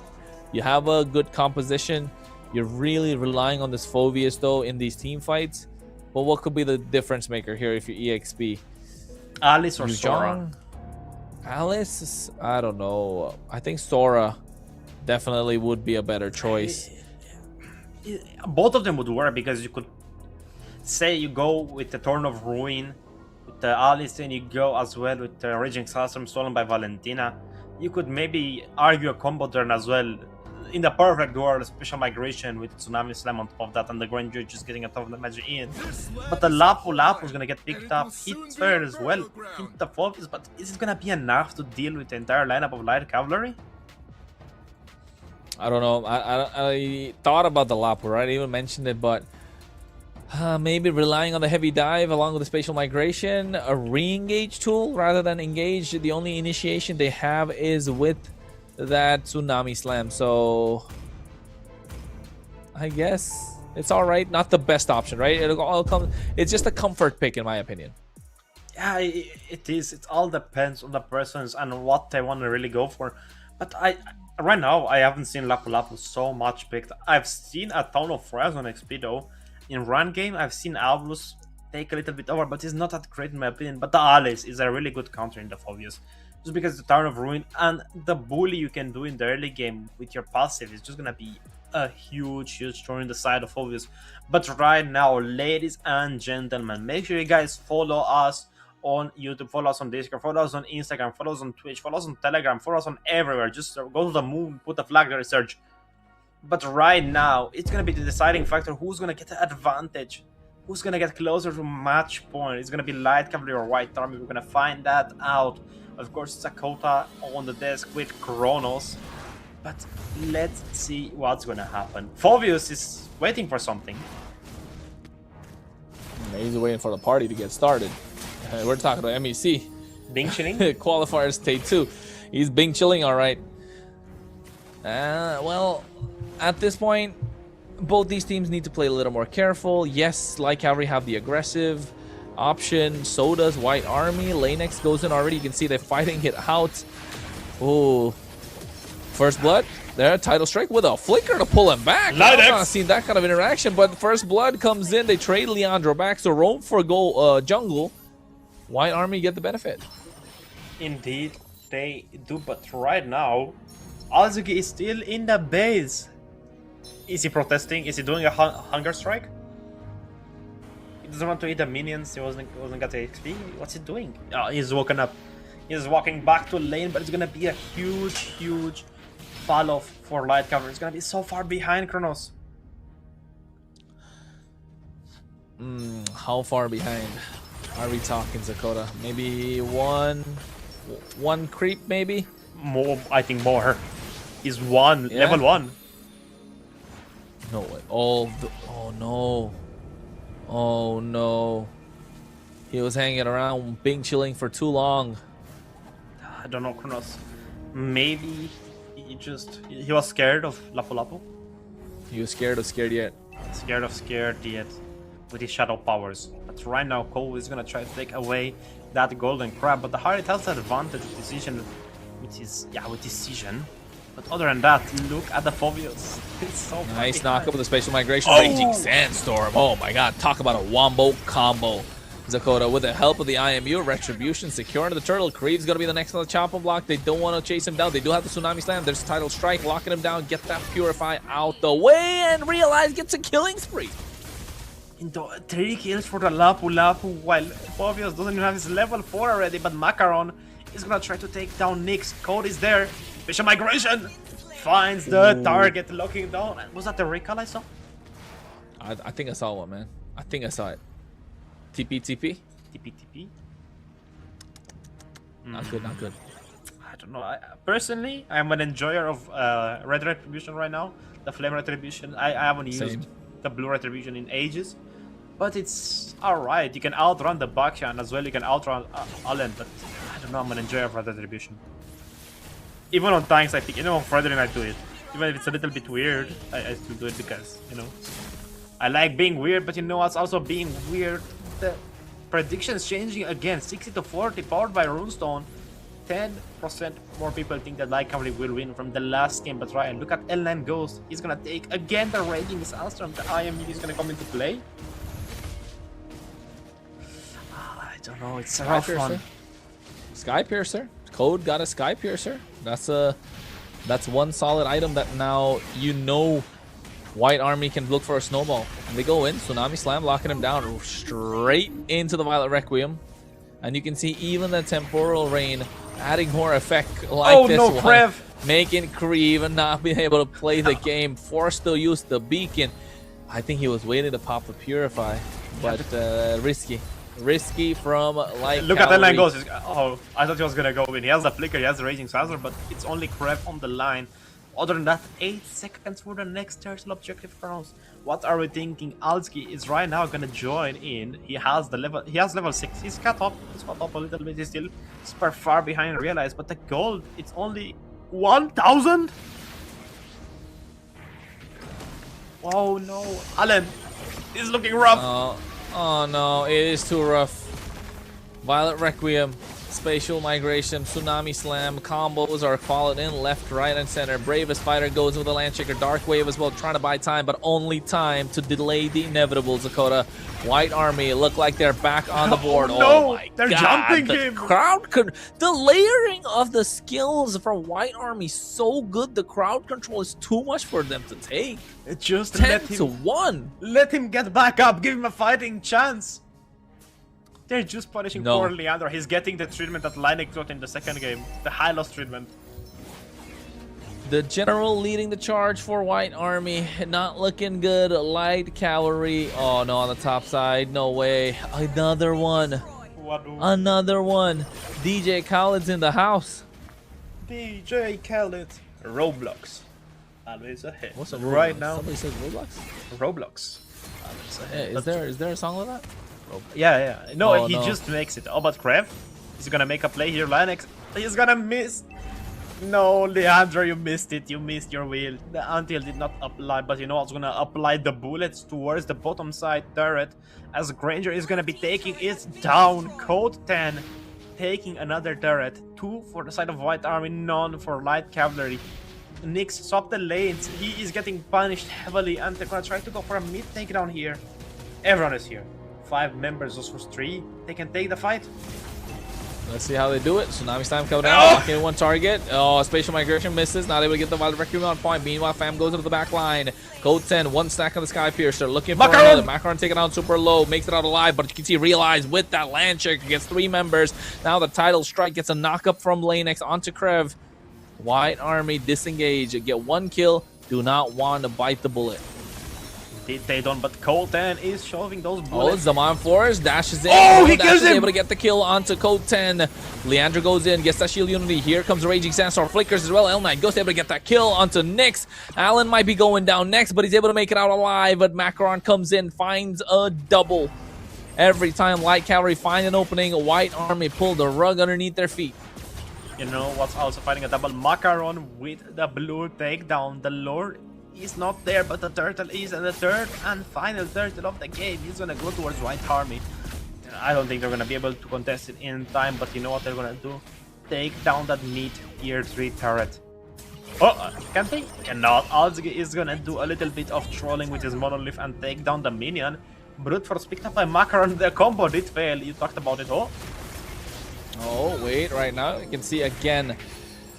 That's the combo, Dakota. That's the combo. Too much for them to deal with. Landshaker makes it out alive. And I think if you are White Army, you want to slow play this as much as possible. Extend that goal lead to already 7k. Make it 10 to the point where Light Cavalry can't really make a comeback. Kronos realize 6-7. But, yeah. Allen's gonna fall out, glitch. I mean, Code is gonna take it down, and Lana is gonna take down the tier 3 turret. I mean, tier 2. Better of heaven picked up by Nyx. Hold on. Macaron was 6-7. He became 6-8. So maybe he'll get 6-9. Who knows? Realize. But Ghost gets Realize taken down. Meanwhile, on the bot side, you're right. They are looking to trade more. Oh, what a spatial migration into a Violet Requiem as well. A lot of damage being dished out. Code free hitting from the back line. He has a lot of damage. Macaron tries to make it out alive as well. Lanex doing a lot of work to make sure his teammates survive. Flickers that are harm's way. Leandro gets it. There's a Tsunami Slam to lock him down. Lanex trying to survive. Gets picked up and put down. Zaman Force coming in. Code trying to dash in with the Chrono Dashes. Code 10 surviving. Able to get the Rondo out. Prim is not gonna survive though. Realize gonna go in, jump on. The Landshaker is not there. He's gonna charge it up. Nyx does it by a millisecond. Macaron is there. Hold on, the passive. Oh no! Ooh, a Sky Piercer stack. Allen goes for the Raging Sandstorm. Code able to kite that. Gets a Malefic roar. Oh, here comes the Raging Sandstorm. Gets his one. L9 Ghost has to flicker out of harm's way as well. Look at Fam. Tries to buy some time. Realize being an annoying frontliner. Allen did use that Sun Guard, he healed that, but look at Realize, he's gonna hit those Landshakers back to hack. The bonks are coming in as Macaron goes! Oh no, it's in and out action, Kronos. He didn't have that Violet Requiem, right? Others that could have been an easy, free kill in their hands. The Light Cavalry are struggling. Light Cavalry are really struggling. I can see why, Dakota, you said 3-0. Yes, they found their groove in game number 1 and game number 2, but I think they've run out of gas. There's no more energy left. The batteries are low. They need to recharge, and they're not able to do so. I think those 2 games that were super close got to their heads. Yeah, I mean, who knows? I missed the giveaway. You're But fine, I can see it. I was typing a little bit too late. I was missing some of the action, but you know, as I'm missing the action, the people watching the stream on the TikTok, make sure you guys hit that like on the TikTok, boost us up so we get a little bit more popular, so people can see our beautiful face, and as well see these beautiful games. But right now, as you rightfully mentioned, it's a 14 kill difference, and this is the hugest gold gap we've ever seen today from Light Cavalry and White Army. It's basically 10,000 gold. This is night and day difference.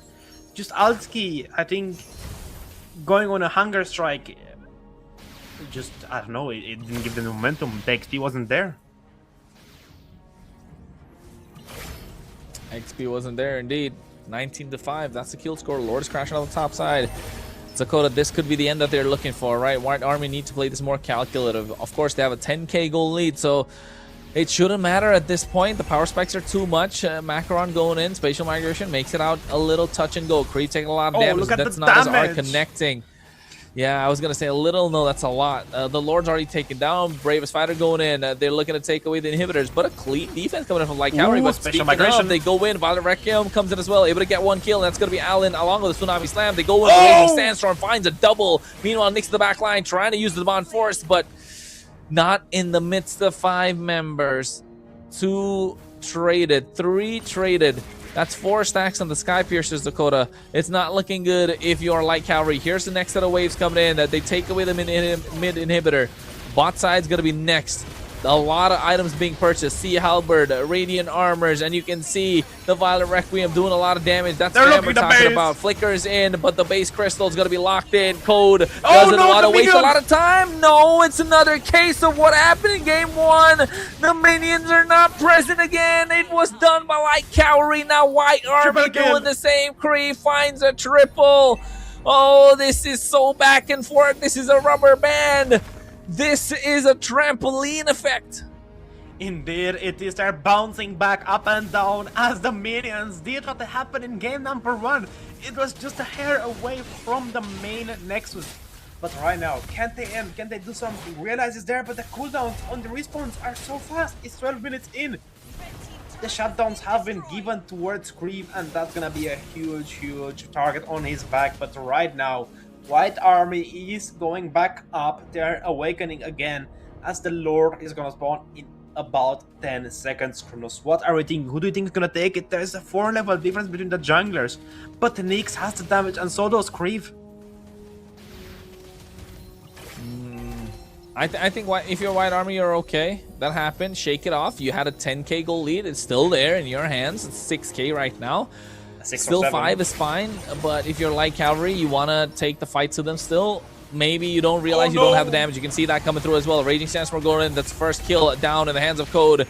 And I think now Fam is going to be next on the chopping block. He's trying to go in, but there's the double that we're looking for. L9 goes to the back line. Look at Kreve and Allen trying to fight, but Nyx trying to buy some time.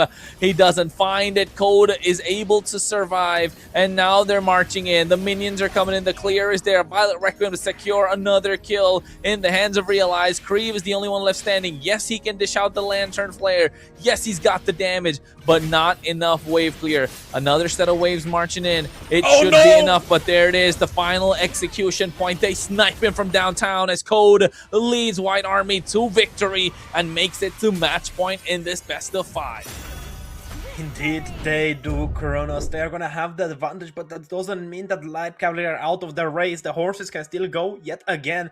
They have 2 chances to take the win away, but White Army did a complete 180. As you said, they needed to go for something else. The draft was not working out for them. The Guinevere and the Kale were comboing together super well, and they had such a huge goal gap. This was the fastest game of the series. But let's take a quick look at the item builds and everything. Leandro with a 6-7 scoreline. But other than that, I realized was doing so much work with his Lap. Like, no, you cannot say anything. Of course we can't say anything, and we both were like just thinking, is this the best pick? And then we kind of realized that it's a comfort pick, right? That's what they kind of went for, and it worked out. And with the scoreline such as 6-7, do you really think you can come out victorious in MEC regular or like MEC qualifiers for the regular season? I don't know, Zakota. I don't know. I think White Army able to get that nice big dub. Light Cavalry needs to find more answers, needs to find more discipline, and maybe a little bit more control in the early game. It's the early game, they got a pressure, but other than that, White Army just completely out-drafted them. I think the draft difference was there. They didn't have anyone to compete with the marksman of White Army. There was no one really to deal with a Granger. They didn't have the range for him. Yes, Nyx shot him down once, but other than that, he was just basically playing 8-ball with them. He was just from a long distance shooting those balls. He's getting everything. What can you do to him? Trev went in, he got a triple kill. He tried to chase down the Lapu Lap, but realize just got out. Let's take a quick look at highlights. Let's see what happened in the game, Kronos. Let's take it to the next level of analysis. As the early game, we're seeing a little bit Halsey just getting punished on Code, getting his type of stacks, and the combo not really landing perfectly, but Macaron does manage to get out here. Lennox healing his teammates up. That's the beauty of the Kalea, but look at this beautiful play. Taking down the Phobios back to the Guinevere's Violet Requiem and winning the fight. You don't need more, you need a kill and that's it. You're good. You can force out another, and that's what Lapu Lapu was trying, but it's rough. Look at the bot side. He's just pushing, he's not trying anything. Then the minions is just a little bit out of the range. It's gonna come through. It died, of course, but what a shame. It could have been a reenactment of what happened in game number 1. I think it's just a matter of time for if you're both teams need to find answers, need to be patient to get that final push. They're so eager to get into the MEC qualifiers, if you ask me, or MEC regular season, and that eagerness is kind of being their downfall, right? So now White Army is at match point. Maybe they think about it a little too slow. Maybe if they overthink, Light Cavalry could get the game for themselves. Indeed, they could, but White Army are at match point. They're 1 win away, and Light Cavalry is 1 lose away from being basically out of the race. Kronos, do you think they can take it to a game number 5? Possible, very much possible. It is Light Cavalry we're talking about. They have been in positions where they could make many comebacks. You know that, Dakota. I know that. Everybody watching knows that. Everybody in the back room, in the back end, knows about it. So I think at this point, how are they gonna make it work? Just draft well, right? You mentioned it, just draft well. If they don't have the draft, it's gonna be a problem. Indeed, it is, Kronos, but I don't know. Like, I was seeing the vision with the Phobius being there, but he was still a little bit. He was on the hunger strike. I think he was a little bit, he didn't want to play versus the Lapu Lapu, especially versus Realize, because he did so well. And he just had so much farm. He was on a hunger strike, he was saying, you guys deal with it, I don't want to do anything. But Kronos, do you think we could see White Army with a similar draft, or are they gonna go back to their roots and try to play for a reverse? I think White Army take the aggressive route. The more they have initiation tools, they look stronger. Same thing with Light Cavalry. But that Khalid being picked up in the second phase for Light Cavalry added more kill pressure from the side of White Army, right, with that Valentina. So if you ask me, just think twice, man, before you're drafting. Don't want to give a lot away when you have the Valentina on your side or on the opposite side. Yeah, Valentina was such a good play, even though she didn't have many ultimates to choose from. She chose the correct one. You said she was gonna go for the Infernal Pursuit, but she went for the Raging Sunstorm. It was just doing so much damage, it was doing so much work for the side of White Army, and it was just a thorn in the side of Light Cavalry. I mean, the horses got a sprained leg, he couldn't run in the races. I don't even know what can they do there. It's a 10,000 goal gap. It doesn't happen that easily. Most of the games, the previous two, were only 2,000, 3,000, 5,000 at most, and that was just double that. It's night and day difference, basically.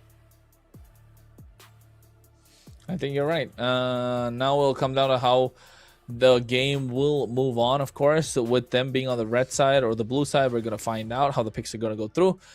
and just waiting for a couple more minutes, maybe a couple more seconds to see how long we get into the drafting phase, because I think both these teams are eager. We're eager. You guys are eager, of course, to see what's going to happen. But at the same time, while you're watching, don't forget to like, don't forget to subscribe, don't forget to follow all our socials. That's MEC Season 2. We're in the qualifiers right now. The regular season is going to start soon enough, and it's presented by Surge Europe, powered by Runestone. Follow us when you get the chance. Dakota, he does Twitch streams. He's got a TikTok. I don't know what he does on TikTok, but don't ask me. He's probably looking at 6-7 jokes. I've got YouTube. I've got TikTok. I've got Instagram. You can find me at Kronos Cast. So come and check us out, while you're at it. So it does help us grow. It does help Europe grow if you're following Surge on all the platforms that they have available, and gives us more time to put a little more energy, all that good stuff. But I think Dakota, with this lineup and both these teams, momentum on the side of White Army, and I feel like Cavalry have lost the momentum. Not just the momentum, it's gotten to their heads. I think, as you said, it's gotten their heads because the first game was heartbreaking. I thought Light Cavalry was going to lock it in. Second game, it was as well a little bit iffy. I thought Light Cavalry was going to lose again, and I think their spirits are getting broken bit by bit. And for Mobile Legends, people don't realize it, but you need a little bit of backbone. You need to take a little bit of the heat, and that's what in all esports scenes. Kronos knows a little bit more about that, so you guys should check out his channel, because he does sometimes deep dives on pro games. Maybe he's gonna do a deep dive on this series. Are you gonna do it? This series, maybe. I think it does make sense. However, I've got a couple of spicy stuff coming in for Europe as well. So hey, Dakota, maybe I'll need your help on that one. I'll hit you up, don't worry. If you buy me a dinosaur, I'll do it, because right now I also have a unicorn. Come on, man. You need to buy me a dinosaur. You got a unicorn as well? I have a unicorn. What does it look like? I'm not showing you again, because we're going to go into the draft, and we're going to hope to see the Leomord again. Light Cover is going to be on the blue side. I think they keep winning these coin flips as they ban out the Kalea. They don't want to see it in the hands of Linux yet again. But let's see what they're gonna cook here. I think they're gonna go for the usual suspects. Maybe the Juxin, maybe the Valentina, maybe even the Lapu Lapu. The Boxer goes out. I mean, you cannot leave it in the hands of Leandro. Never ever again. He's doing so well, even if it's on the losing side. Same with Marcel. He cannot let it open. It's such a strong hero, especially with this new balanced, or better said, broken ultimate. This golden hour is just doing so much work. The shield is there. He can go for the flask of Oasis. He can do for a huge amount of beats, and as well, he does a ton of damage, Kronos. A ton of true damage. Definitely does a ton of true damage. At this point, the combination for picking up the carry is not going to be available. Like Cavalry, Hilda, are we going to see a Cho banned out again? Dakota, that's the question. Is White Army going to ban out the Cho? That's been a good answer. That's been the key so far. I mean, one game it happened, one game they won. They could go with the same strategy, but they still have a lot of a ton of heroes are open. The Fran needs to go. The Yi Sun-shin is open, and I think Nick's gonna lock in that Yi Sun-shin. It's just so good. The blood flows, traceless. It helps a ton. But they're gonna go for the hard on the jungle, and Linux is gonna steal away the Chu from Allen. Although it just says, "I am a better you." I don't know. The carry here? Go for the carry? Or maybe even the Juxin? Carry is solid. No, I think Juxin is banned. Valentina is better. Ghost played really well. Why not? You add a lot of different layer of flavor to it. They still stick to what they know. They go for the Phobius again, and maybe the Jushin's banned out. So Claude, maybe Khalid again to contest the river, but you saw what Ghost did with the Raging Sandstorm in the previous game. Why is this? Kronos, think about it. You go for a Guinevere on the roam, you take a Cho on the jungle, you have the Jit Kondo for the knockup, the Violet Requiem, boom! Insane combo. Valentina EXP? Cho can go on the roam, or Guinevere can go on the roam. They can swap both sides, but realize gonna go on the Lapu yet again because he's doing so well. Lane. It could work. It has been played before, and you know it. It did work. I know. So and realize picking up a hero that he was comfortable with. MVP in the previous game. Khalid's taken off now. Look to take off a couple of gold lanes. Maybe the carry. Maybe the Claude. Maybe the Harriet. Even if you're Light Cavalry right now, they do have a lot of mixed damage coming in. Suyo's another great option to take out. Guinevere. Gotta ban. Gotta ban. I'm bored. There you go. Mentioning the demon and it gets banned out the map, but still. The Suyu is open, the Leomord is open, the Fredrin is open, the Glue is open, but it's gonna get banned out. It's such an annoying rumor, it works so well. I mean, we saw it in the hands of Pagu. He is such a monster with his hero. He is really scary to play against from personal experience. But other than that, the Grok is still available, but you don't want to give it to Ellen Ghost. We saw what he did with Raging Sandstorm, as you said. The Valentina is gonna be a pretty big turn in the draft of Light Cavalry. It's not a huge thing, but the IMU gives you so many possibilities. It gives you so many things to choose from. You can take as well the Yi Sun Shin ultimate. You can take the Infernal Pursuit. You can even take the Deadly Magic. It all could work in favor of Valentina.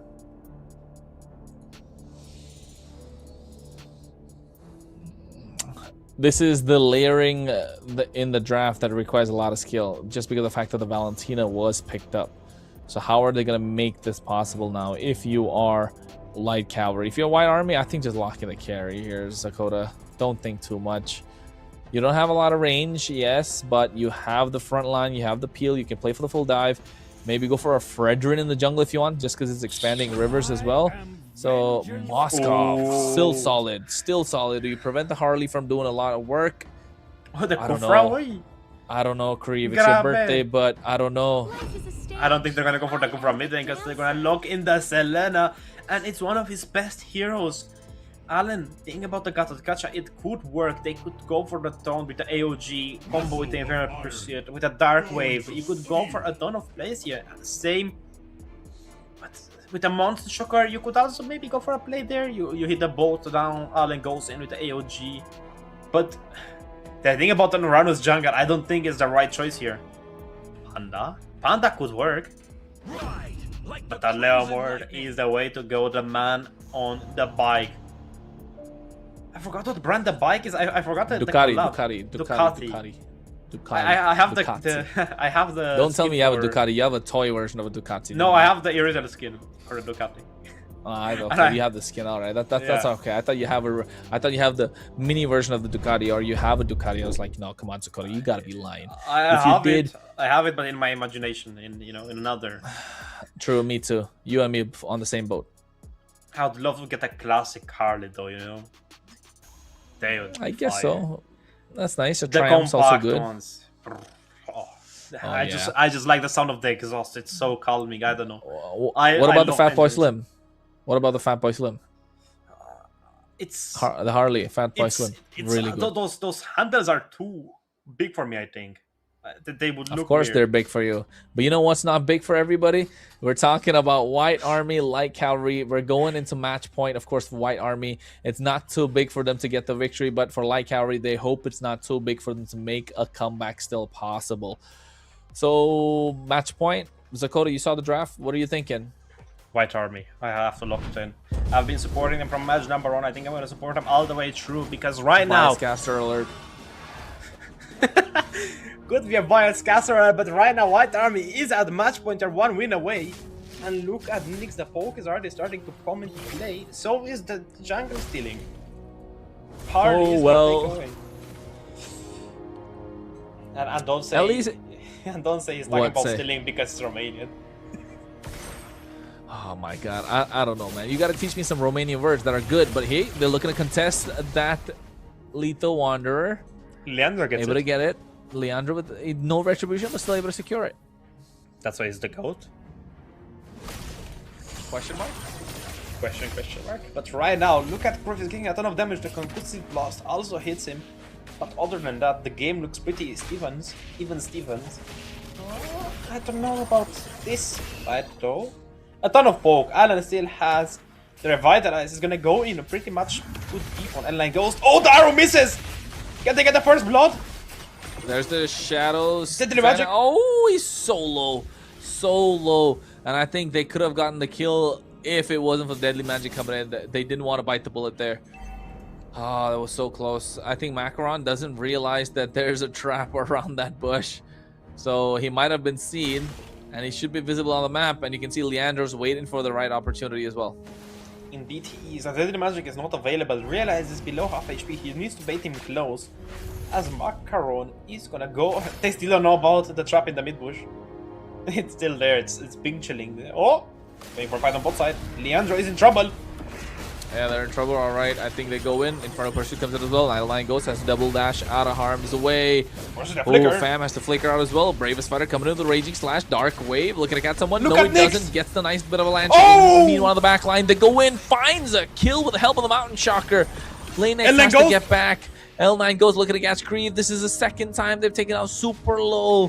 White Army. Just not able to get the final blow. One for non-trade, but on the top side, we're gonna see the Moscow taking advantage every single moment he can to try to push that turret a little bit, getting that gold shield. He doesn't have the Spear of Destruction, he missed it, but can he take them down? Oh, Dark Arrow. It's there, but it doesn't connect to anything, and Creeve is gonna take that gold crab like it's nothing. He's gonna eat it up, and same with the wave. They cannot do much about it. He just has so much damage clear. But look at Nyx. He's in trouble. They're preparing for trouble. They know it's double, but the Dynex is in a way. I don't know, Kronos. This is really rough. But you know what's not rough? These giveaways on our social medias.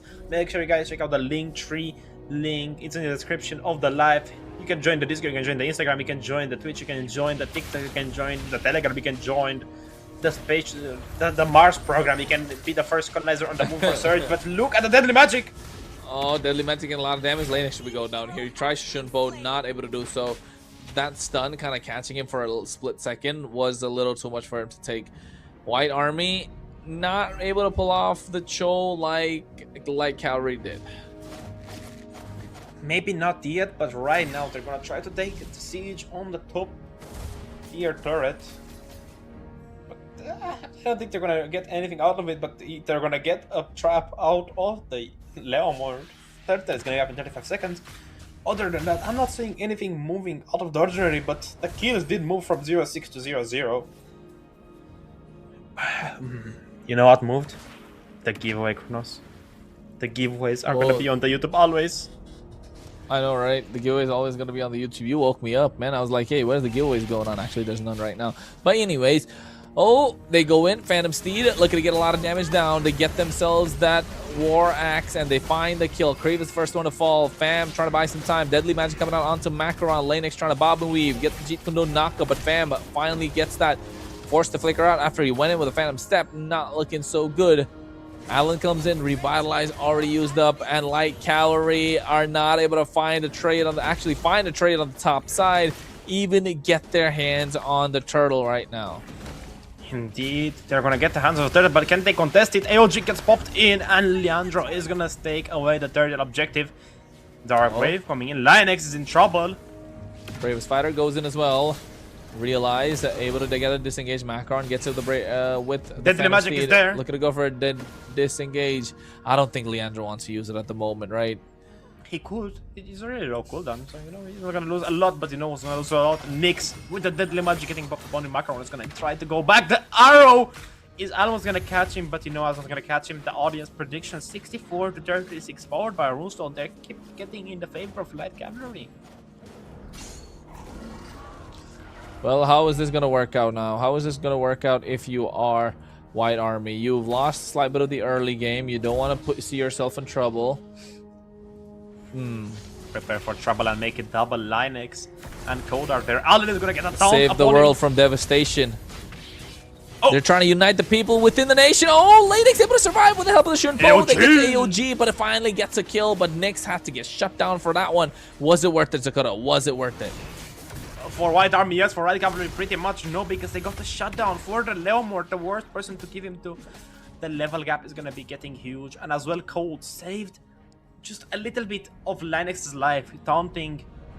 I mean, from taunting him, because he stunned him with a Spear of Misery towards the wall. But take a quick look at the items, Kronos. We see the Genius one for the Hardy, just to press them down. He's gonna go for the Blade of Despair for the Yisunshin, just to burst the enemies down. And Enhanced Diamond for the Selena. Ooh, glowing Phobius one for the cooked, Valentina. Right? Phobius is He's cooked, fine. Right? He's cooked. He's got to be cooked. Oh no, buys a lot of time. He is finding the creep, looking to snipe from we have someone. a dragon. Lennox gets in the way of the dragon, finds the right target. Landshaker misses. Oh, Mountain Shocker coming in clutch there. L9 Ghost gets caught up in the dark AOG. wave. AOG coming in as well, forced to flicker out, and that's feeding a lot of kills to Fam. I said cook. No, he was cooking. Gets himself a double even. He prepared for trouble, made it double, but Leandro's gonna go in to try to take Linux down. But he won't manage to do so, as the third and final turtle of the game is gonna get taken down by Leandro. Basically, no one will contest him for it. But it's White Army. They have the lady. They have these Moscow, and I think that's why they picked Selena just to try to stun him down, because it's gonna be such a menace to society. He doesn't have the purify, he has the flicker, but Nick is gonna respond to him. Hold on. Oh, Mountain Shocker already used up. Code using the Spear of Misery, trying to get out. SOD connected He's as well, gone. able to make it out alive. Oh! Use the flicker, but walks into Creve. Zakota, why do I feel like we're going all the way? I mean, it's 7 minutes in, 8 minutes almost. We don't know yet. It doesn't look that bad for both sides. White Army is a little bit behind. Yeah, it's 4,000 gold. But it's still winnable. They've been behind a little bit more, and they turn it around, because right now they're going to try to take a siege on the mid turret. Oh, we have the Next dragon. knock up. G Kundo comes in as well. AOG. Along with the Fang. There, get the AOG. Steed was used up. Ooh, White Army barely hanging by a thread. They need this Moscow to start splitting the map. But he never can. Nyx is always there to respond to him. And as well, Alski is unkillable. He needs the Trinity build up and ready to rock and roll. Same with And then goes, he needs to get his scores, he needs to get his damage, and he needs to take the ultimate from Nyx or Alski. They need to chase even Krev. Oh, the Abyssal Arrow hitting from far. It's looking a little difficult for White Army to try and make something out alive from this. I mean, I love how Linux went to realize to give him the chop as well, just because they're so good friends. But Linux looking for a dragon. Oh, gets it. Macron goes over the Steed as well. Fam goes over the Infernal Pursuit. Mountain Shocker being used up. SOD connecting, but they take down Lanex. Ghost goes in. I don't think it was a wise idea. Might get caught. AOG creating a separation. Moskov did get back with the SOD in the back line. Oh, disengage. 15 seconds to the Lord as Zakota. Light Cavalry looking to get this tier 1 of the mid lane. Macron goes in, looking to get the clear with the help of the Steed. So Leandro to the back line. Might get caught out. Golden Staff in his hands. Indeed, it is one step closer to complete the Trinity build, but other than that, look at the level difference between the junglers. It's not that much, it's only one level. Could White Army try to take a Lord fight? They just need to make an opening for Linux. They need to find an angle somehow, but the SOD is not there. Macaron as well, on the other side of the map. I don't know. Yeah, I agree, and I think it's something they need to find. Leandro able to find the Lord. Mountain Shocker comes in as well. Bravest Fighter with the Raging Slash top side. I was expecting Koten to go for a push, but realize gets taken down. Yeah, Chronos are gonna get taken down because right now it's a 7-kill deficit. They're gonna try to find something out. The Lord is gonna be starting the march in a few seconds, I think in 1. Or he already marched and I didn't notice. No, he is marching down the bot side. The Holy Shield is still active, so they're gonna have a pretty easy time at clearing that if they don't burst the wave. But looking at everything, it's looking like it's unfavorable for White Army. Code doesn't have a Trinity, does not have Demon Hunter Sword, and as well, we're gonna see the Leon, we're going for the Endless Battle. Enhanced Talisman for, no, actually Lightning Truncheon for the Valentina, just to burst them down a little bit faster. On the other hand, we're seeing Harley with the 3 main core item, Genius One, Lightning Truncheon, and as well a Divine Glaive, but the arrow is gonna hit on Macaron, the Abyssal Arrow connects. Gets him shut it down. The Deadly Magic was there. Oh, it lands again. Oh, the arrow. He has been lethal with this arrow, Zakota. The Lord's already in the bot side. Holy defense, able to get some clear. Code able to clear it out. Realize gets the Oracle. But you know what, Zakota? This is a complete U-turn of what happened in the previous game, right? Indeed, it is. Alski went out of the Hunger Strike and now he's eating, he's hungry, he's starving for a fight. But White Army, they cannot give him the fight he needs. It's a 6,000 gold gap between these two teams right here. And Cole is gonna try to go for a split push, but I think the members of Light Cavalry are going to answer. They're sensing him, they're sensing something is wrong. What could be wrong? Oh, Traceless. What could be wrong? And he's Mountain gone. Shocker. Oh no. And Oh no, he's another snipe. No, he's playing with his food right now. You take away the Cho, you're alright. You can't take away the Selena. You can't take away both. Hellline Ghost has no impact during this game. There is no one for him to take the ultimate away from. I haven't seen him take the IMU to an extent, but oh my god, the arrow combo! AOG goes in as well. Macaron They get the falls. deadly magic on a Macaron, not able to get the Barbiel. Steed walks away. L9 goes to the back line, trying to buy some time. Lanex trying to get a knock up onto Fam, but they're able to get the inhibitor on the bot side. Realize trying to buy as much time as he can with the Braver Spider. They get Gold. Fam finally. Trading SOD 1 for connect. 1. SOD connecting. He might be going in indeed. Mountain Shocker catching them as well. Nyx might be taken down. Goes in with a Traceless, but gets caught in a Spear of Misery. Koten able to get that kill. Leander goes in with the deadly magic. It's back and forth, Sakoro. It's back and forth. Indeed it is, but the Lord is gonna spawn in 5 seconds. It's gonna be a 3 versus 3 scenario. I realize it's gonna make it a 3 versus 2. Can they take it to a 3 again. versus 1? SOD coming in again, and it came in clutch. Burst the Double Lord. kill hands have realized now they find the Lord. Those who thought Light Cavalry were gonna get this might have to think again. White Army gonna blitz this Lord, take the advantage, and just like game number 1, might walk away with a victory. Indeed, they could. A 6 skill difference between these two teams right here as well. 3,000 gold. Actually, 4,000 gold. But I don't know. Nyx is playing super well. The Yisun Shin is putting in a ton of work. He's gonna go to try to collect his endless battle. But on the other side, we're gonna see the Moscow almost getting his Malefic gun. The Trinity is achieved. The damage is gonna be starting to pile up, but he needs to play with Linux. He needs to play with the tank. His life is more important than any other members of White Armies. Abyssal Arrow goes there just to give a little bit of vision. He is there. 3 members from Light Cavalry are as well for AOG. And he's found out again! Code, what are you doing, brother?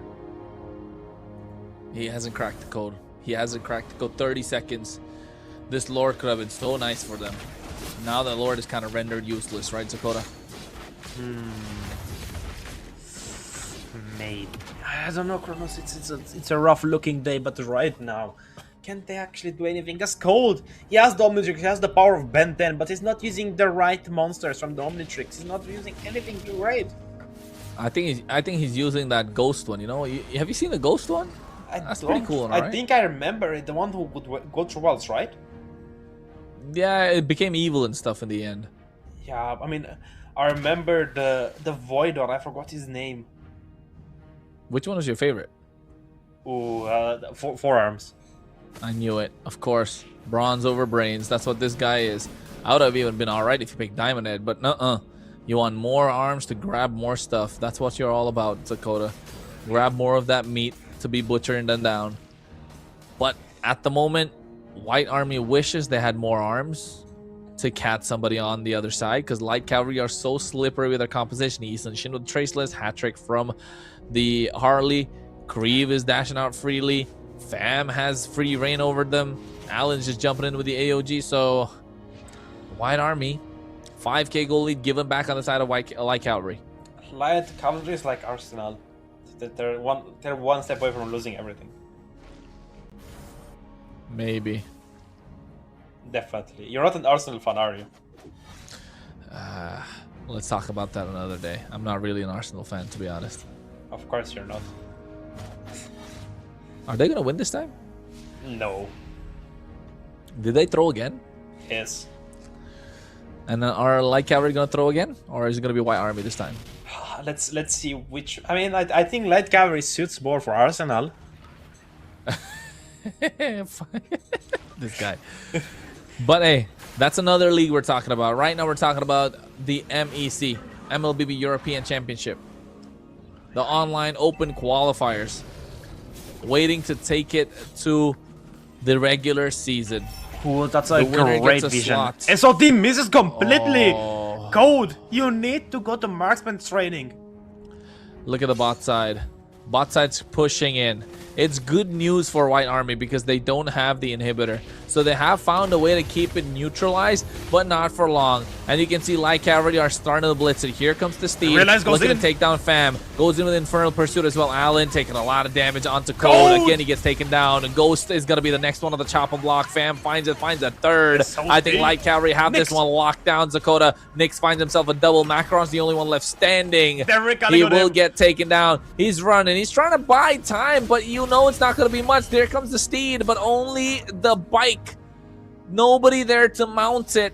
White Army backed themselves into a corner, thought they were outsmarting Light Cavalry in the draft. Unfortunate that they overthought themselves and outsmarted themselves, and now we go the distance, Dakota. We're going to a game number 5. I don't think either of the people on the desk right now expect the game number 5, but it's going to happen. I was expecting a best. I mean, I was expecting 3 games from White Army, the win, but it's looking like match point right now. Light Cavalry and White Army are in a standstill. Best of 1 is left on the table. Who's gonna take it? It's a 10-ban lobby, so the drafts could go a ton of ways. But let's take a quick look at the scoreboard and look at Nyx and Allen putting in the big work. Those big muscles of Allen are just gonna be taking everything down. One good thing is he built the Chassis Pauldron early, Zakota, as a second item, and I like that. Yeah, I like it. It's really good. It prevents his Moscow from scaling any further quite early. And you're okay dealing with the damage from L9 Ghost because it's not... Yes, it's a lot if he's able to maneuver around, but clearly he wasn't. Kree was just getting the better of him. I don't know what to say. Kree was just handing those arrows left and right, comboing with Adam. The AOG was going in after them. There was no escape, and Code, he keeps getting picked off. There wasn't a safe place for him made whatsoever. I think he needed to go back to the Granger. The Granger was doing so well, he was making his own space, but the carry are not that great. But let's take a quick look at highlights to see what happened during the game. Kronos, could you break them down for us?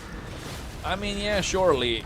At this point, you could take a look at what happened. It was back and forth until Light Cavalry found the opening and got the advantage. This was a massive fight where they went for Fam, and you thought he was cooked, but guess what? He was the one doing the cooking. And White Army never really found their footing after that. Yes, SOD is connected left, right, and center, but Code, you said it right, Dakota. He needs some marksman training. Yeah, I mean, he missed some important SODs. But other than that, look at and realize he's going in 1v5, he's getting caught out with his pants down. And Grievous just taking advantage, getting those arrows on him. Other than that, but look at this play, this is what I was talking about. The arrow was connecting, and just the AOG went in. It's not on the actual recode. Did get a kill on Alex, didn't get a shot on, but it was a kill. It was 200 gold. And here, Nyx is just completely decimating the competition. Not much you can do about him. Well, there's nothing you can do about him at the moment, so let's see how it will go about for the next game, Zakota. We're going into game number 5, of course, and if you ask me, the team with the momentum this time is Light Cavalry. And it was right.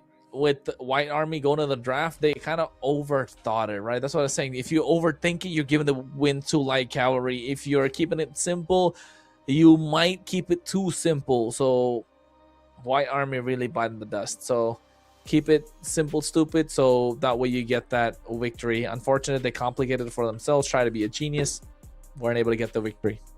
He had a genius one, but the genius was not at, it was not at the stakes.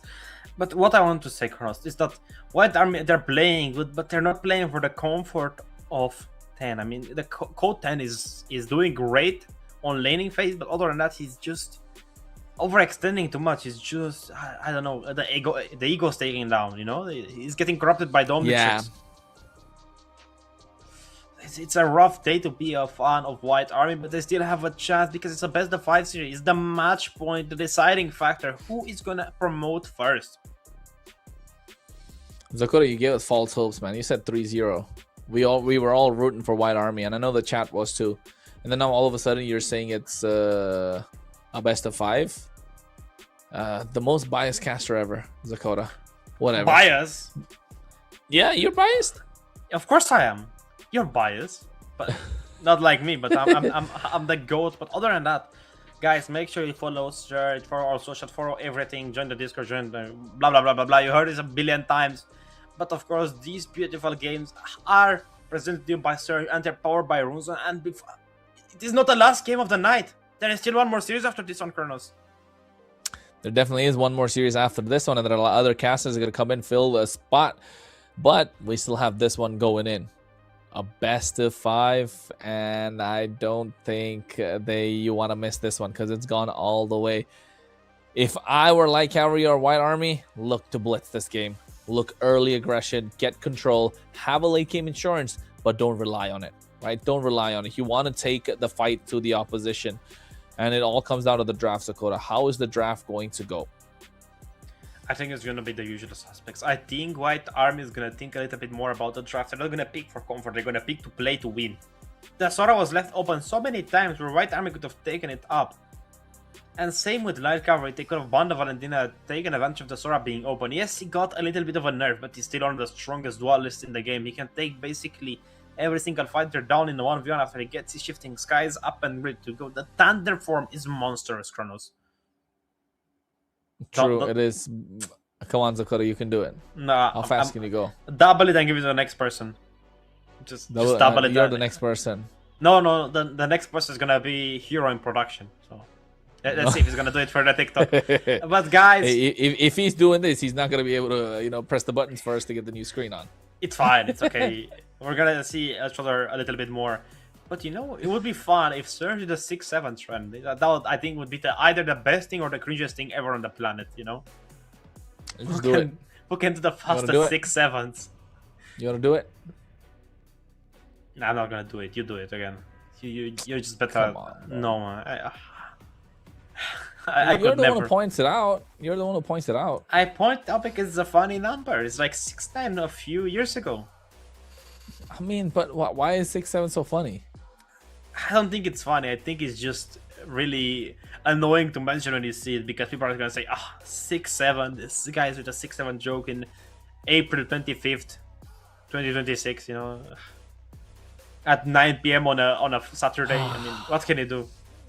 Very true indeed. So I mean, it's been a while, and with all that's going on at the moment, I think this next game is going to be a certified banger.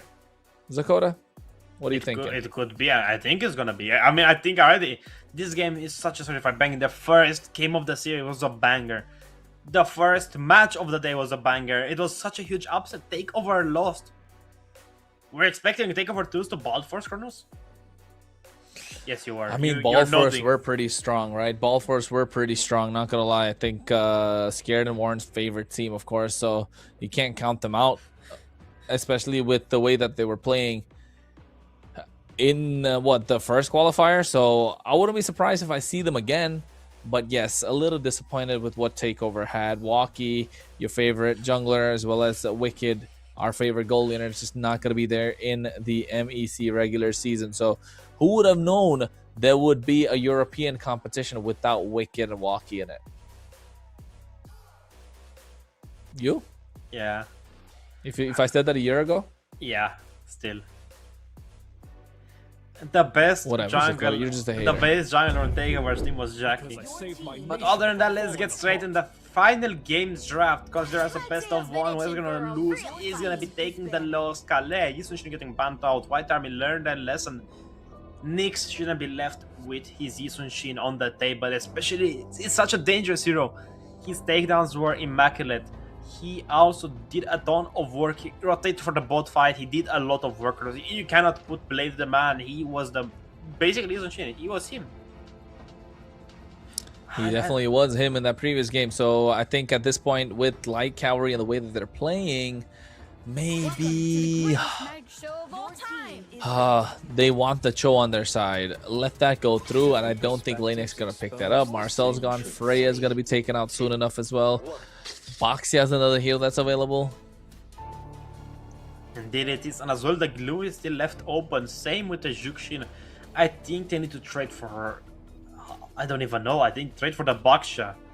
Let Macaron go on the Baksha jungle. Try to take it out of the hands of Leandro and give them the Jukshin, and the possible Sora, it's I don't know, Chronos. I don't know what to say.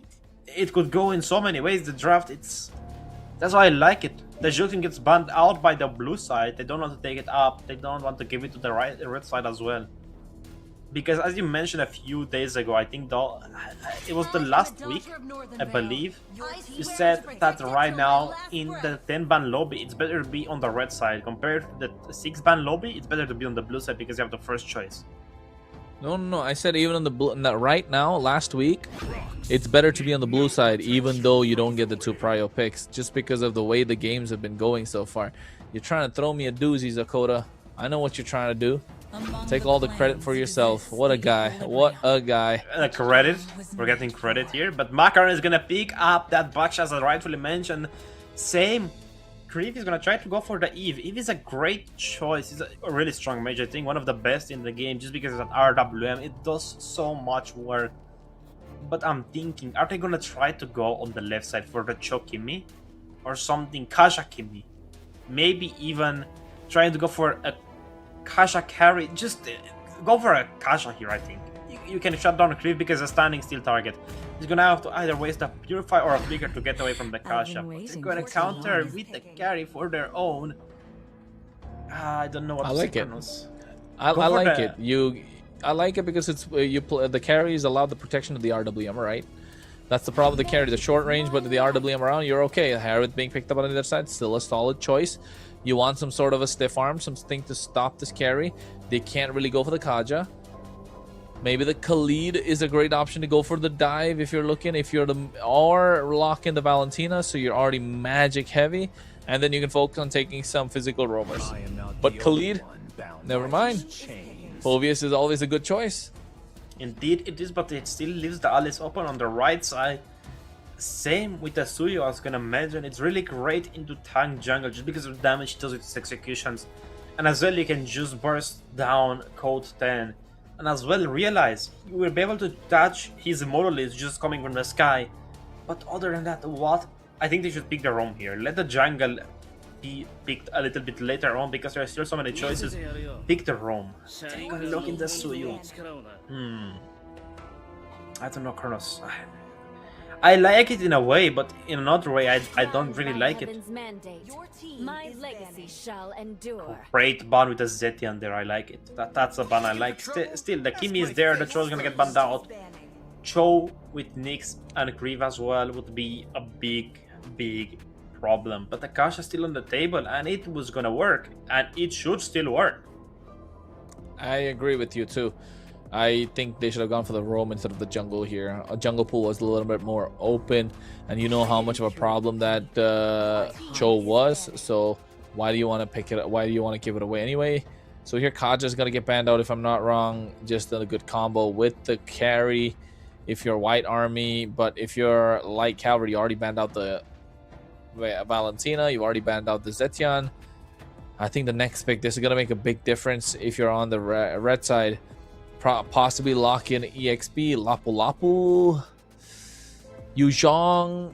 Still not satisfied with either, Dakota. Still, Alice. Yeah, I was gonna say Alice is a solid choice here, but then against the Boxia, maybe yes, it's not the best, but still you get a massive Throne of Ruin. You got the AOE. You can play inside the RWM, even find a set outside. Bait out the Purify from this Harith early on, and then maybe look to go into a roam position with something like a Khalid or a Glue that's annoying. It could work as you said, but right now the Glue they go for the Glue first. It's early, the Param is still on the table, and they're gonna lock in the Kimi, one of L9 Ghost's best heroes, and it works super well against the little Glueless because he's gonna build his passive even faster and faster. And Linex is gonna go for the Kaja for himself, but that's gonna be a little bit odd, I think, because they don't have the burst. The burst is not there compared to the right side, but deny the pick. Is it worth it? Maybe go here for Kaja to deny Leandro, just go straight for him. I don't know, Kronos. It's a rough draft. It's very rough draft indeed. Power of light incarnate. I don't like the white army so much just because there's not enough instant burst, right, Zakota? but they do have a lot of DPS, like re-engage potential. They have extended teamfight potential. This is what I was talking about. Maybe the Khalid plus glue, and now all of a sudden light cavalry look like they're gonna take this game away. Indeed they are, but I don't know if I saw a little bit of a demon on the glue. I saw the flame shot being there. It reminded me, do you remember when Phobius used to run with a flame shot? Flame shot, yeah, that's crazy. There used to be a team in Mena, I think it was either Falcons or Okami. They used to count down whenever you did a script. They used to count down how long it took for you to clear a blue buff or your red buff, and they used to steal with the Phobius all the time, and it was super annoying playing versus them. But nowadays, you don't see that many of strategies. Usually you see on rank the flame shot glues, but in tournament plays you don't see it anymore. But right now, ladies and gentlemen, for the final game of the second match between White Army and Light Cavalry, we're gonna find out who's gonna win because it's match point. I am here, Zakota, joined by Kronos. Not the last stream of day number 2, but one of the most interesting ones. We're finally going in indeed. These are what they look like. But folks, once again, as Dakota mentioned, it's not the final match of the night, but it is the final game of the best of 5. The winner claims a spot in MEC regular season. The first one we're going to find out today. And oh boy, it's going to be Light Cavalry versus White Army. We're going the distance. We're looking at a slobber knocker. Who's going to be the one to take it all? That's going to be left behind out. But right now, Makar is going to be just rolling about with his Shield of Unity. But look at... Oh! He almost got Leandro, but look at the position coming from Allen. Oh well, they're baiting out quite a lot. That's a Desert Tornado. Ghost able to walk out alive. No spells yet, and I think that's what they're looking at. They get this flicker from Lanex. It could be a massive problem, Dakota. Indeed, it could, because Lanex right now is super valuable. He's an asset. He needs that level 4 extremely fast. But other than that, let's see what's happening on the silence. A quick look tells us that the Glue and the Phobius are having a standstill. They're both hugging each other. The Patrick skin is there. He's having a pretty good time getting those burgers picked up. All the time he's trying to get close to them, he's not close enough, because right now Realize needs to try to take the advantage. The level 4 is gonna be detrimental for him to sustain a ton of damage. Same on the top side right now. Let's see Code going head-to-head versus Nyx. The Heart should have the upper hand, but look at Leandro. Goes in for the gold crab. Yeah, he goes in for the gold crab, but I think in this case, how are Light Cavalry going to be able to... Yeah, this is the way. You get the early push. You're not going to bait out the flicker. That's fine. The turtle's going to be up right now on the bot side. They get a clear going. Macaron. Oh, no, making his way, but Leandro able to make it out. They get him! Nyx gets caught, and the RWM comes in. First blood in the hands of Macaron, and now they're going for the chase. L9 goes free, hits Allen, Lowe's forced to flicker out, and Code is looking to pick up that kill as well. Double kill in the hands of Macaron. The one mistake that they made, Leandro gets one back indeed, but they trade 3 for it. Indeed, they do 3 for 1. That's gonna put White Army a super high advantage. But still, it's only 400 gold, but that turtle is gonna go in the hands of Macaron. Realizes their creep is gonna try to give a little bit of vision, but Leandro is super far away, and the first retribution is still not there. Oh, they almost lost that objective. Azal is gonna try to capitalize, but the Divine Judgment is there. Sandguard! Oh no, Allen goes down. White Army are taking lead on this, and you could see as well, Dakota, in the audience predictions, it was a 40-60. 60 on the side of Light Cavalry, 40 on the side of White Army that we weren't able to really cover earlier, powered by Runestone. And now Macaron just being annoying. This is what a Boxia can do, right? You forget about how strong this meta really is and how much Boxia was providing so far, and you leave them open, and all of a sudden, like, yo, this is the reason why we banned it out for like what, a month and a half, 2 months almost, maybe even 6. 4 years. I agree. He's been on meta all the time. He's been working all the Flap time. TZ. That's who started it. Flap TZ, Boxia EXP lane, M2 days, and we're still looking at him being played right now. Just slotting it in a different role. It's difficult. It's difficult for Light Cavalry right now. They need to absorb a lot of pressure, but they don't have the lineup to do so. They need Fam to be left outside his lane, and they play exactly opposite on the side. Nyx gets pulled back to the Divine Judgment. They're going in. Look at Ghost dishing out a lot of damage. Allen goes in, but able to kite. Kaja doesn't get caught out. They find Kriv. 2 falling down. White Army. Oh, they're working it. They're working the ways that they can and making sure Light Cavalry don't have a good time. Allen tries to buy to ring around the rosy. Ring around the rosy.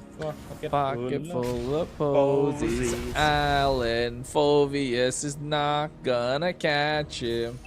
It's just such a quick boy. He has a Sun Guard as well, just in case he needs to heal up.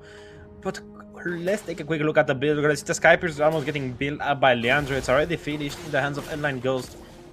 Stardom side picked up by Code. He's at a 3,400 gold, staggering amount. He's 1,200 gold ahead of Nyx. But other than that, the neutral objective has spawned in, and Macaron is gonna be on the high race as it takes the second third of the game. Leandro was never close to even taking it, but he's gonna be got the red buff for himself, you know? Go big or go home. Go big or go home indeed. And I think now with everything that's happening for Light Cavalry, yeah, like the Skypiercer finally comes in. They're going big, all right, Dakota. Light Cavalry are going big. They need to find a couple of kills, and it's all going to come in the hands of Leandro. Once that happens, get a couple of kills, maybe a double, maybe a triple, and we can start seeing something going good for Light Cavalry. We could maybe see that going on, but right now, for Light Cavalry to actually make an impact, they need to try to play for a gank on top side. They need to try to take either Linux down or Code, but let's see the fight picking up. Suppression coming in, Divine Judgment. Oh, there's a lot of damage being done as well. Fam tries to make it out of harm's way. Allen trying to survive, but Code and L9 Ghost, nobody can stop them at this point. The 2 core damage dealers are making Light Cavalry crumble. They are Kronos, and it's a heartbreaking thing to see because Light Cavalry is getting pushed back to their own base. They try to burst down the glue, but they don't have enough damage to do so just now. The next neutral objective will spawn in 45 seconds. Can we see the gun here? He's gonna go down to L9 Ghost, the worst possible person to give the kill to, and Linux is gonna be boasting a little bit with his fire recall, matching his fire skin.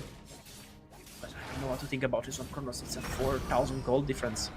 Oh, able to get the retribution. It's a 4,000 gold difference. It's 3,000 3,000 at the moment. My bad. Yeah, my bad. I'm about to say your math is really bad, Dakota. You get your glasses changed?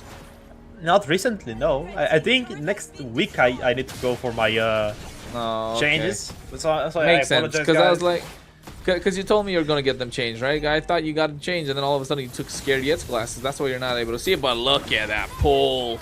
Raging Sandstorm, we can't do anything about it, my guy. What a kill. This Kaja is coming online, and it's coming online really good. The Radiant Armor being picked up by Fam right now. He gets a split, tries to get on top of Linux. Yes, he does. Grab, but forcing a flicker out. Ooh, I don't know if that was worth it. It's still a turtle objective getting taken here. I don't know. You have to take small risk to try to get for a big play, Kronos. But right now, any risk Light Cavalry takes would be punished extremely heavily. They are just so far behind, especially they have a playmaking team. But White Army went for the draft to counter that. They went for a super passive draft. They went for a deny engager. They went for the Kaja here. And if Allen goes in with Raging Sandstorm, Kaja can just catch him safe with the glue. He can just get caught. Same with Leandro. So they have to play extremely carefully. They definitely have to play extremely carefully at this point. But they cannot afford to. They need to get a little more aggressive, Dakota. 4K down in gold. They need to find ways to farm up. They need to find angles to pick off kills. And you can see in the purple buff area as well, Fam is just trying to find where this Kaja is, zoning them away, making sure they don't walk up to the jungle. But never mind, purple buff is gone. Grand Theft Purple happened. Indeed, it happened as Code. It's going to take a tier 2 turret, but on the top side, 4, actually 3 versus 1, and it's going to be taking the high road as Nyx might fall here. Macron, nice stop onto Allen. Nyx, yes, he's going to go down. His Tortoise is Poissons. He's trying to survive. Not going to happen. And if it's not working out, oh, that's a couple of recalls. Was that? Oh, yep. No. They're paying. It's payback for what happened last game. Oh no, Dakota. Oh no. It's not great. It's looking rather grim, Kronos. Rather grim is looking pretty grim at this point. If you're like Cavalry, you just get one kill. White Army are slowly marching in. They take away the tier 2 on the top side. RWMUs, but they're able to make it out alive. Look at the bot side. They get another push going. So 2 tier 1 towers taken down. That's all right if you're Leandro and light Cavalry, but 3.8k gold lead, so you're still maintaining the 4k mark. The Lord is going to be the target for White Army, and we know how this game goes with the Lord. Indeed, we do, as the Lord will start soon. And I don't think they're gonna contest. They have no reason to, as Line is gonna pick up that annoying item. It's so strong. Yeah, even 30% cooldown reduction on any kill or assist, you get this huge cross. I know. At this point, it's okay. They just need a couple of kills. He's got a Sky Piercer. Stack it up. But the problem I see here, Dakota, is Nyx. Only 2 items. Where's your DHS? He hasn't even started the DHS. He doesn't have enough gold to get a dagger for the DHS. That's 250. He just got the golden staff, and you can see they're gonna abuse that fact and take him down with the help of the Zaman Force. Code moving around, might find a double. Leandro does get a shutdown. He wants to escape and try and run away, but Lanix making sure that doesn't happen. Fam appealing for the team, but the damage is too much for them to take. It's a lot of magic. It's too much for him to look out for. Tricks are starting to show. Code dashes out as well with that synchro vision. A chrono dash. Ghost picks up the kill. The Lord is still marching on the top side. Light Cavalry have the holy defenses to defend. Tier 2's taken away. Mid tier 2 left standing, but no longer. L9 Ghost is gonna be taking a big chunk of the tower down. Same on the top side. The Lord. Divine Judgment comes in. Look at Code. He goes in with the Zaman Force as well. He wants to take down the tower. He didn't really care. He was really putting it to work, going overtime. Leandro comes in. They have to disengage, but oh my god, that would have been worth it if they got the tower. It indeed would have been, but still, no one died in that possible game siege. 2 holy shields have been used. 40 seconds left, 50 seconds left for them to disappear either way, but the Lord is gonna spawn in 80 seconds. 1 kill here could mean a possible turnaround for Light Cavalry. We might see an upset. We might see what happened in game number 1, but to this time to White Army, Light Cavalry could try to go for a reverse sweep, but it's gonna be super risky. Still, Leandro is the only man on the side of Light Cavalry with any kills. This is it's dangerous, a dangerous business. Well, with this dangerous business, Dakota, what's the way to make anything possible right now? Finally, they're looking at DHS. It's a little more closer for Nyx. Are we looking at a 4-item power spike? Are we looking at the Malefic gun? Maybe then. I still don't think they will have enough damage to burst down Realize or Macaron. Light there to respond. Same with L9 Ghost, but I want to see Leandro trying to go for a coup, trying to just go around and to take the Lord away from White Army, just a steal. He has the Soul Saver. He has higher level than Macaron as well. He's going to be level 15 before Macaron is level 14. So it's not going to be a great day in the Land of Dawn, but I think Leandro can turn it around. Let's see who gets level 15 first. I think Macaron gets it. He's taking the purple, so Leandro is going to get it. Oh, Leandro got it. Close. I'm close. A jungler after all. I know this. You're not no jungler. You're just Dakota. But hey, you don't have to be mean about it. What's so mean about being Dakota? I mean, I'm sorry you're I'm not sorry, able to you're keep that up. Come on, Dakota. Come on, man. It's alright, man. Bullying, bruh. Ain't no bullying around here, boy. Why you bullying me? I'm not bullying nobody. I don't bully, bro. We don't do that. Not here in Surge Europe. Only in the Land of Dawn the bullying happens. Hold on, look at Nyx. He finally got a Demon Hunter sword to try to take these demons down. But they need the gun, don't they? They need Malefic gun. Why is it? Is it an evil gun? Why is it Malefic? I don't know, because they don't want to. It is quite Malefic if you think about it. It's quite strong. You don't want to deal with the wrath of the Malefic gun, but the Lord slowly gonna crash on the top side. White Army are good at this. but hopefully they don't let it slip like they've done before. So at this point, oh, I like the Tesla inhibitor as well. Looks clean. I have it, but I don't use them because it gives away position sometimes when you're on lane. We don't see it that often in pro play. We see it sometimes in the early, but that's about it. We never see it in actual lane. Do you like the pink color on it? I never noticed. I think it's only for the red side. For the blue side, it's a blue light. But right now, the blue light is gonna be the Lord driving on the top side.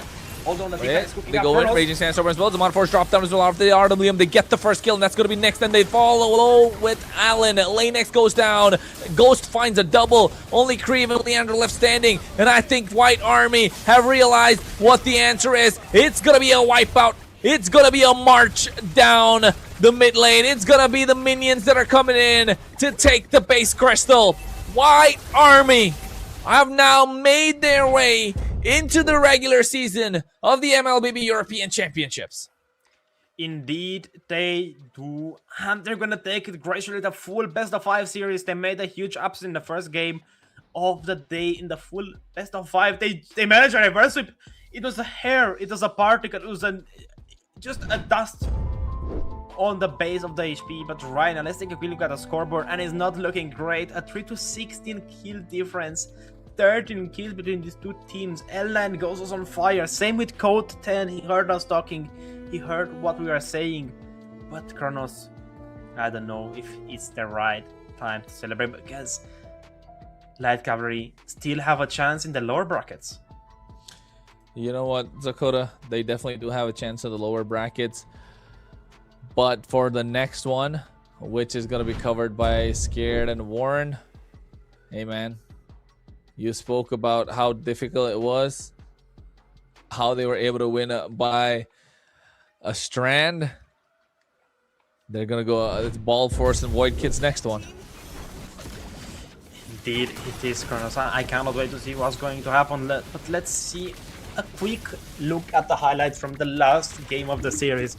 We're just seeing White Army completely dominating the field. Not much they can do, even if they're starting the engage. Trying to poke out Makar, they're just making me angry. And look at the lineup with the Divine Judgment. That's what we wanted to see in game number 3, I think. When he went for the highlights with the Kasha, it would have been a perfect Kasha game. But Creep is gonna try to do something here. But what can he do? He's going back. He doesn't have the range. If he gets close to Harriet, he's gonna get poked out. And we're gonna see the Recall farm yet again as Leandro is the last on the fan. In the Code 10 Kronos. It was a bloodbath. It was a bloodbath after what was grueling, what was a rubber band game. They kept tugging. It was a tug of war, push and pull effect, whatever you want to call it. At the end of the day, White Army have found their way into the MEC regular season, and that's why you can see Zakota is mewing about that. And now, what a game, what a victory. Congratulations to the White Army to make it indeed. Meanwhile, Light Cavalry will drop down to the lower bracket. Will go against the winner of Void Kids versus Bald Force. Zakota, that next series, who do you think is going to take it? If I'm being honest, I think it's going to be Void Kids. But right now, ladies and gentlemen, we're going to go in a short break. I was Zakota, joined by Kronos. And don't go anywhere because a next year is about to start.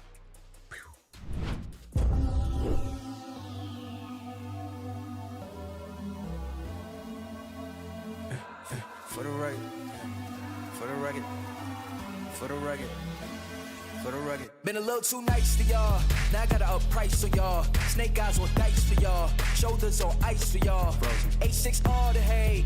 I won't get involved today. Got lost in the ball and A's. I'm flipping the bars. I'm flipping the on record, off record. I still count wins when they got it. On record, off record. I let them take advantage. I was wildin'. On record, off record deals. Tell them talk to Colin for the quote. On record, off record. I still want to act, not the ghost.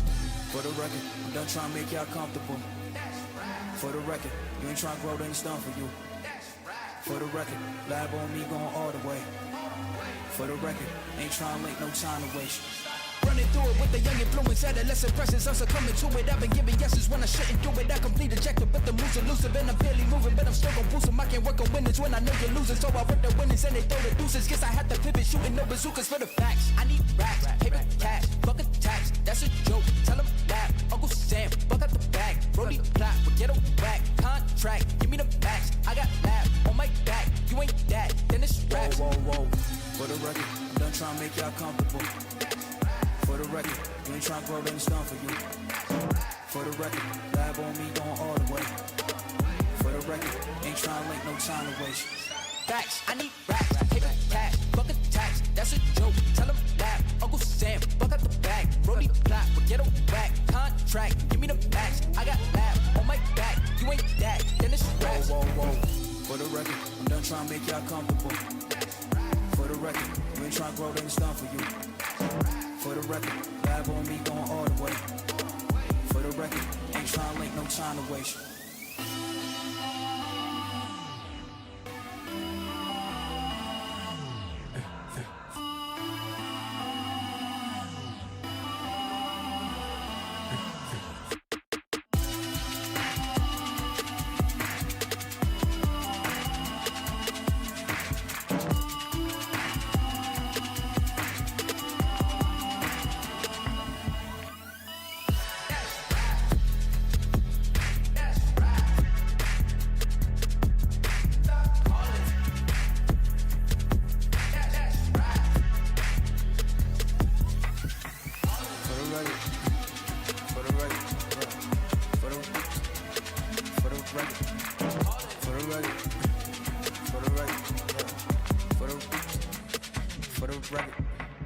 For the record.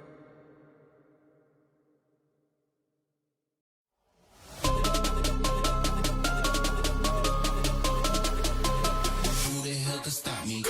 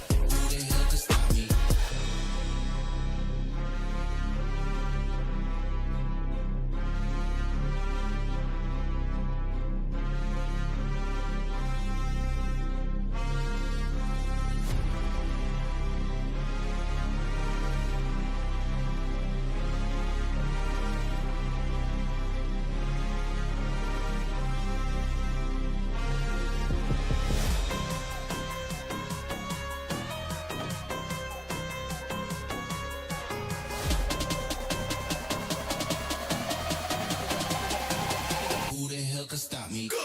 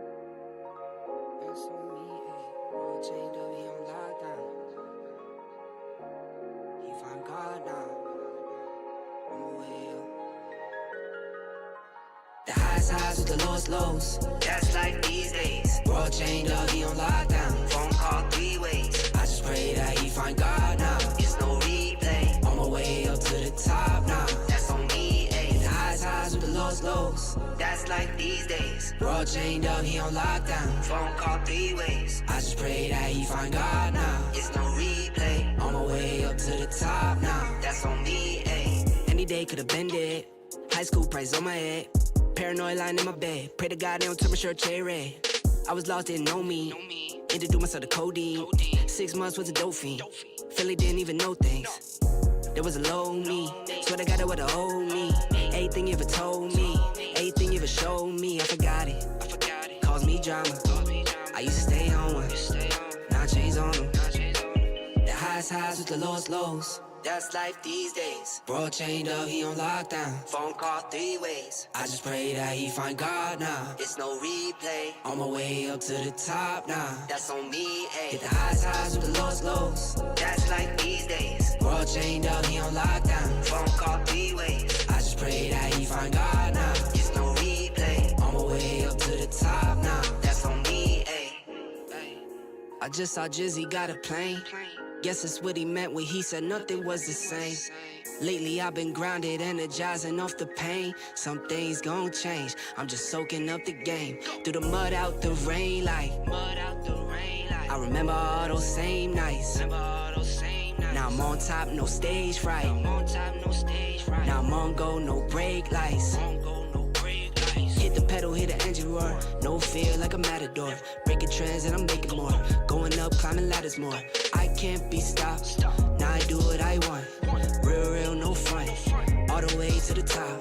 Highs with the lowest lows. That's like these days. World chained up, he on lockdown. Phone call 3 ways. I just pray that he find God now. It's no replay. On my way up to the top now. That's on me, ayy. Hit the highs with the lowest lows. That's like these days. World chained up, he on lockdown. Phone call 3 ways. I just pray that he find God now. It's no replay. On my way up to the top now. That's on me, ayy.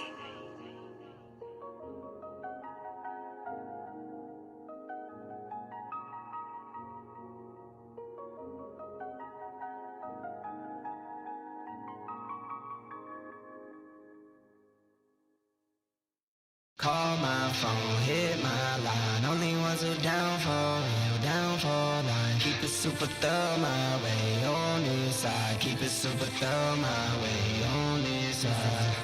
Call my phone, hit my line. Only ones who down for real, down for line. Keep it super thorough my way on this side. Keep it super thorough my way on this side. Mobbing with my brothers, there's no question, keep it real. Whether we East coastin' or we in the hidden hills. In the poppin' straps of blue faces, not the pills. Heard you callin' bluffs, I show and prove it is for real. Son of God, not a son of Sam. Keep it off the books and keep it coming in. Bitch, the old whip, see what I'm coming in. The inside caramel just like 100 grand. Call my phone, hit my line. Only ones who down for real, down for life. Keep it super thorough my way on this side. Keep it super thorough my way on this side. Call my phone, hit my line. Only ones who down for real, down for life. Keep it super thorough my way on this side. Keep it super thorough my way on this side. Heard you moving funny, had to cut you off. Had some more friends like my brothers, I can't trust it all. Same ones in your corner, wanna see you fall. Now I only need a hand to count the ones who ball with me. Down to fall with me. Down to put it on the line when lose or draw with me. Those my brothers, different mothers, part of par with me. Got the Bonnie to my class, she break the law with me. Call my phone, hit my line. Only ones who down for real, down for life. Keep it super thorough my way on this side. Keep it. Hello, lovely broadcast brought to you by Search Europe. Of course, this is the MEC qualifier number 2, season 2, a lot of number 2s. 2 lovely casters there, another number 2. Second BO5 of today, man.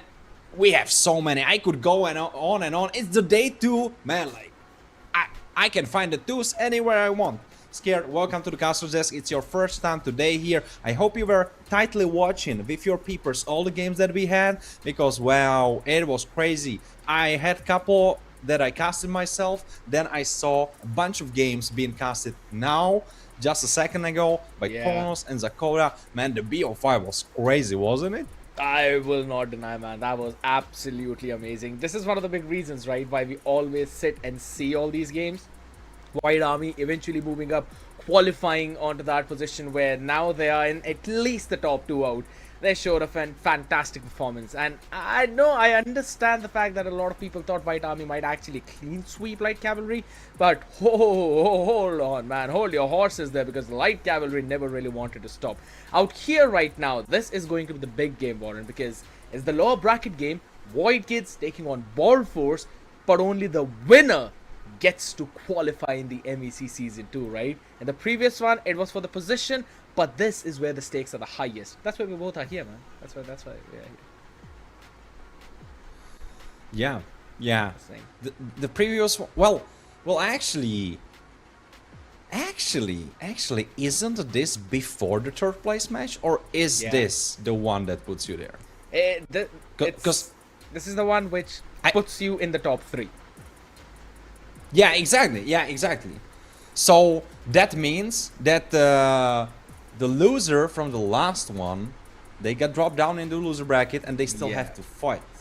Exactly.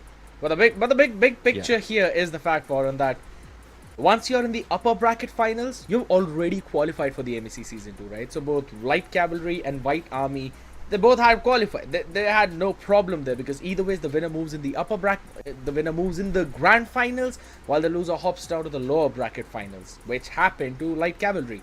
But here, this is that one prior round where now either Void Kids or Ball Force will eventually get a chance to enter into that top 3. But if the other team wins, your hopes and dreams are going to be ended. That's going to be the main storyline out for this one, because let's be honest, I know that Kronos and Zakota were mentioning how we both love Ball Force, and to be honest, with the force that they show us up, I'm pretty sure I'm going to be feeling really excited about it. Yeah, man, Ball Force throwing down with Takeover and being the team that beats Takeover. That just speaks for itself. Yeah, it's basically stating that, alright, move aside, old man, new kids are on the block and they are ready to play. You know, like Wicked, yeah, maybe he was #1 goal laner back in the days, but well, times changed, or at least that's how it looked today. I was mentioning it when we had the cast that, yeah, there were emotions and yada yada yada, everyone, we know that. But still, the history doesn't ask who made it. It was Ball Force, Takeover are out, and Ball Force are right now trying to make their stand and make it through into the top 3, as you were saying. True. Right now, it's a top 4. Everyone else is out. It's just Void Kids, Ball Force, Light Cavalry, and White Army. White Army standing at the top of the food chain. They are waiting in that great finals, which we will be having tomorrow. True. By the way, people were asking, so let's clear that up on the stream. Why are we having the grand finals? Why are we having the battle for furthermore if the top 3 already qualified? The important part is that we have groups, and you want to have a good seeding in the groups for you to have the best possible outcome through the groups or out of the groups. So that's one thing that I wanted to clarify when I hop on the cast. So people, that's the reason. But right now we are still battling between these two. One of them is gonna make it top 3, one of them is gonna have that spot secured. True. We don't know how good, how warm it will be, but it will be a secure spot. The other one, bye-bye, they are done. We are entering the draft, Kaja Valentina. Are you seeing what you expected?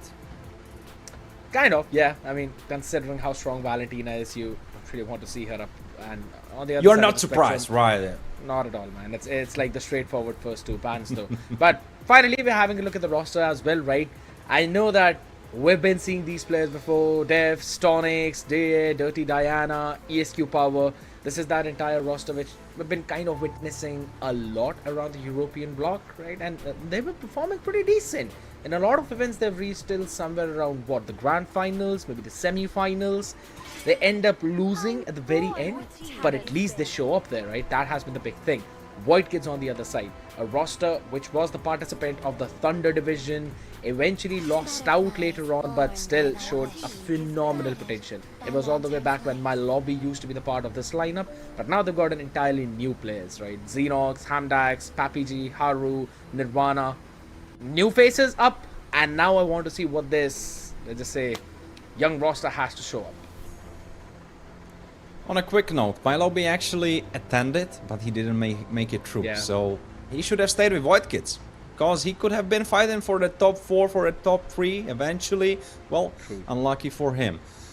By the way, I would even say that for the Void Kids, it's kind of the boomer roster, right? Both for the new blood again, and the boomer roster for Void Kids, because we have Papiji, and I believe that I am not wrong that it's Gvodzi, right? It's just renamed Gvodzi. It should be Gvodzi on the throne position. Because I heard that. I mean, probably. I still need the confirmation. Yeah, I think there, so. right? I think it's him. We don't have the Zakota encyclopedia here, otherwise we could have asked that question. He probably clarifies all of that in the chat. So people, if you are in the chat, you have that extra value added on top of the stream. You know, Search Europe, always moving past the borders of normal broadcast. We got you. Don't worry. Yes. Right now we are moving into the first part where will be the picks shown up. Right now it was just the bands, Baxia, Valentina Guinevere, all of those. Yeah, Scared, we don't even need to talk about it. There's nothing that we did not expect. Harley. Like, there are some heroes. Alright, yeah, Harley. I know. But I just wanted to say, there are some heroes that you could have maybe banned instead, but all of them are meta, all of them make sense. There's nothing spicy, nothing crazy. True. What will be crazy eventually might be the picks. That's one thing, right? And yes, I agree. It is going to be a Harley open, left up. There's still quite a few picks. Kalea on the other side, maybe the Eve, Gimmies, if you really like to go that route. So Harley should be the priority, but I'm pretty sure they're kind of figuring out what they want to open up with. Different perspectives. Oh, the Marcel though. Alright, they pick up the photographer. Harley Kalea? Ooh. That's a big rather- statement, Scared. We had this discussion earlier. We had this discussion yesterday, I believe, that Marcel, he is the hero that really needs to be performed and maneuvered correctly. It's not a hero anyone can play. We were saying Moscow and we were saying Marcel. So right now, Papiji, he is bringing that onto the table and he's like, alright guys, I'm gonna carry, I'm gonna show you a superior maneuvers with this guy. I am going to make your life so hard. That's one thing, and now I'm kind of surprised no one's actually trying to secure Harley here. And yes, I do understand the discussion. I remember the one that we were having previously about how you need to be really formative on the Marcel. So on the other side, you instantly lock in the Phobius, you lock in the Zetian as well. Now that did leave the Harley There's open. the little guy. So finally Void Kids will eventually secure it. It kind of feels criminal to see him getting passed in that very first This freaking late, phase. right? Yeah, it is. Alright, but at least he gets secured here. It's not going to be left alone for a long time. What do you lock in with him? You want to try and prioritize your goal lane out here right now, and then ban out the next few. Maybe the carry, maybe the Claude. Harith doesn't seem like the right choice considering there's a Phobius on the other side.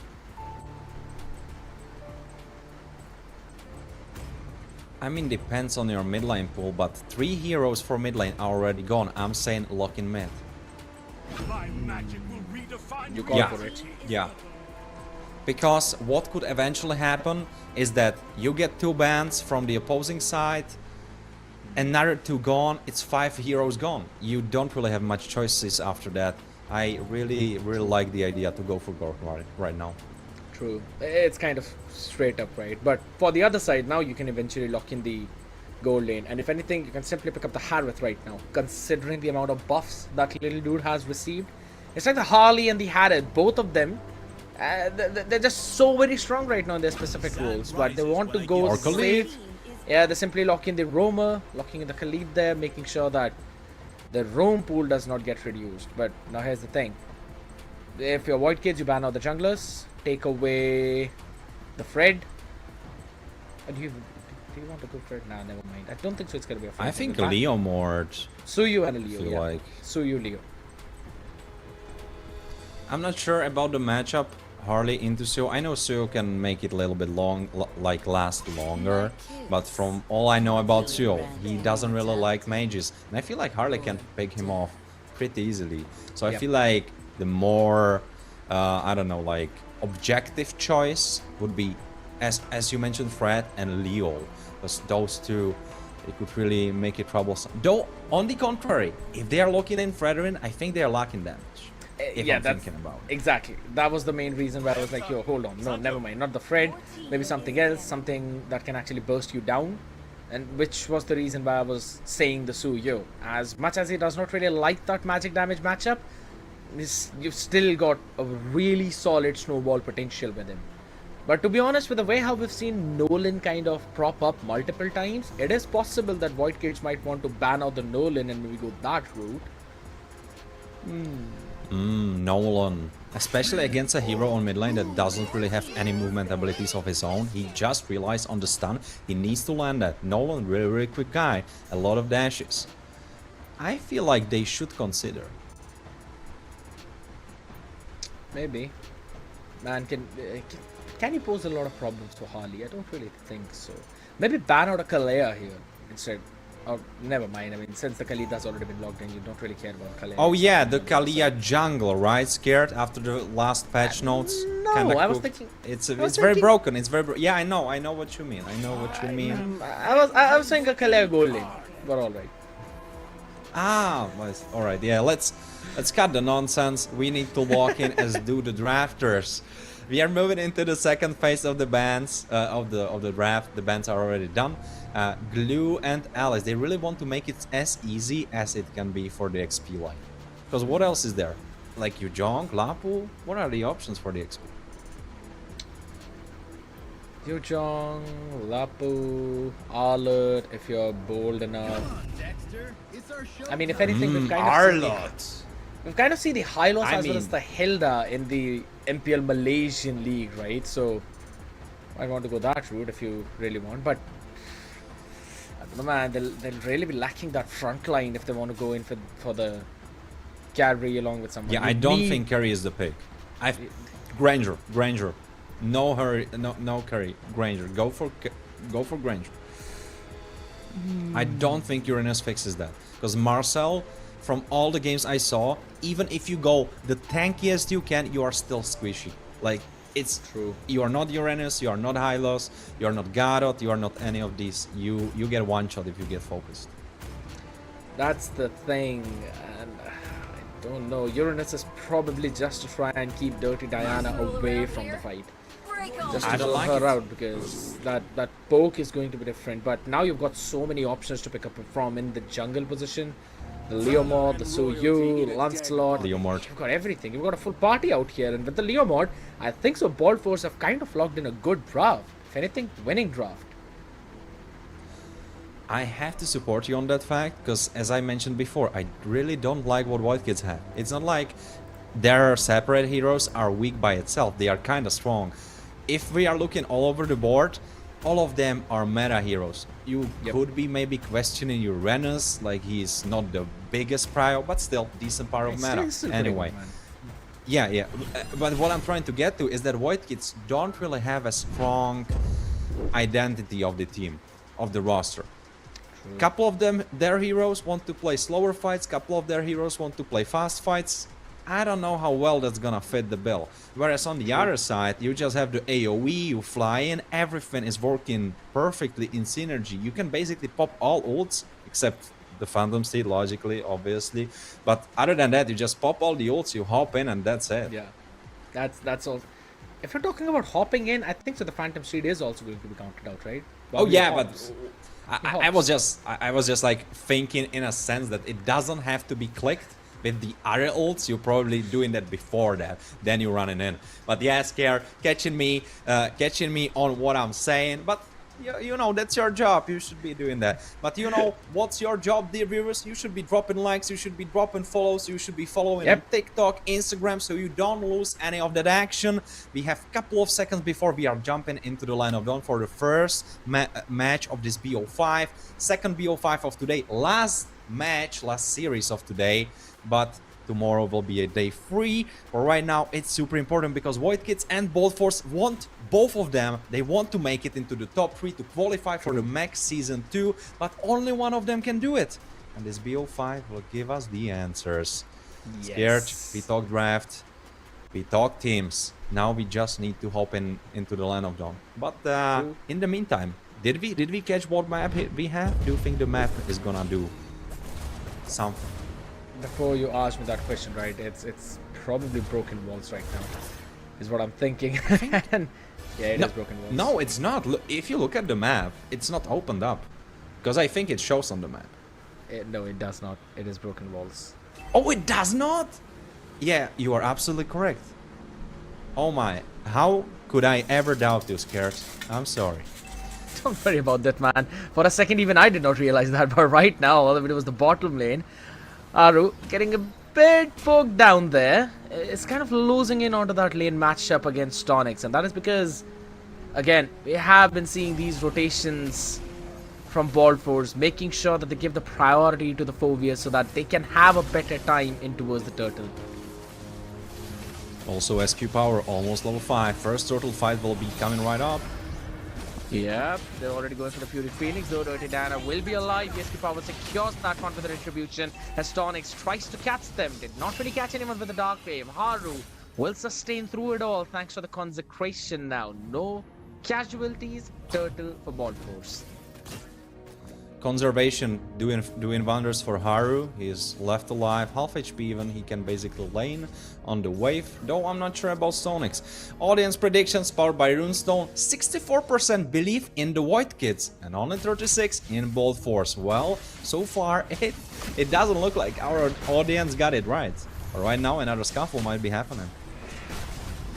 It is possible. But again, here's the thing, Warren. I know you're trying to bait me out whenever we see that EXP lane. I know that's your favorite lane to witness, but mine is probably going to be the mid. And yeah, I know you love it because it's constantly harassment going back and forth. You just poke the enemy and then you're done with it.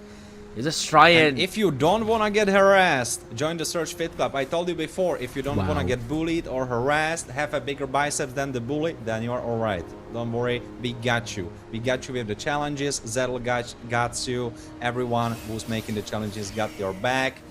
Don't worry, join the Search Fit Club. Go on, Scared. And you can also win in quite a lot of goodies for in-game, right? So what's better than playing ML or winning the new goodies and the rewards in ML while making a body? Yeah, it works that way, people. So you don't want to miss out onto that Search Fit Club. On the other side of the spectrum now, Bald Force getting their first item power spikes. It's almost the 4-minute mark, so the Demon Hunters will be up. Radiant Armor, we just saw Stonix pick it up too. So they're all going to be prepared for this next turtle fight right now, which I still feel should technically be in the hands of Bald Force with the zoning they've got. Also, you kind of want to give it. You don't have carry online. Uranus, he wants that first item at least, so he has that extra defense. He is scaling up in the mid game. PUBG, only level 4. I know it's a roamer, but still, behind in the XP. Xenox, half HP. Yeah, you are given this turtle. There's no denying that. There is, honestly, you don't need to worry about it. You will... Oh, Marso is trying to play it? Yeah, he's fine. He's just trying to get some vision down. Uranus, by the way, moved into the mid lane. He's ready. They want to still go in with a Mystic Gush out here though, but being caught in such an awkward spot right now as Hamtax will have to run away with the hat trick. But guess what? It's not enough right now. They want to focus down even more as Haru will survive. But on the other side, guess what? It's probably a 3 for absolutely 0 trade with the turtle. Bald Force will take that every day. What can I say? I believe that Void Kids have it down, that they know what they need to do, but no, they did not. They did not understand what they were supposed to do and they just took the bait. It was waiting there in the river, Bald Force just prepared it and the ship, the fish got caught. And in this sense, it was 3 kills coming their way. Nirvana, 1 death, PUBG, 1 death, and Hamdax, 1 death. And if there is one thing you have to know about Harley, is he hates to be behind. If he's behind, he's basically not a hero anymore. Yeah, that's kind of a bit of a problem out. And considering the tanky lineup on the other side, it's going to be even worse for him to be that far back right now as Haru He tried everything to run away except for the flicker because it was on cooldown and he could not make it out of there. That means the bottom tier 1 is going to be an auto push lane unless someone clears it out. Maybe Hamdax want to try and equalize that. Dirty Diana barely breathing. There's no HP there, but guess what? The trade from ESQ Power is even better right now. But getting caught in the Mystic Gush might not really be the best. But here we go. Yes, there is the picture being clicked up thanks to the Golden Hour, but it is not enough. Oh, that was such a clutch Fury Phoenix used by him. It was, and also the regen that Dirty Diana popped. I don't know if you caught it, but when the damage stopped, he got the regen off. And that's why he had just little tiny bit of HP. Regen just a tiny bit. Oh, there's another play. Yeah, right now Nirvana will have to run back. This is not the place you're going to get enlightenment, my boy. Stay far back out there from the Horseman on the other side. As the SQ Power hops back with all of that pressure, they'll be able to take this turtle freely without any problems. Oh, Favos. Oh, yeah, I don't think so. I said freely. Nah, never mind. They want to try and catch something more there. Nirvana pretty low will be bursted down thanks to the Phoenix Descent. That is the range of this Zetian. Wait, what happened exactly with Dai? He was getting so much damage on his head, and then he flickered out from the tower, and the tower basically just tickled him. Was pretty interesting. I think the damage reset. I think that's why he didn't get the damage. I think he ran too far away, so the damage actually reset in the meantime. Tricky situation for Dai. Yeah, he has been so far at every kill there was. He got 3 of those, and honestly, if it's Hilda or Khalid, you don't even mind that they take a couple, because they are doing a bunch of damage. You want them up and running, and so far everything's going in the favor of both force. But I've been saying this basically from the draft. When we saw the draft of Void Kids, I've been saying it's not working together. They are putting sausage in the bread. It's not making sense. Took me by surprise by it. Yeah, I know. You took me by surprise when you said sausage in the bread. My goodness, man. Who even eats that? Do you eat sausage in a bread? I mean, no. you put... Exactly. You put schnitzel. You put schnitzel in a bread, but not sausage. Exactly, yeah, exactly. You don't do it. I agree. And on the back of it right now, it's just because of the picks that they really have. They don't have any kind of pressure anywhere. And I believe this Khalid along with the Zetian, that mid duo, has done so much for Ball Force here. Again, having that kill pressure, having that advantage in the mid, constantly denies whatever Papi G wants to do on this Marcel. He cannot play aggressive. He cannot get those Thunderbolt stacks so very easily. And he's got to play a little bit back, otherwise he's going to get caught without anyone on his side to support him. There's a big goal deficit right now of around 8,000, which will increase to 9 once the slot gets taken up by Ball Force. And it will get taken off. There is nothing you can really do. And you shouldn't really do anything, because a couple of times there are games where you need to put the pressure in even though you are losing, because eventually in the late game it will be even worse. Well, right now your only chance is to outscale. Wait for carries items and wait up until the moment where the 9,000 or 8,000 gold they have will basically don't mean anything. We are talking like 50k plus, which is a bunch of time still. And it will be hard, but honestly that's your only way, because Papi G, he's getting humbled hard. I think Marcel was a little bit too big of a challenge for him. Nothing's working out for that guy. If anything, you need to land a proper golden hour. That eventually will give Hamdax the angle to get ready with the deadly magic and the poker trick. But as I said, you have to time everything so very well. You need someone to frontline for Xenox, as Haru will jump in the enemy back. Kind of don't have anyone to stop ESQ Power, the Stonix when they will try to hop on to carry. So I think so that's where the main trouble is. Even if Xenox gets the item, I think so he needs that 4th one. Oh, hold on. ESQ Power. Quite a bit of damage there now. He eventually calls Barbiel, as you rightfully mentioned. Still wants to try and get a bit of damage though, but a big raging sandstorm on the faces was eventually denied thanks to the golden hour. But who is going to stop the blazing duet in the back line? You catch one. Yes, there is the deadly magic on you, but the damage is just not enough from the poker trick. Def will be fine. He'll be a-okay as they get the inhibitor up top. You don't have the damage. We could see that clearly. Wait, maybe Fevo's dying. No, he's away. He's running away. You cannot get him. You don't have the damage because, and let me break it down once more. Your team comp has basically two identities in there. First is DPS front to back team fight. That's what Xenox and Haru represent. They want to run in, take the first target, then the second, then the third, and wipe out like that. Whereas Hamdex, Nirvana, and PapaG, they basically want to make a catch. They maybe want them in a choke point. For Hamdex, it's like he wants to make a catch on one guy, whereas for Nirvana, it's like for a couple of guys. But they want to make it bursty, to make it quick. And this is not really fitting the bill for Xenox and Haru. Their heroes are not made for that type of play. Haru, he wants extended fights. Xenox, the same. They are not made for that gameplay. That's why I was saying Granger. That's why I was saying Lapu, for example, for XP. Even Yu Jong, something bursty, something that can hop in, do its work, and support the bursty gameplay of the rest of the squad. This is a little bit of a salad of things. And Granger makes so much more sense considering you also have PapaG with the Golden Hour, when you can eventually stack the Rhapsody as well as the Death Sonatas, right? I understand, and I would have been on for it. Considering you can also kite around pretty well. Not as good as Carry though, but still pretty well. That could have helped you out quite a lot there, but on the other side of the spectrum now, since you are in this situation, Malefic Gun being picked up by Deft, even more range, even more damage. Haru doesn't have the Chastise Pauldron. Neither does PapaG. No one else is actually going to make it.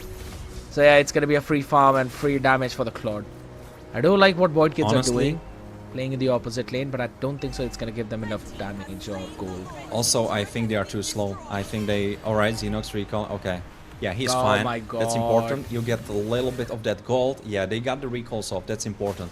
But what I wanted to say is that I believe that Hamdex should have maybe looked for the possibility of a Lord Steal. First, the respawn timers are kind of low, and Hamdex, he's 0-4. He's not gonna do basically nothing in the fights. Probably he's not even gonna one-shot Dirty Diana, he's not gonna one-shot Death. He's not gonna do his job anyway, so might as well have tried to steal the Lord. It could have bought them a couple of crucial minutes.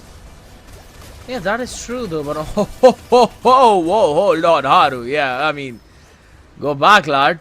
I don't think so. You've got enough sustain right now, considering Deft is on your face. PapaG. Who's gonna be running back? No worries there. As they still try to hold it down with the waves, though. Lord being kited around towards the mid in here, but there is no mid here anymore, so you've got to go all the way back. As the SQ Power picks up the Queen's Wings, that is, he's going to be even more aggressive. Barbiel called out. You're going to take the tower down bot. And I think so this could very well be it, as they've got all the minions up in front with the Blazing Duet at the back line. Yes, you can run in the fountain though, but it's not going to be enough because the crystal is going to be taken down right now. But hold, the defending, the standing strong. Can they still survive is the big question, as Xenox eventually catches one though. PSQ Power cannot run away, but the minions are a bit too much for them to handle. There finishes things off in style, as it is going to be Ball Force winning the first one.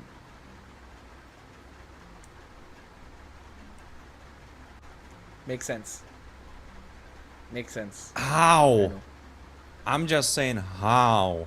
Because like, we kind of knew that the result of this base push could possibly end up being the base crystal exploded, but the way it ended, the way Xenox almost turned the tide, and it was just like 2 basic attacks and then he would have it.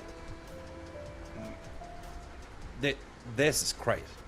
This is crazy. The Vein of Nature coming in clutch, man.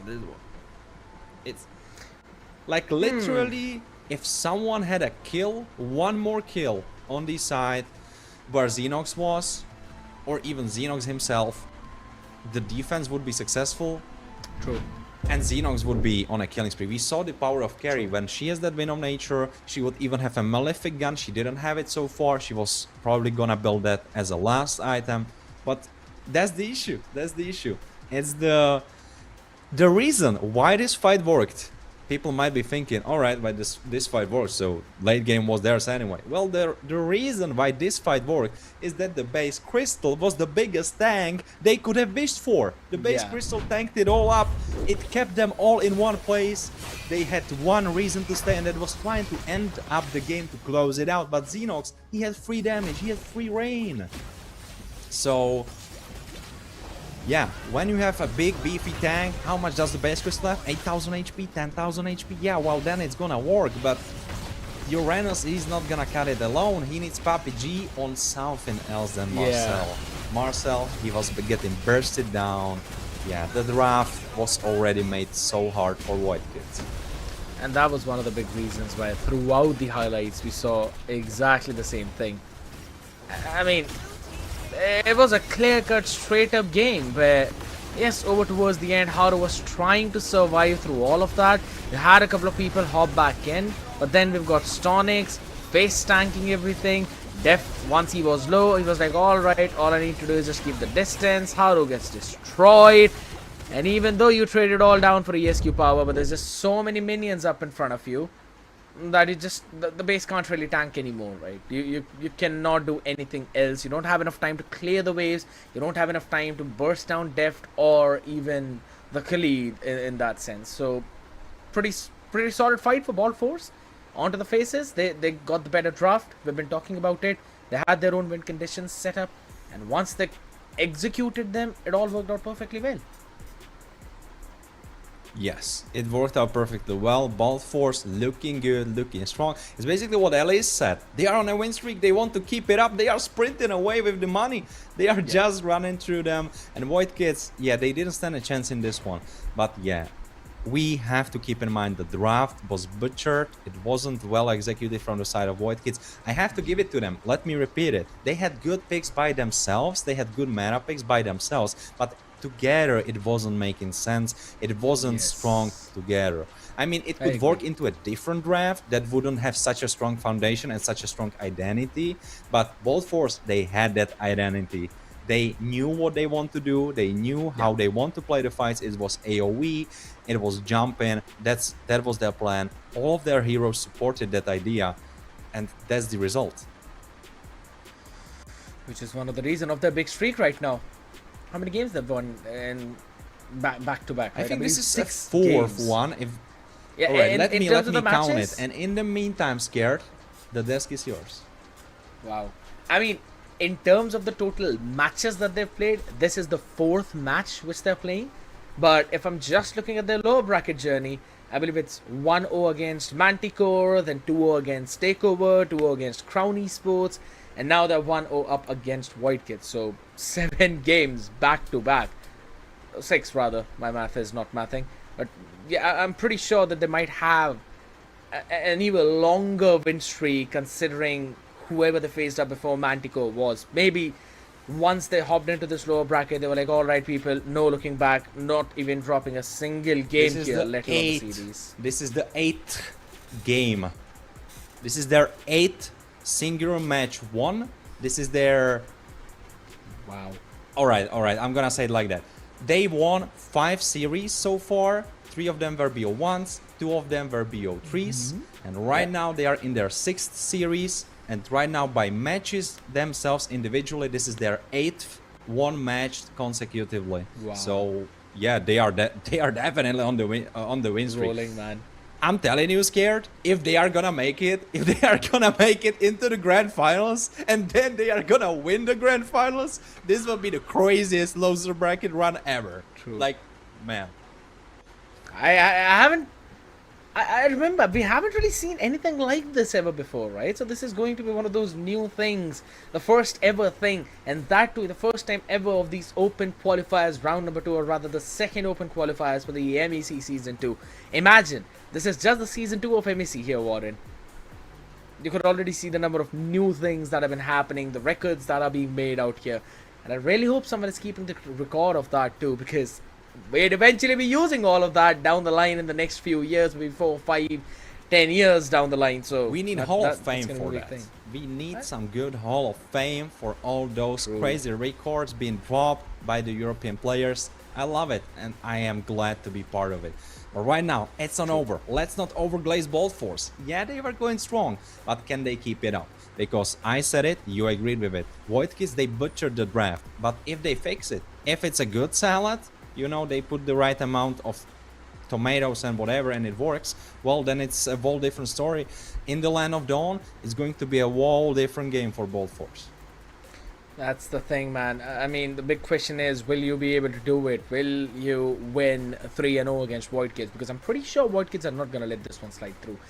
Yes, the gameplay kind of looked a little bit awkward, where they were individually playing good, but when it came down to that team play, a few things were lacking. But most of it is because of the draft. Like you mentioned, Warren, I agree.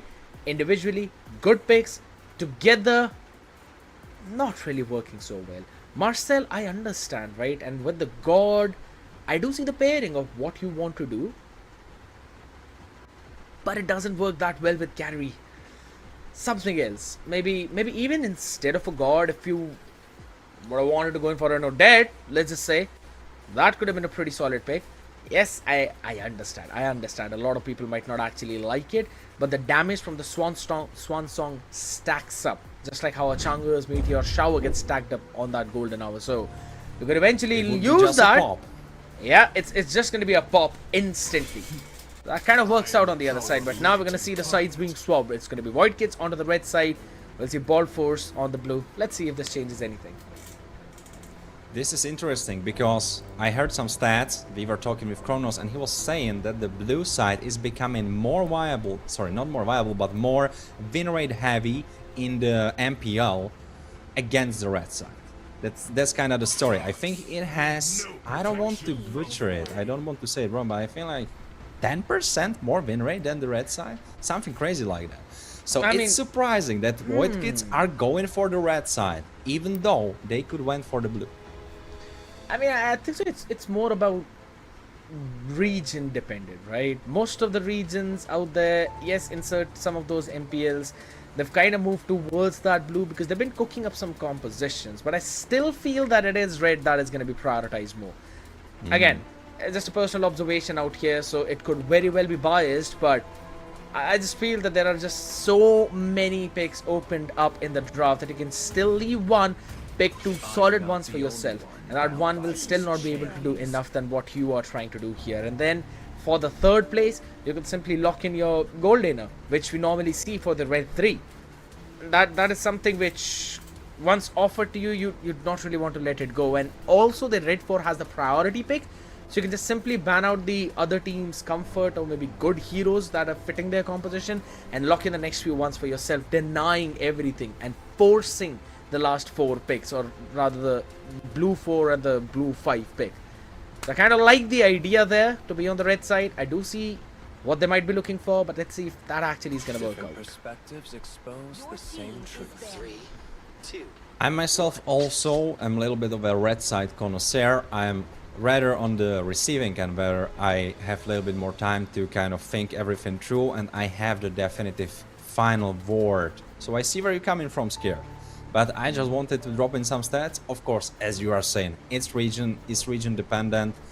There are many nuances making it different in every region we have. And Europe, it will not be different in that regard. We have a specific gameplay, we have a specific playstyle. I believe that when we had SPL, Search Pro League, the first season, I think I remember some of the players that were invited mentioning that Europe has a very mechanically gifted players, but the macro is where we lack. Mechanics, they are good, but macro is where we need to be more precise and more practiced. I think it's basically the brushing that's really needed, right? Europe has a very good idea of what needs to be done and what at what time, but it just sometimes fall into that place where Europe simply goes in for a lot of brawl heavy compositions. They keep on fighting without really looking at the objective. And I mean, it's understandable, right? It's not just you guys, even in the India it's exactly the same. So we've got the same brawly scenarios where sometimes you'll see a lot of fights which don't really need to happen, but just because they want to, they simply do. But you know what they say, Scared? If the opposing team is better, smarter, Beat them over. Beat them over with a furniture, with a table, with a chair. They cannot think it straight. If you keep on fighting, keep on brawling, they cannot cook up any tactic, any strategy. So, you know, maybe that's something that Void Kids might try to use, because so far Bolt Force has a superior mark. Let me remember what that strategy was called, like 2, maybe 3 years ago. Something starting with D and ending with D. Oh, Diggy Feed. Come on, Dexter. It's our showtime.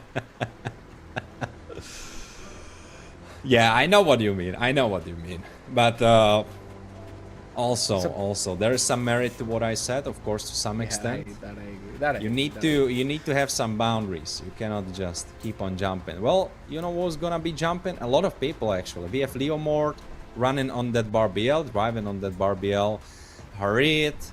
We have the BMI from Claude. We have Jukshin with the Butterfly Goddess. So many dashes all across the board. And Fabius is banned. I just wanted to say this would be a good moment to pick him. Yeah, he is banned.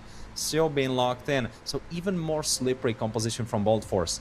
I'm not sure if Chip is the answer. I feel like you need some AoE crowd control. And I'm not sure what that would be. Shortcut. AoE crowd control.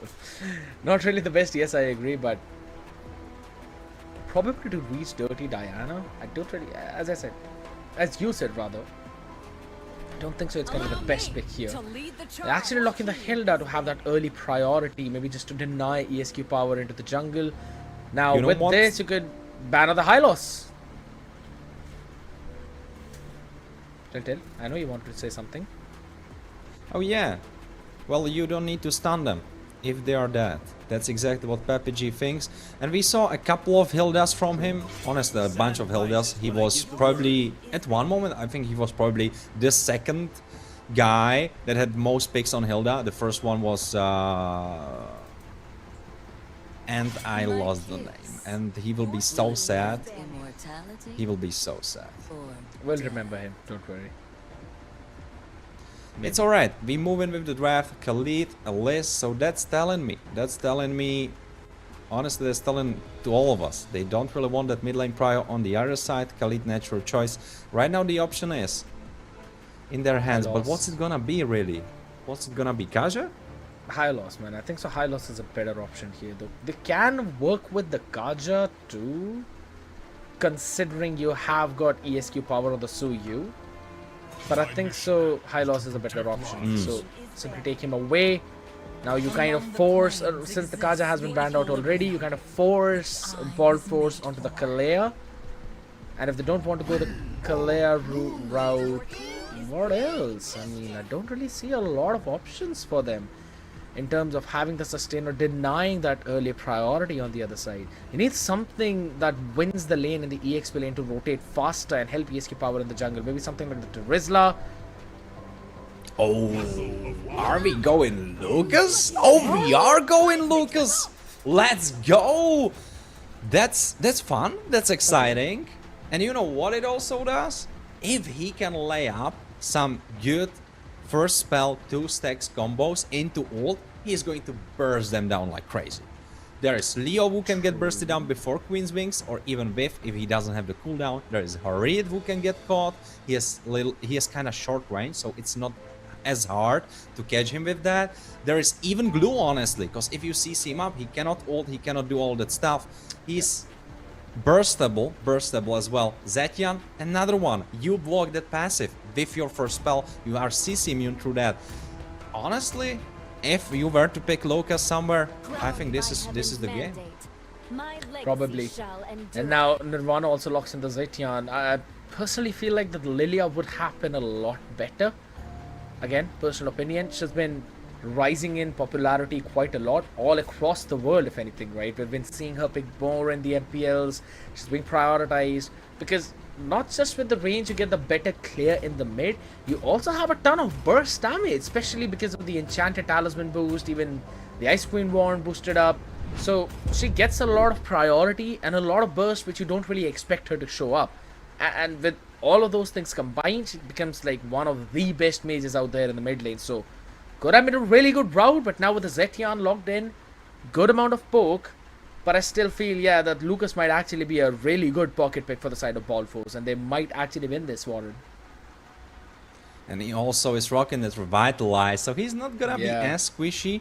But honestly, where it matters the most is not really the team fight, but it matters the most on the lane. Because Glue, he will think, oh, I got you. Well, you don't. Revitalize getting popped, and bye-bye the damage. You sustain quite a bunch. With the recent additions to Lucas, well, recent-ish, he has that extra healing, 5% HP on the first spell. Yeah. It doesn't have the highest cooldown, he's gonna sustain through. He can even rock that warrior emblem for that extra sustain. Man, it's not gonna be easy for Glue. True, man, and yeah, I kind of agree. Plus, as soon as Lucas is pretty low in the HP, you go in with a split, boom, he gets back to full HP thanks to all the gluelets all around. So, a few micros which can be used up there, but on the other side of the spectrum now I want to see how Harith is going to perform. Pretty good opening, I do like him. Along with the Leo mod as well, you've got a good priority with the Zaman Force, slowdown, with the Barbier hopping in on the Phantom Steed. Yes, it is good. It's highly possible that you will have that mid-game snowball, right? Because Leo mod needs one item, that's the War Axe. Harith kind of needs the Starlium Scythe. Not really needs the Starlium Scythe, but once you get that 30% CDR thanks to a few items like the CDR Boots, the Magic Shoes, Azure Blade, as well as the Book of Sages, which now is a build-up item for Starlium Scythe, you simply can go for the unlimited dashes in the Zaman Force. Once he reaches that point, he will have the priority in the lane. So that will be the time, the 3.5 minute mark is where we might see Void Cage shoot up. But will Ball Force allow that to happen? That's the main question. Well, will they, or will they be able to do something about it, right? They were able to do something about it in the first game. They kind of did quite a lot. They dominated. It wasn't really a straight cut fight. It didn't look good. It looked like, yeah, if I'm to be absolutely honest, it looked like a welterweight against heavyweight. It wasn't looking good. But this draft, I'm feeling like Void Kids have cooked something up. It could work, it could be good, but it's tricky. It's tricky. True. I mean, the win conditions for them are pretty slim. And it's difficult to play around with those, especially when you're facing Ball Force, when they have got their own way of playing it around. Though I do like that Glue as well.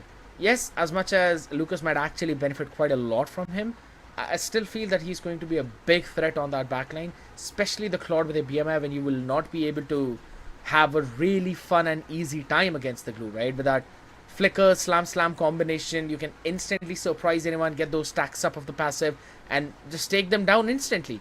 I believe a lot of things can happen when you're playing with the Glue in the scenarios where the other team might not really realize how much space that you've taken, right? But it all depends on how much space can be provided to him.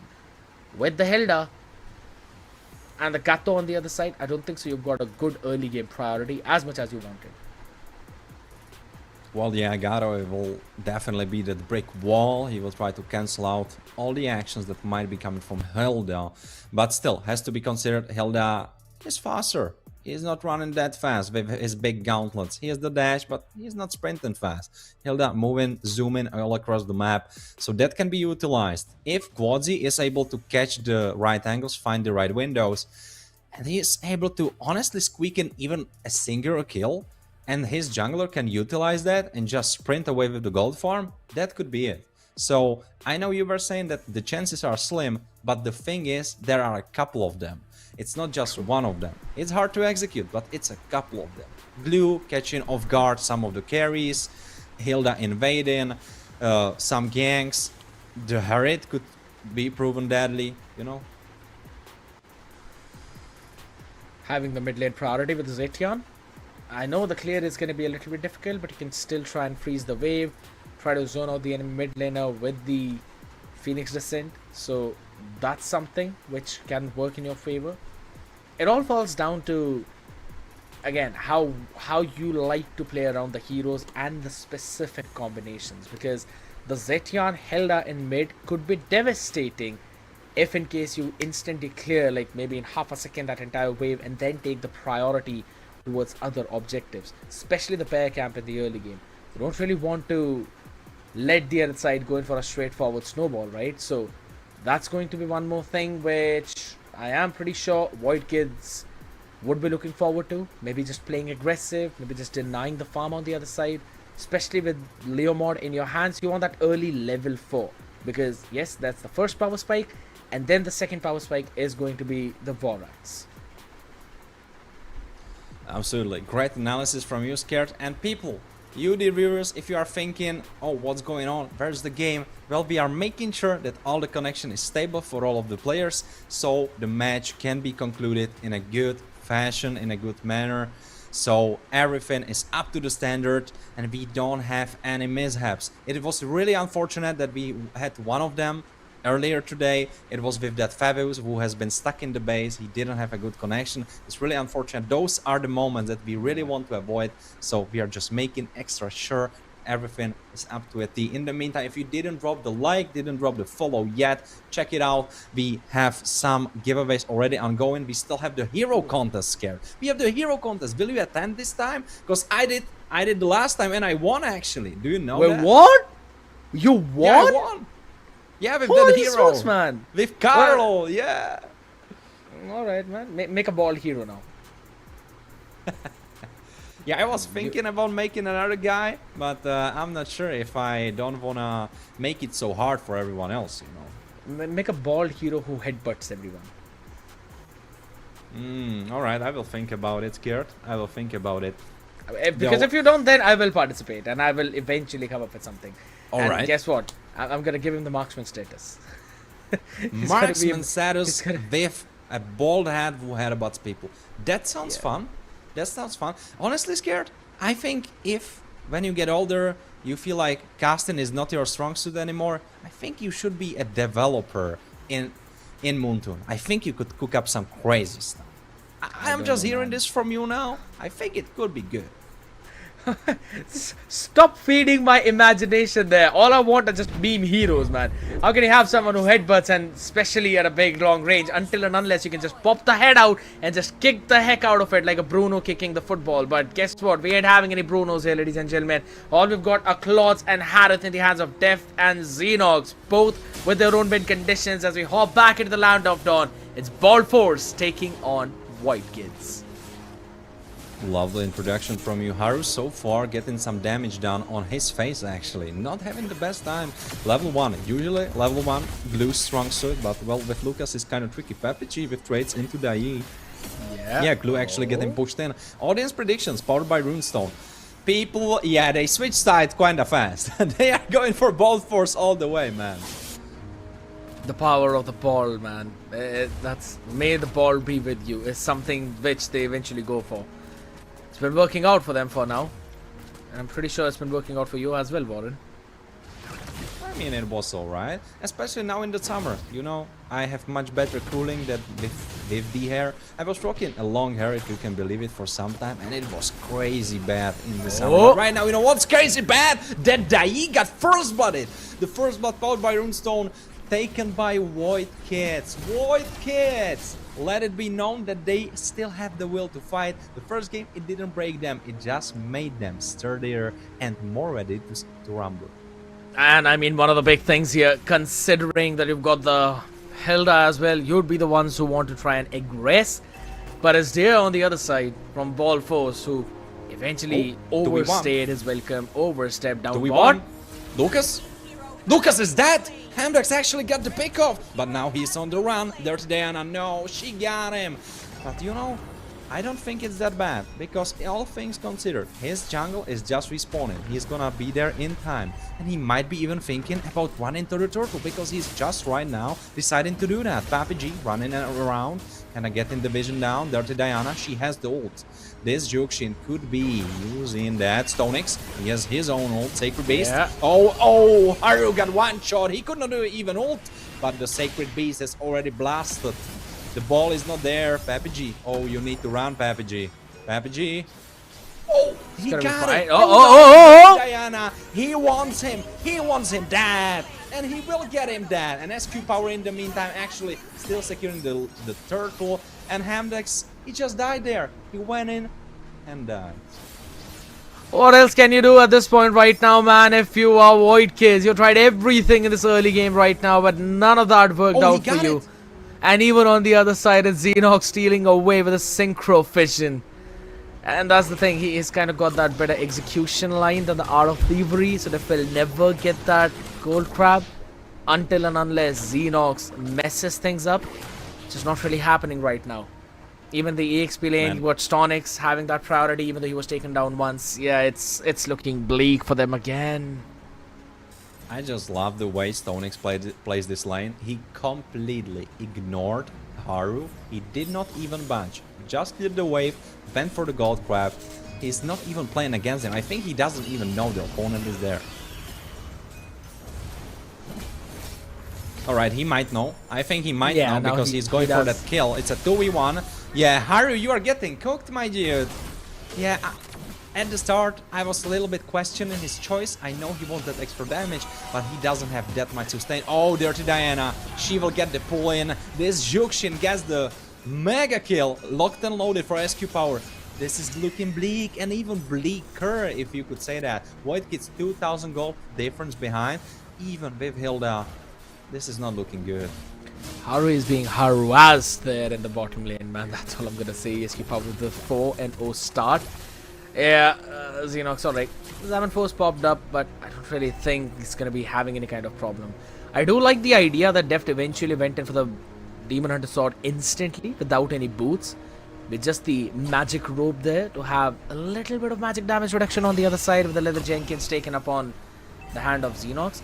But on the other side of the spectrum, apart from all of that, yeah, I think so the priority is still in the hands of Bald Force. First items picked up.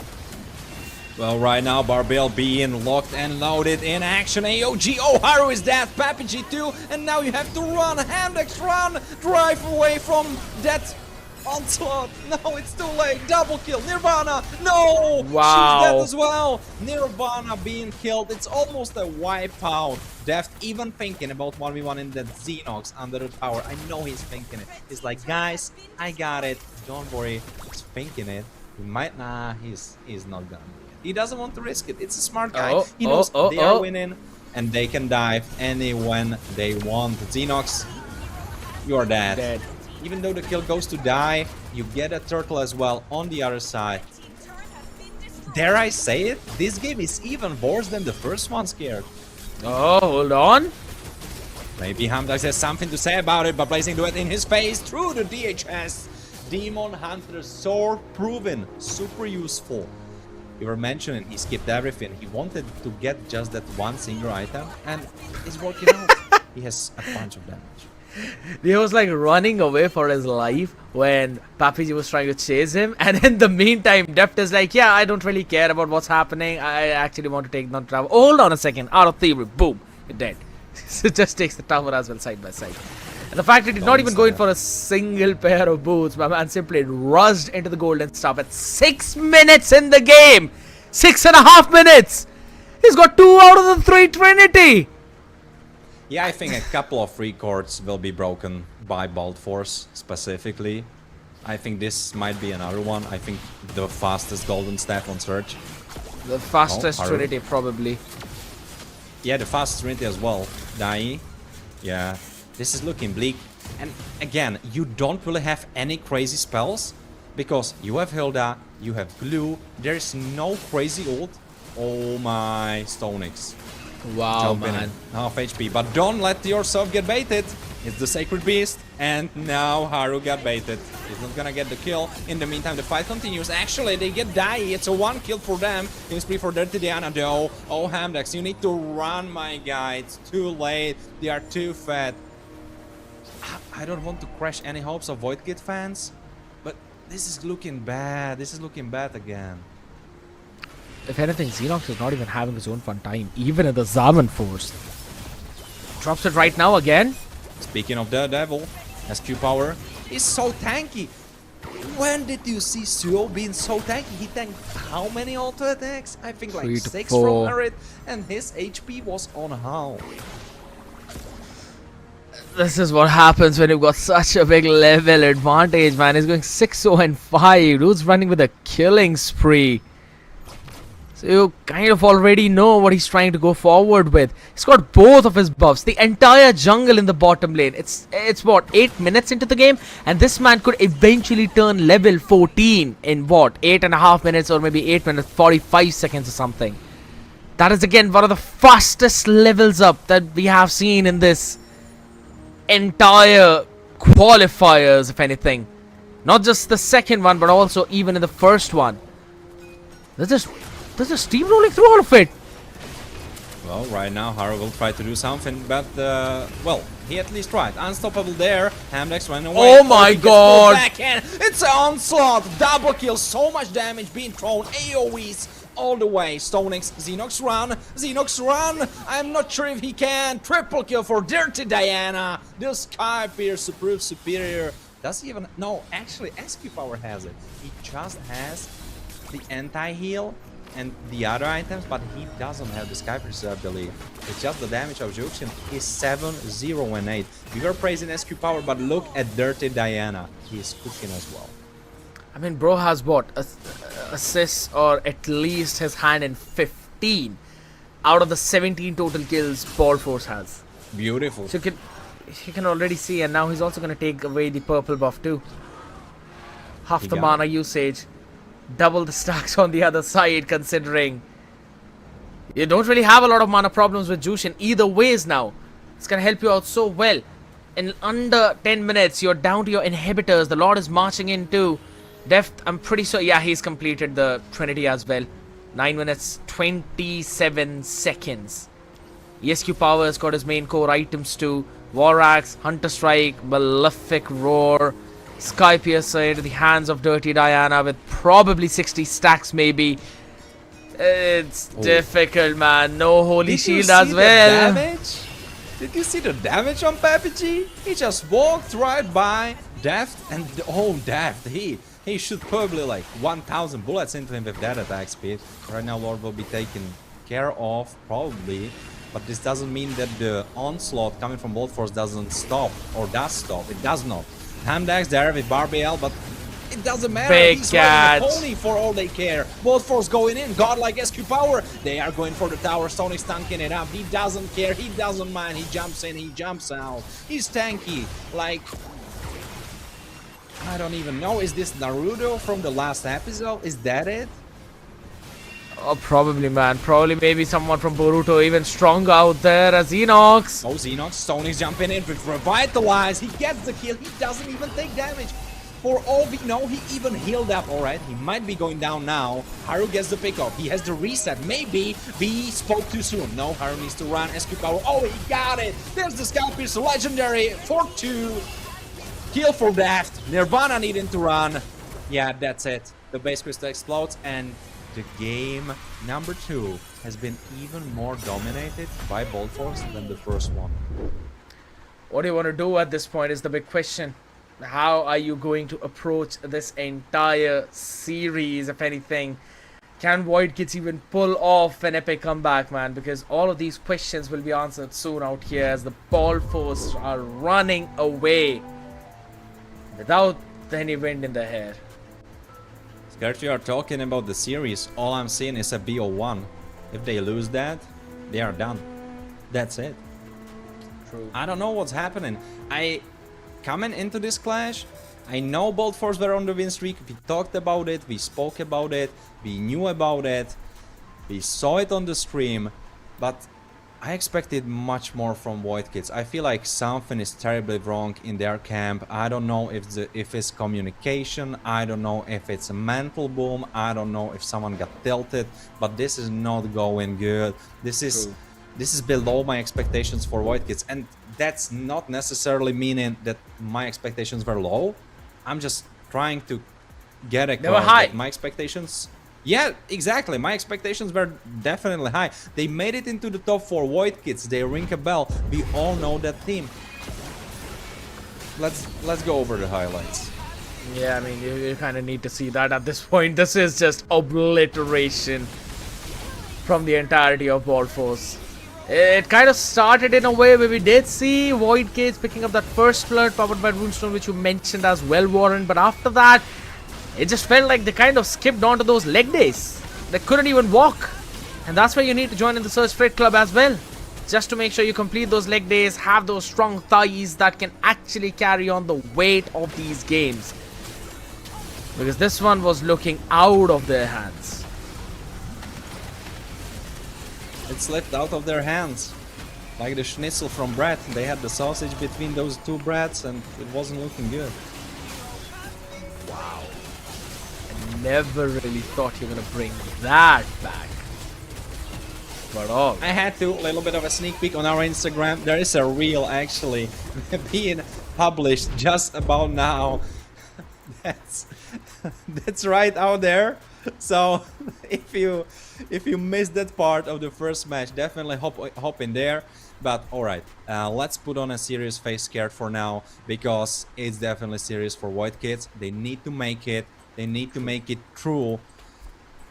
This is the make or break. It's like you used to say, it's a BO1 right now. Doesn't matter what happened before, doesn't matter what will happen next. Right now it's just the BO1, and I know White Kids have much more packed up there than they are showing us. They are just showing us a little tiny bit, but there is so much more. I'm expecting, I'm waiting for it. Come on, White Kids, show me that. Show me that face. I want to see it.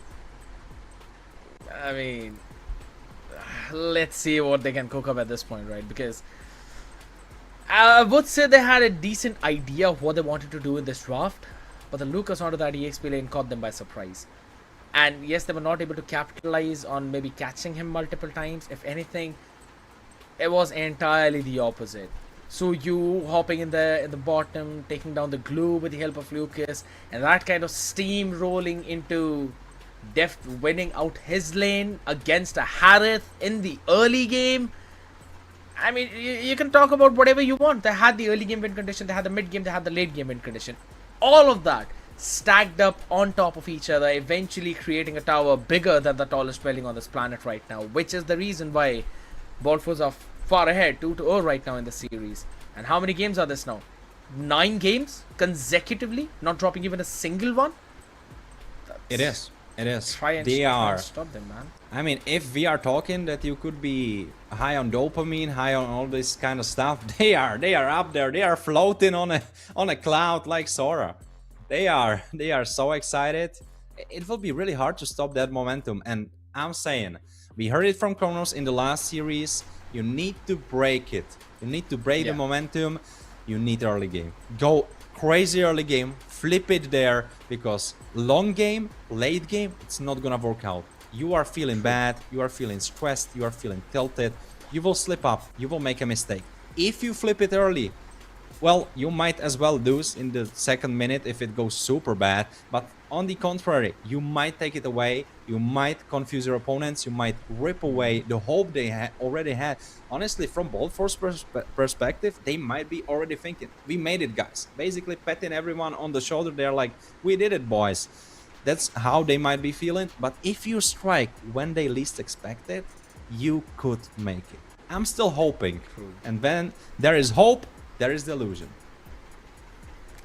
Just a fine line between both of them, right? But you know what? I'm probably one of the weird guys, but I'm all in for the fake optimism, man. Like, if anything, you think I'm that not you believe in faking it. yourself. I'm not faking it. All right, don't get me wrong. I'm not faking it. Not by that. Not by that. In a situation when you know that nothing might actually help you out, you still be like, you know what? Doesn't matter. I'm still gonna do it. I'll still make it. I'll do whatever I can, or at least I'll give it my best. That kind of optimism. I mean, I've done it in scenarios where I am using the Melissa, I'm going 0-8, and I still be like, yes, I can get the MVP. I'm not Pelmetronio, but I still think about it. Shout out to the dumpling, man. Pelmetronio, if you are watching, we are waiting for your Melissa. We were talking about it with Scared. We are talking about it. We want to see it. It got a decent, tasty buff. We want it. That's one of the big things, right? Even I'm kind of interested in seeing how well other players are actually going to use it, because we haven't really seen her being picked a lot in the competitive scene. If anything, everyone's still relying on the same comfort picks, or rather those previous meta picks which used to dominate in the gold lane. If anything, Harith with the buff has also shown up quite a lot there, But you know what? I still feel that maybe, especially for Void Kids, it's about time you go back to your comfort. Yes, I understand meta is something you need to go with, but at least a couple of players can lean back, select something that they like or something that they're pretty good with, and then play around that comp, which we might see once we hop in this draft. Scared, I absolutely agree, but there is one tricky part that you might not know. It's that Hamdex, he is a Leo main. He was top 2 or top 1 global Leo, so it was a comfort at least for him. And it didn't work, it didn't bring the fruits. So I'm not even saying comfort, just pick whatever feels right, pick whatever you feel right on, because sometimes you have a mental boom, you know, and you're not feeling like you can compete on the heroes that you were supposed to compete on. So maybe a little bit of a switch up, maybe a risky idea that might work. Right now there's everything to lose and nothing to lose at the same time. What I'm meaning by that, if you flip it, try something crazy, it might work out, you make it through, it's suddenly a 1-2, you might be playing for the rest of the series. If you don't make it, well, it's one game, it was already hard before that. So, you know, might as well try it. True. I mean, what's the worst that could happen, right? That's something you might have in your mind and be like, yeah, alright, regardless of what, we're just gonna give it our all. That's probably what Void Kids are going to do right now. Yes, I know that they're pretty solid players, but it's just in front of Bald Force, it's a little bit too much to handle right now. That's why you see the Kaja ban, you also see the Phobius being banned out. That means they're kind of trying to prioritize something like the Freya in the gold lane, something like the Harath maybe. Oh, you know what? They're gonna throw every single thing out. Alright, I'm surprised by that, because I was feeling it in the air that Freya first pick from the blue side will come right up. Yeah, kind of. Because Feve was banned, Kaja banned, come on, that's a layup. But no, they decided against it, they actually banned it. So yeah, that's speaking to me. What did we see from them when they were blue side? They were blue side last game. What was the first pick? Could you remind me? Jushin. So that's not on the cards. So Valentina, since they prioritized the mid lane, could be Valen or could be a Harley. But Harley is the tricky part. I didn't get to the fact, but I think I know the answer. Yeah, exactly. That's it. I know the answer why teams don't prio Harley. Because Harley, he's a trap. He was good when no one kind of knew what's gonna happen when you pick him. And when someone like TNZ is gonna play him. But if you're not this crazy on the guy, you rather go for Baxia. And you kind of looking over at the opposing side and you're like, you know what, you can go for him, we will make 3 tanks in the front, who can you one-shot? Okay, 2 targets, great, but you didn't win a team fight if you one-shot one of them. We are still playing, you will probably get bursted down. We saw that SQ Power, he played a superior Tortoise, he was catching the right targets, hopping on the right targets. Alright, Xenox, this is a rematch. He on a carry like the first game, we are running it back. Let's go, I'm all up for it, but one thing has to be done. You need a team comp that will work with it, and Kalia, okay, that's a great upgrade, Scared. I like it. I mean, you've got that priority, especially with the Tsunami Slam into these PD light fields. And if you don't really want to go in for that one, you could kind of wait and lock in something solid in the mid lane, maybe like the Lunox, maybe like the Farsa, which can work well with the Kalea. Now on the other side of the spectrum, again, range on the back of the Baxia being that front line, you want that poke, which is fulfilled very well with the Zetian in the hands of Dirty Diana, considering the Jushin was banned out. What do you lock in here? You lock in the gold lane? Maybe simply just pick up the Claude? I think so. Kind of sounds like a good deal. Depends. I think you go jungle. I'm just feeling it in the air. I don't know why, I'm just thinking... Surprise. It's a roll. It's a roll. How is a Hylos shorter than a Zetian? And by shorter, I don't really mean shorter. He's half the length of Zetian. Oh, you did not? Wait, you don't know about that? For how long are you playing? I discovered that recently. It's so funny, by the way. Minciter, for example, he is so short. If you put him next to Lunox, who looks like she has 3 meters in length, he looks like he's 1 meter and 30 centimeters. He's a dwarf, man. He's basically Aulus. Honestly, old Aulus might have even been bigger than Mincitra, which is crazy, man. Like, my God. Not enough people speak about that. The height is something crazy. Just guys, if you wanna have a fun game, I'm not gonna say drinking game because we don't support it. We support Search Fit Club there. But if you wanna have a fun game, just look in the draft and compare the guys to the girls. So many girls are so big and so many guys are dwarfs. To be honest, I'm on for it, right? Because yes, I know that a Zetian is pretty tall, but holy heck, I mean, a combination of a human and a horse, a centaur, is something I really wanted to see as a giant.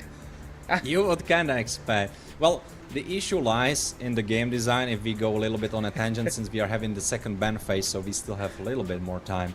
The issue lies that you are seeing the models that you have here from the top, and it's kind of angled, so you need the model to be looking good.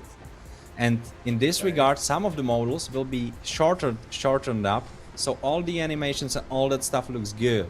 For example, all the warrior heroes, you can see they are usually a little bit lower in height, because if they would be stretched out, it doesn't look good. One outlier though is Suyo, by the way. If someone locks in Suyo, you can, by the way, repeat the last game that we had. If someone locks in Suyo, he is gigantic. If Zetian is 3 meters, he is 4 meters. Alright, kind of makes sense, because normally according to the lore, if I'm not wrong, Mincitra is pretty tall. He's somewhere around what, 5 feet, maybe 6 feet, something. So, well, right, weird designs here. Well, I'm cool with it. If anything, today I just learned that Guzhin is like half the length of Freya. Oh yeah, Freya and being short is not an issue, guys. Don't worry, short kings. It's alright. They're kings for a reason, after all. On the other side of the spectrum out here, Lilia being picked up after all the bans that have been happening. Kind of like it. God, Eve, makes sense. Don't want to give them the range priority with the poke, but Lilia does the exact same thing on that side. Now, Claude and Moscow ban are pretty good, but with that, you still leave room open for a Hadith or a Granger. Alright, both of them works. I mean, all you need is a snowball, and you can simply get it. Also, CC is so crucial for your comp, because as you were mentioning in the last game, Carrie is kind of slippery, she has a lot of dashes, whereas Granger not as much. But the important part is you have curtain call. If you can catch Carrie next to someone else, which might really realistically happen, because Kalia, for example, might be tsunami slamming someone into Kori, Fred might be standing next to her to tank it all up, she doesn't have the highest range before the Malefic gun, Lilia could be there because of the black shoes, or maybe just standing there. You have a lot of options with the curtain call. It will depend how well StoneX can place the curtain calls and what angles can he find with it. And he's not rocking a flicker, so he will need to be quick on those yo-yos. No, if he actually wants to run with the Purifier there, maybe we can just simply go in with a Vengeance to try and out-sustain though, but this Benedetta in the hands of Haru. Now, remember, yeah, I was talking about might as well just simply switch to your comfort at this point, regardless of what meta holds up. You're gonna go in for the Benedetta, you've got a really good mobility, you can catch down Dirty Diana, and if anything, since because of the Kalea, both Deft and Stonix are running on the Purify, you have got a really good opportunity to catch both of them. Maybe with the Petrify, bait out the Purify, Electro Final Blow onto them, force them to reposition. There's so many good options. I love it. I love it, Scared. I'm absolutely in love with that idea, because normal stuff, it's not gonna cut it. Go for the comforts, go for something crazy, go for something explosive, and Benedetta, she can do something immediately. Level 1, she can go for a cut. Level 2, she can already be invading. She's so active on the map, she can soak up so much pressure, and that brings me to the second point. Haru, he will be the king of the game. If he can deliver, he can carry the team.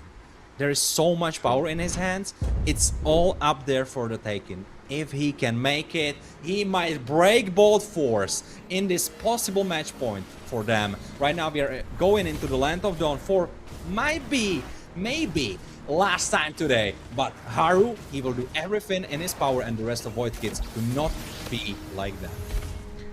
Highly possible, right? Because this is the do or die moment for Void Kids. So bring out the best in you and force out the worst in Ball Force. ESQ Power will eventually have the advantage as well in terms of these neutral objectives, considering that Spirit Shield is going to be annoying right now. As again, the Revitalize has been popped up. Flicker on Papi G to try and survive. Hamdax pushed back thanks to the Celestial Ornament. And all of this is happening just for a Litho Wanderer, which Hamdax eventually secures. That's what I love about the games that are being played late into the night, because of course depends where you are, but here it's 10 p.m. The players, the deeper it's into the night, they get more hungry and more brawly. So it's much more excitement and much more fun. I mean, when you said hungry and brawly, I understood it as hangry, and with that I remember Kronos because of how stingy he was yesterday. Oh yeah, but then he got the noodles and he was like a sweet teddy bear. But on the contrary, Haru so far is not really being a teddy bear. He's cutting Stonix up and right now going for a decent burst. Dying, half HP. Could be taken down, but Papi G seems to be in a top position right now thanks to our bartender here. Just winning it all out with that stun, and since the flicker was burned out previously, I didn't have anywhere else to go. But you know what? I like it. Void Kids are fighting. It's a match point. They are giving it all. Yeah, they got caught because there was a rotation from the jungle. Right now, they are making a play on the top side. Current's call on to 2. DA hops in as well, and now you've isolated Hamdax. Yeah, he's not surviving though. No bonk landing in on time though, but a big rotation from Haru. This could be big as Tonix runs back to safety with the Tortoise's Poison, zoning everybody out. Massive play from Haru out here. It's gonna be going back, maybe. Indeed, taken down. He indeed is cooking big time right now. And Stonix could potentially be the next target though. Getting some HP back with the eye for an eye. You're gonna try and catch them, but again, just not enough. Oh, he's still trying to stay there, man. I don't think so. That's a good idea. Go back, Stonix. You're playing with fire. This could be difficult. Haru gets a killing spree. 3-0. There's the big play with the Tsunami Slam out there as Haru gets shut down to its ESQ power to pick that one up. And eventually the flicker forced out a Dirty Diana out in mid to survive through Nirvana's Shadow Energy. Since Bolt Force got that first blood powered by Runestone, everything went crazy for like 2 straight minutes, my man. Audience predictions powered by Runestone brought to you right now. 57% to 43. I think, honestly scared? I think this is a big praise to us, because we were hyping Void Kids up. I was saying I still believe in them, and viewers, they treated the same. They believe that Void Kids can make the change. They believe that they can change the tide, and right now they are giving it their all. And Haru, he is cooking. That's what you want to focus on right now. Haru on the Bene doing his own thing though, but that was big shutdown goal, right? 280 in the hands of ESQ Power, who is on a killing spree of his own right now. So that's something you've got to be a bit more careful about. The mid is simply going to be the back and forth, so I don't think so any action maybe before the next turtle. They giving him the farm. They know he's gonna be the carry. He's the main guy. I said it. They know it. Blade of Heptas is being completed. I think this is the first full item that's on the map. Maybe SQ Power, because he's building tank items. They are cheaper. But from the carries, he is the first guy to have an item. Yeah. You talk about carry as well as see the rotation of Xenox. They instantly go in for a big pick again. The Fury Phoenix used up to try and stun all 5, but EA will not survive that burst. He was not even allowed to land in the glorious pathway for the heal, if anything. All he popped was a Revitalize. Well, and if you want to be popping up those muscles all across your body for the summer that's coming right up, join the Search Fit Club. But right now, let's talk teamfight, because Turtle is getting started. Yeah, I think so. People are pretty ready, buffed up, fired up. Stun landed on Papi G as it's going to be running back with the defense. Tonix hopping in with a yo-yo blitz onto the face. Not really right now. Haru goes in for a Blake flank. He's got a very nice angle right now. Yeah, they absolutely don't. But a flicker hopped into the perfect time for Dirty Diana's. With the retribution, he secured the turtle. But on top of that, no kills found for Void Kids. But that is big. Haru, man, he's finding so much real estate. Man, Haru, he is playing great. He needs to keep this up. But Dirty Diana, I have to give it to him. That flicker was brutal. That was brutal. I don't even think he saw Haru. I think Haru was in a bush. I think he did it when he saw the cast. And he dodged a Parify. That's crazy reaction time. Dirty Diana, hats off to you, my man. Wow. I agree. The reaction time has been impeccable right now. The Purify being used by Stonix just to get a bit of mobility to stop Haru and Hamdax with the Curtains Call. But now you don't really have either one of those tools. And if anything, the only thing you have right now is the support. ESQ Power hops in. Hamdax don't really have any way for running away right now. Where again the Fury Phoenix used up. Haru was also stunned away. No eye for an eye. He still tries to dodge it all with the Yo-Yo Blitz onto the face. Will finally deny him with any of that. Papi G fine in the tower. Nothing to be found except for the knockups as Stonix will still be there. But the tower damage Jiggle is even better. Ball Force are now finding their rhythm. Man, it's so sad. I was feeling it. I was feeling the comeback happening from Void Kids, and don't get me wrong, it's still playable, it's still winnable, but it's getting slowly harder. And the man that cannot be doing any mistakes is Haru, and he just did a big one. You cannot play those fights. You have 3 members that are pretty tanky. Dai, SQ Power, and Stonix. Those are not targets that you are gonna burst down easily. Maybe Stonix, if he was there alone, but you have just Blade of Half Disease. You are building towards your second item. You don't have Malefic Roar, and there's a pick off. Yeah, they want to try and catch Stonix down. He will be bursted thanks to the Purify popped up early on. Even though the Curtain's Call was there, you don't have anyone else to utilize on that fact though. But yes, I see the position. Xenox in the lane bush. Now wants to try and help out ESQ Power with the Glorious Pathway popped up. And the Fury Phoenix, you just stun up Hamdax. He cannot do anything. Double for Def. And that Sky Piercer is stacking up. Xenox has been pushed all the way back thanks to ESQ Power with the Tortoise's Poison though. As you still just roly-poly out of there. You do not want to stay in those fights any longer. You definitely don't want to stay in those fights any longer. Xenox, his flicker has been burned. Haru, he doesn't have the battery. And the problem with Xenox, I see, he didn't do any damage. I think Corrosion Sight first was a blunder. He should have done the same thing as Dev did in the last game. Rush the Demon Hunter Sword into a Golden Staff, because right now you don't have damage, you're not a threat. You pick up the Golden Staff, but as soon as you die, I don't think so it's going to be put to any use, at least for the next few minutes. But he has a Corrosion Sight, he doesn't have the DHS, he doesn't have the damage. Exactly. I agree. With the kind of tanky composition on the other side, with Stonix in front, ESQ Power, DA, I think so you should have simply skipped the Corrosion Sight and gone in for the DHS. Haru. Yeah, Haru, yeah, good night. No eye for an eye for you, this man. This time there's no trade whatsoever. Papi G gets the knocker, but ESQ Power is just so beefy. He's so tanky. Even though there's a Lilia on the other side, there's a Carry on the other side. Neither one of them have got enough damage, at least for now. For now.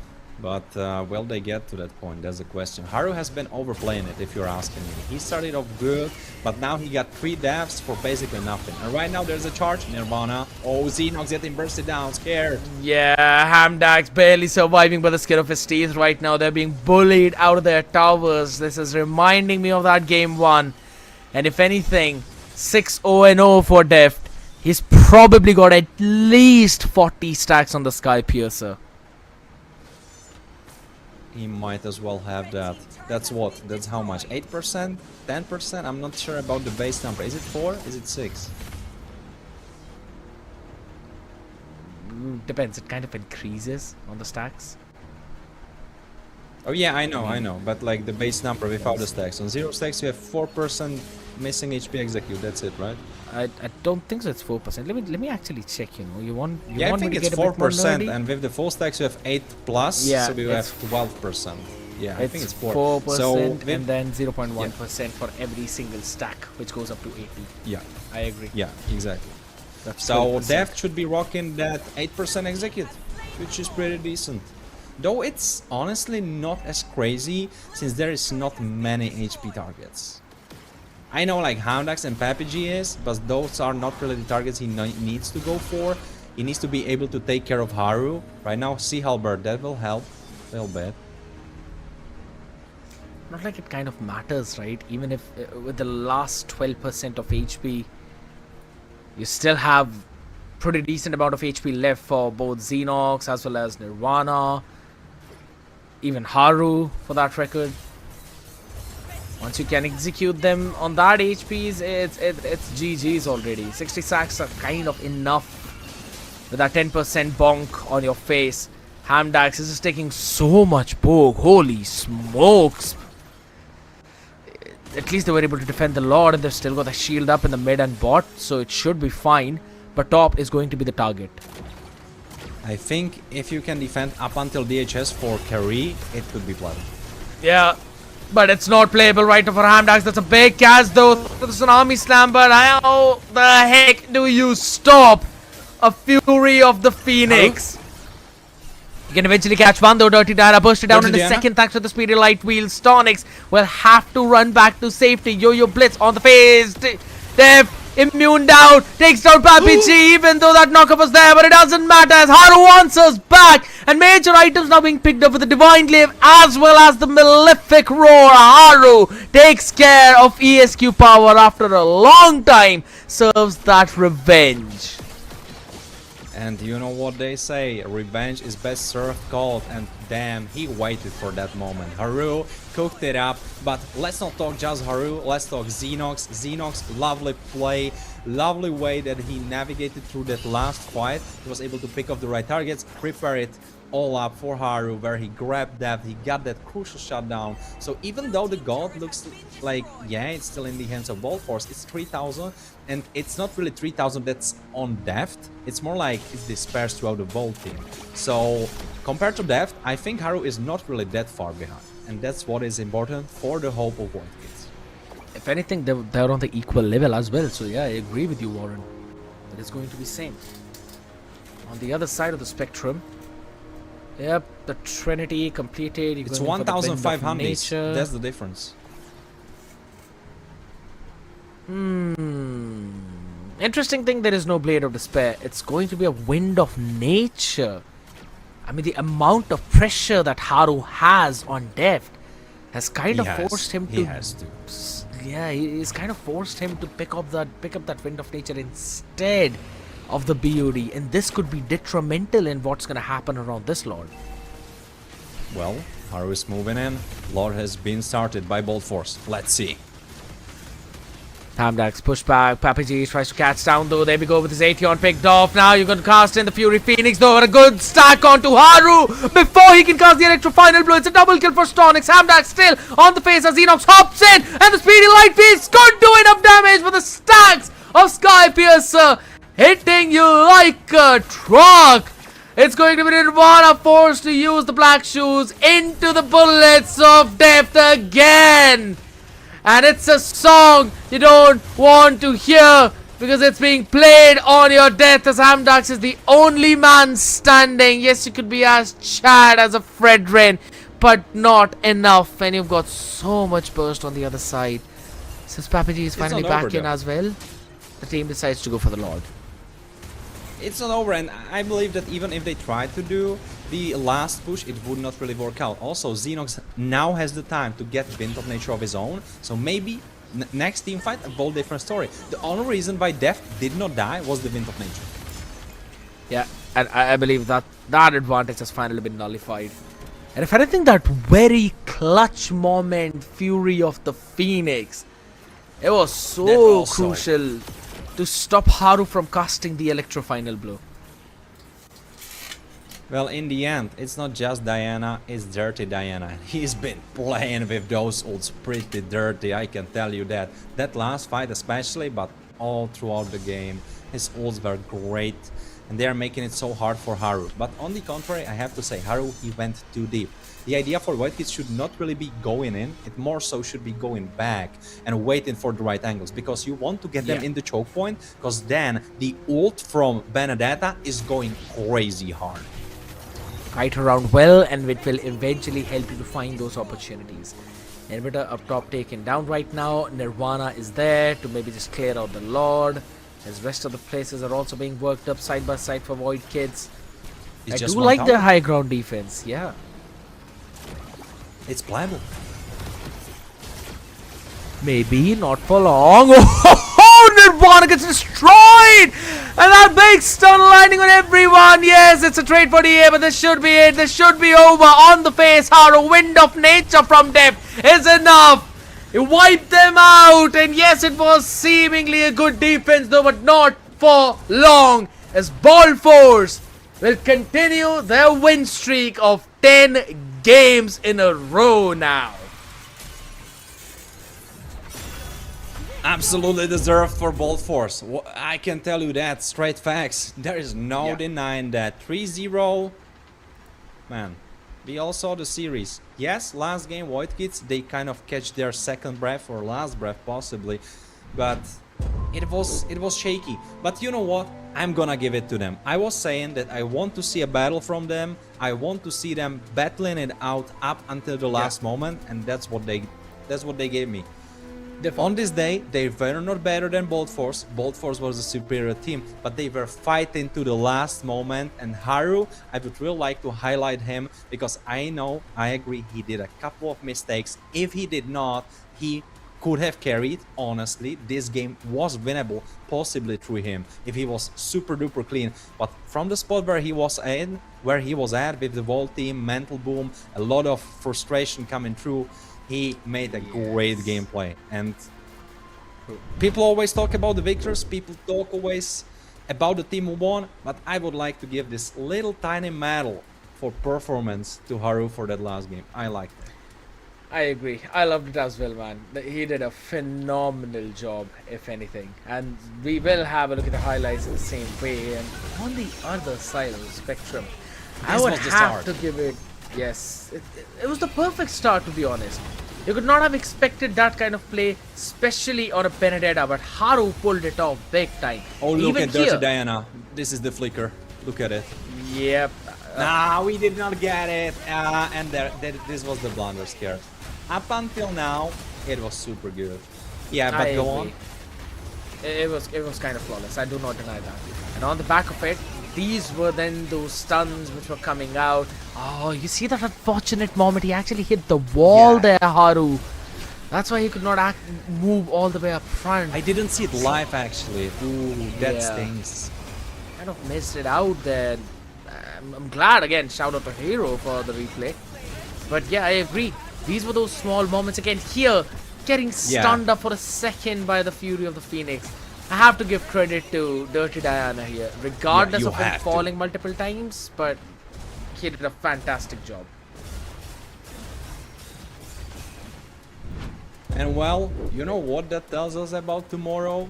Scared tomorrow is going to be stacked, because yes, right now we have the top 3. We have Bolt Force, we have White Army, and we have the third team that will be joining up into the grand finals. Light Cavalry. Light Cavalry. You don't want to miss out on that one, man. They showed a really solid stand in the upper bracket finals, if anything, right? They gave White Army the run for their money, almost securing that entire series, if anything. It was White Army to finally make that big comeback on the other side. So, phenomenal matchup there.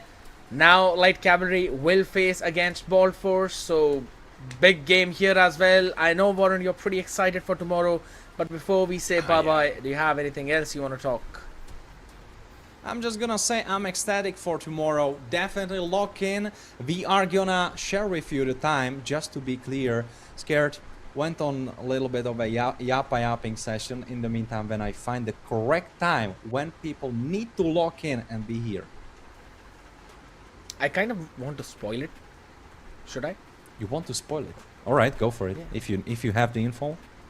4 PM at GMT +2 is the time. Like today. And you know what? Exactly. Today had the same start time, and you know what it will also have with tomorrow? Great matches. Crazy series. Full series. A lot of tasty, great mechanical MLBB. That's what we can promise. Here on Surge, MEC Season 2. This is the second qualifier. We will know tomorrow how the seedings will be done. Of course, I know, yes, all of those 3 teams are qualifying, but the seeds, that's the important part. And all of that you will see tomorrow. We have in store a BO5 for tomorrow show. It's going to be great, Scared. That's all from me. You can wrap it up. It's going to be massive, ladies and gentlemen, as you heard right away from Warren. Make sure you follow Surge Europe on every single platform, including TikTok, Twitch, Instagram. Join the Discord for a lot of fun giveaways and activities which have been happening, like the hero contest. And also, so you do not miss out on any of the event updates. Currently, it was the second qualifiers for the MEC Season 2. We've also got quite a few leagues out here, especially the Surge Valkyrie League, which is going to be coming up very, very soon. So make sure you catch all of that. Join the Surge Fit Club to build up your body and get some in-game rewards. Also, follow Runestone. They have been a really, really good supporter. That's it. That's going to be it from me, Scared Yet, and alongside me, Warren. We will catch you guys tomorrow, same time, for the lower bracket finals as well as the grand finals. Till then, bye-bye. Good night. See ya. Call my phone, hit my line. Only ones who down for real, down for line. Keep it super thorough my way on this side. Keep it super thorough my way on this side. Call my phone, hit my line. Only ones who down for real, down for line. Keep it super thorough my way on this side. Keep it super thorough my way on this side. Mobbing with my brothers, there's no question, keep it real. Whether we East coasting or we in the Haven Hills. In the poppin' straps of blue faces, not the pills. Heard you calling bluffs, I show and prove, yeah, it's for real. Son of God, not a son of Sam. Keep it off the books and keep it coming in. Ditch the old whip, see what I'm coming in. The inside caramel just like 100 grand. Call my phone, hit my line. Only ones who down for real, down for life. Keep it super thorough my way on this side. Keep it super thorough my way on this side. Call my phone, hit my line. Only ones who down for real, down for life. Keep it super thorough my way on this side. Keep it super thorough my way on this side. Heard you moving funny, had to cut you off. Had some more friends like my brothers, I can't trust it all. Same ones in your corner, wanna see you fall. Now I only need a hand to count the ones who ball with me. Down to fall with me. Down to put it on the line when lose or draw with me. Those my brothers, different mothers, part of par with me. Got the Bonnie to my class, she break the law with me. Call my phone, hit my line. Only ones who down for real, down for life. Keep it super thorough my way on this side. Keep it super thorough my way on this side. Call my phone, hit my line. Only ones who down for real, down for life. Keep it super thorough my way on this side. Keep it super thorough my way on this side.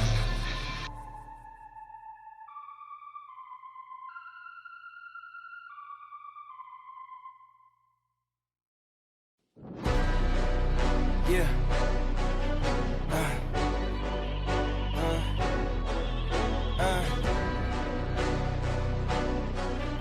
Yeah. Hey, yeah. The jig is up. Yeah. I came too far, I ain't giving up. Hey, I had to cut what was weighing me down, and then when you grow, they say that you switching up here to perimeter. Defending the fort, we crushing the visitors. I got it locked, ain't taking a prisoner. Thought it was sweet until they chin hit with a finisher. Heartbreak, Nikki, I'm voiding the slips. I'm raising the stakes, enjoying the risk. Injecting my veins with ice, as cold as it gets. I live for this shit. Yeah. Die as a legend, I ride with aggression. I lost in the past, it's fine, it's a lesson. I'm loading the clips, I fire the weapons and taking what's mine. It's out for redemption.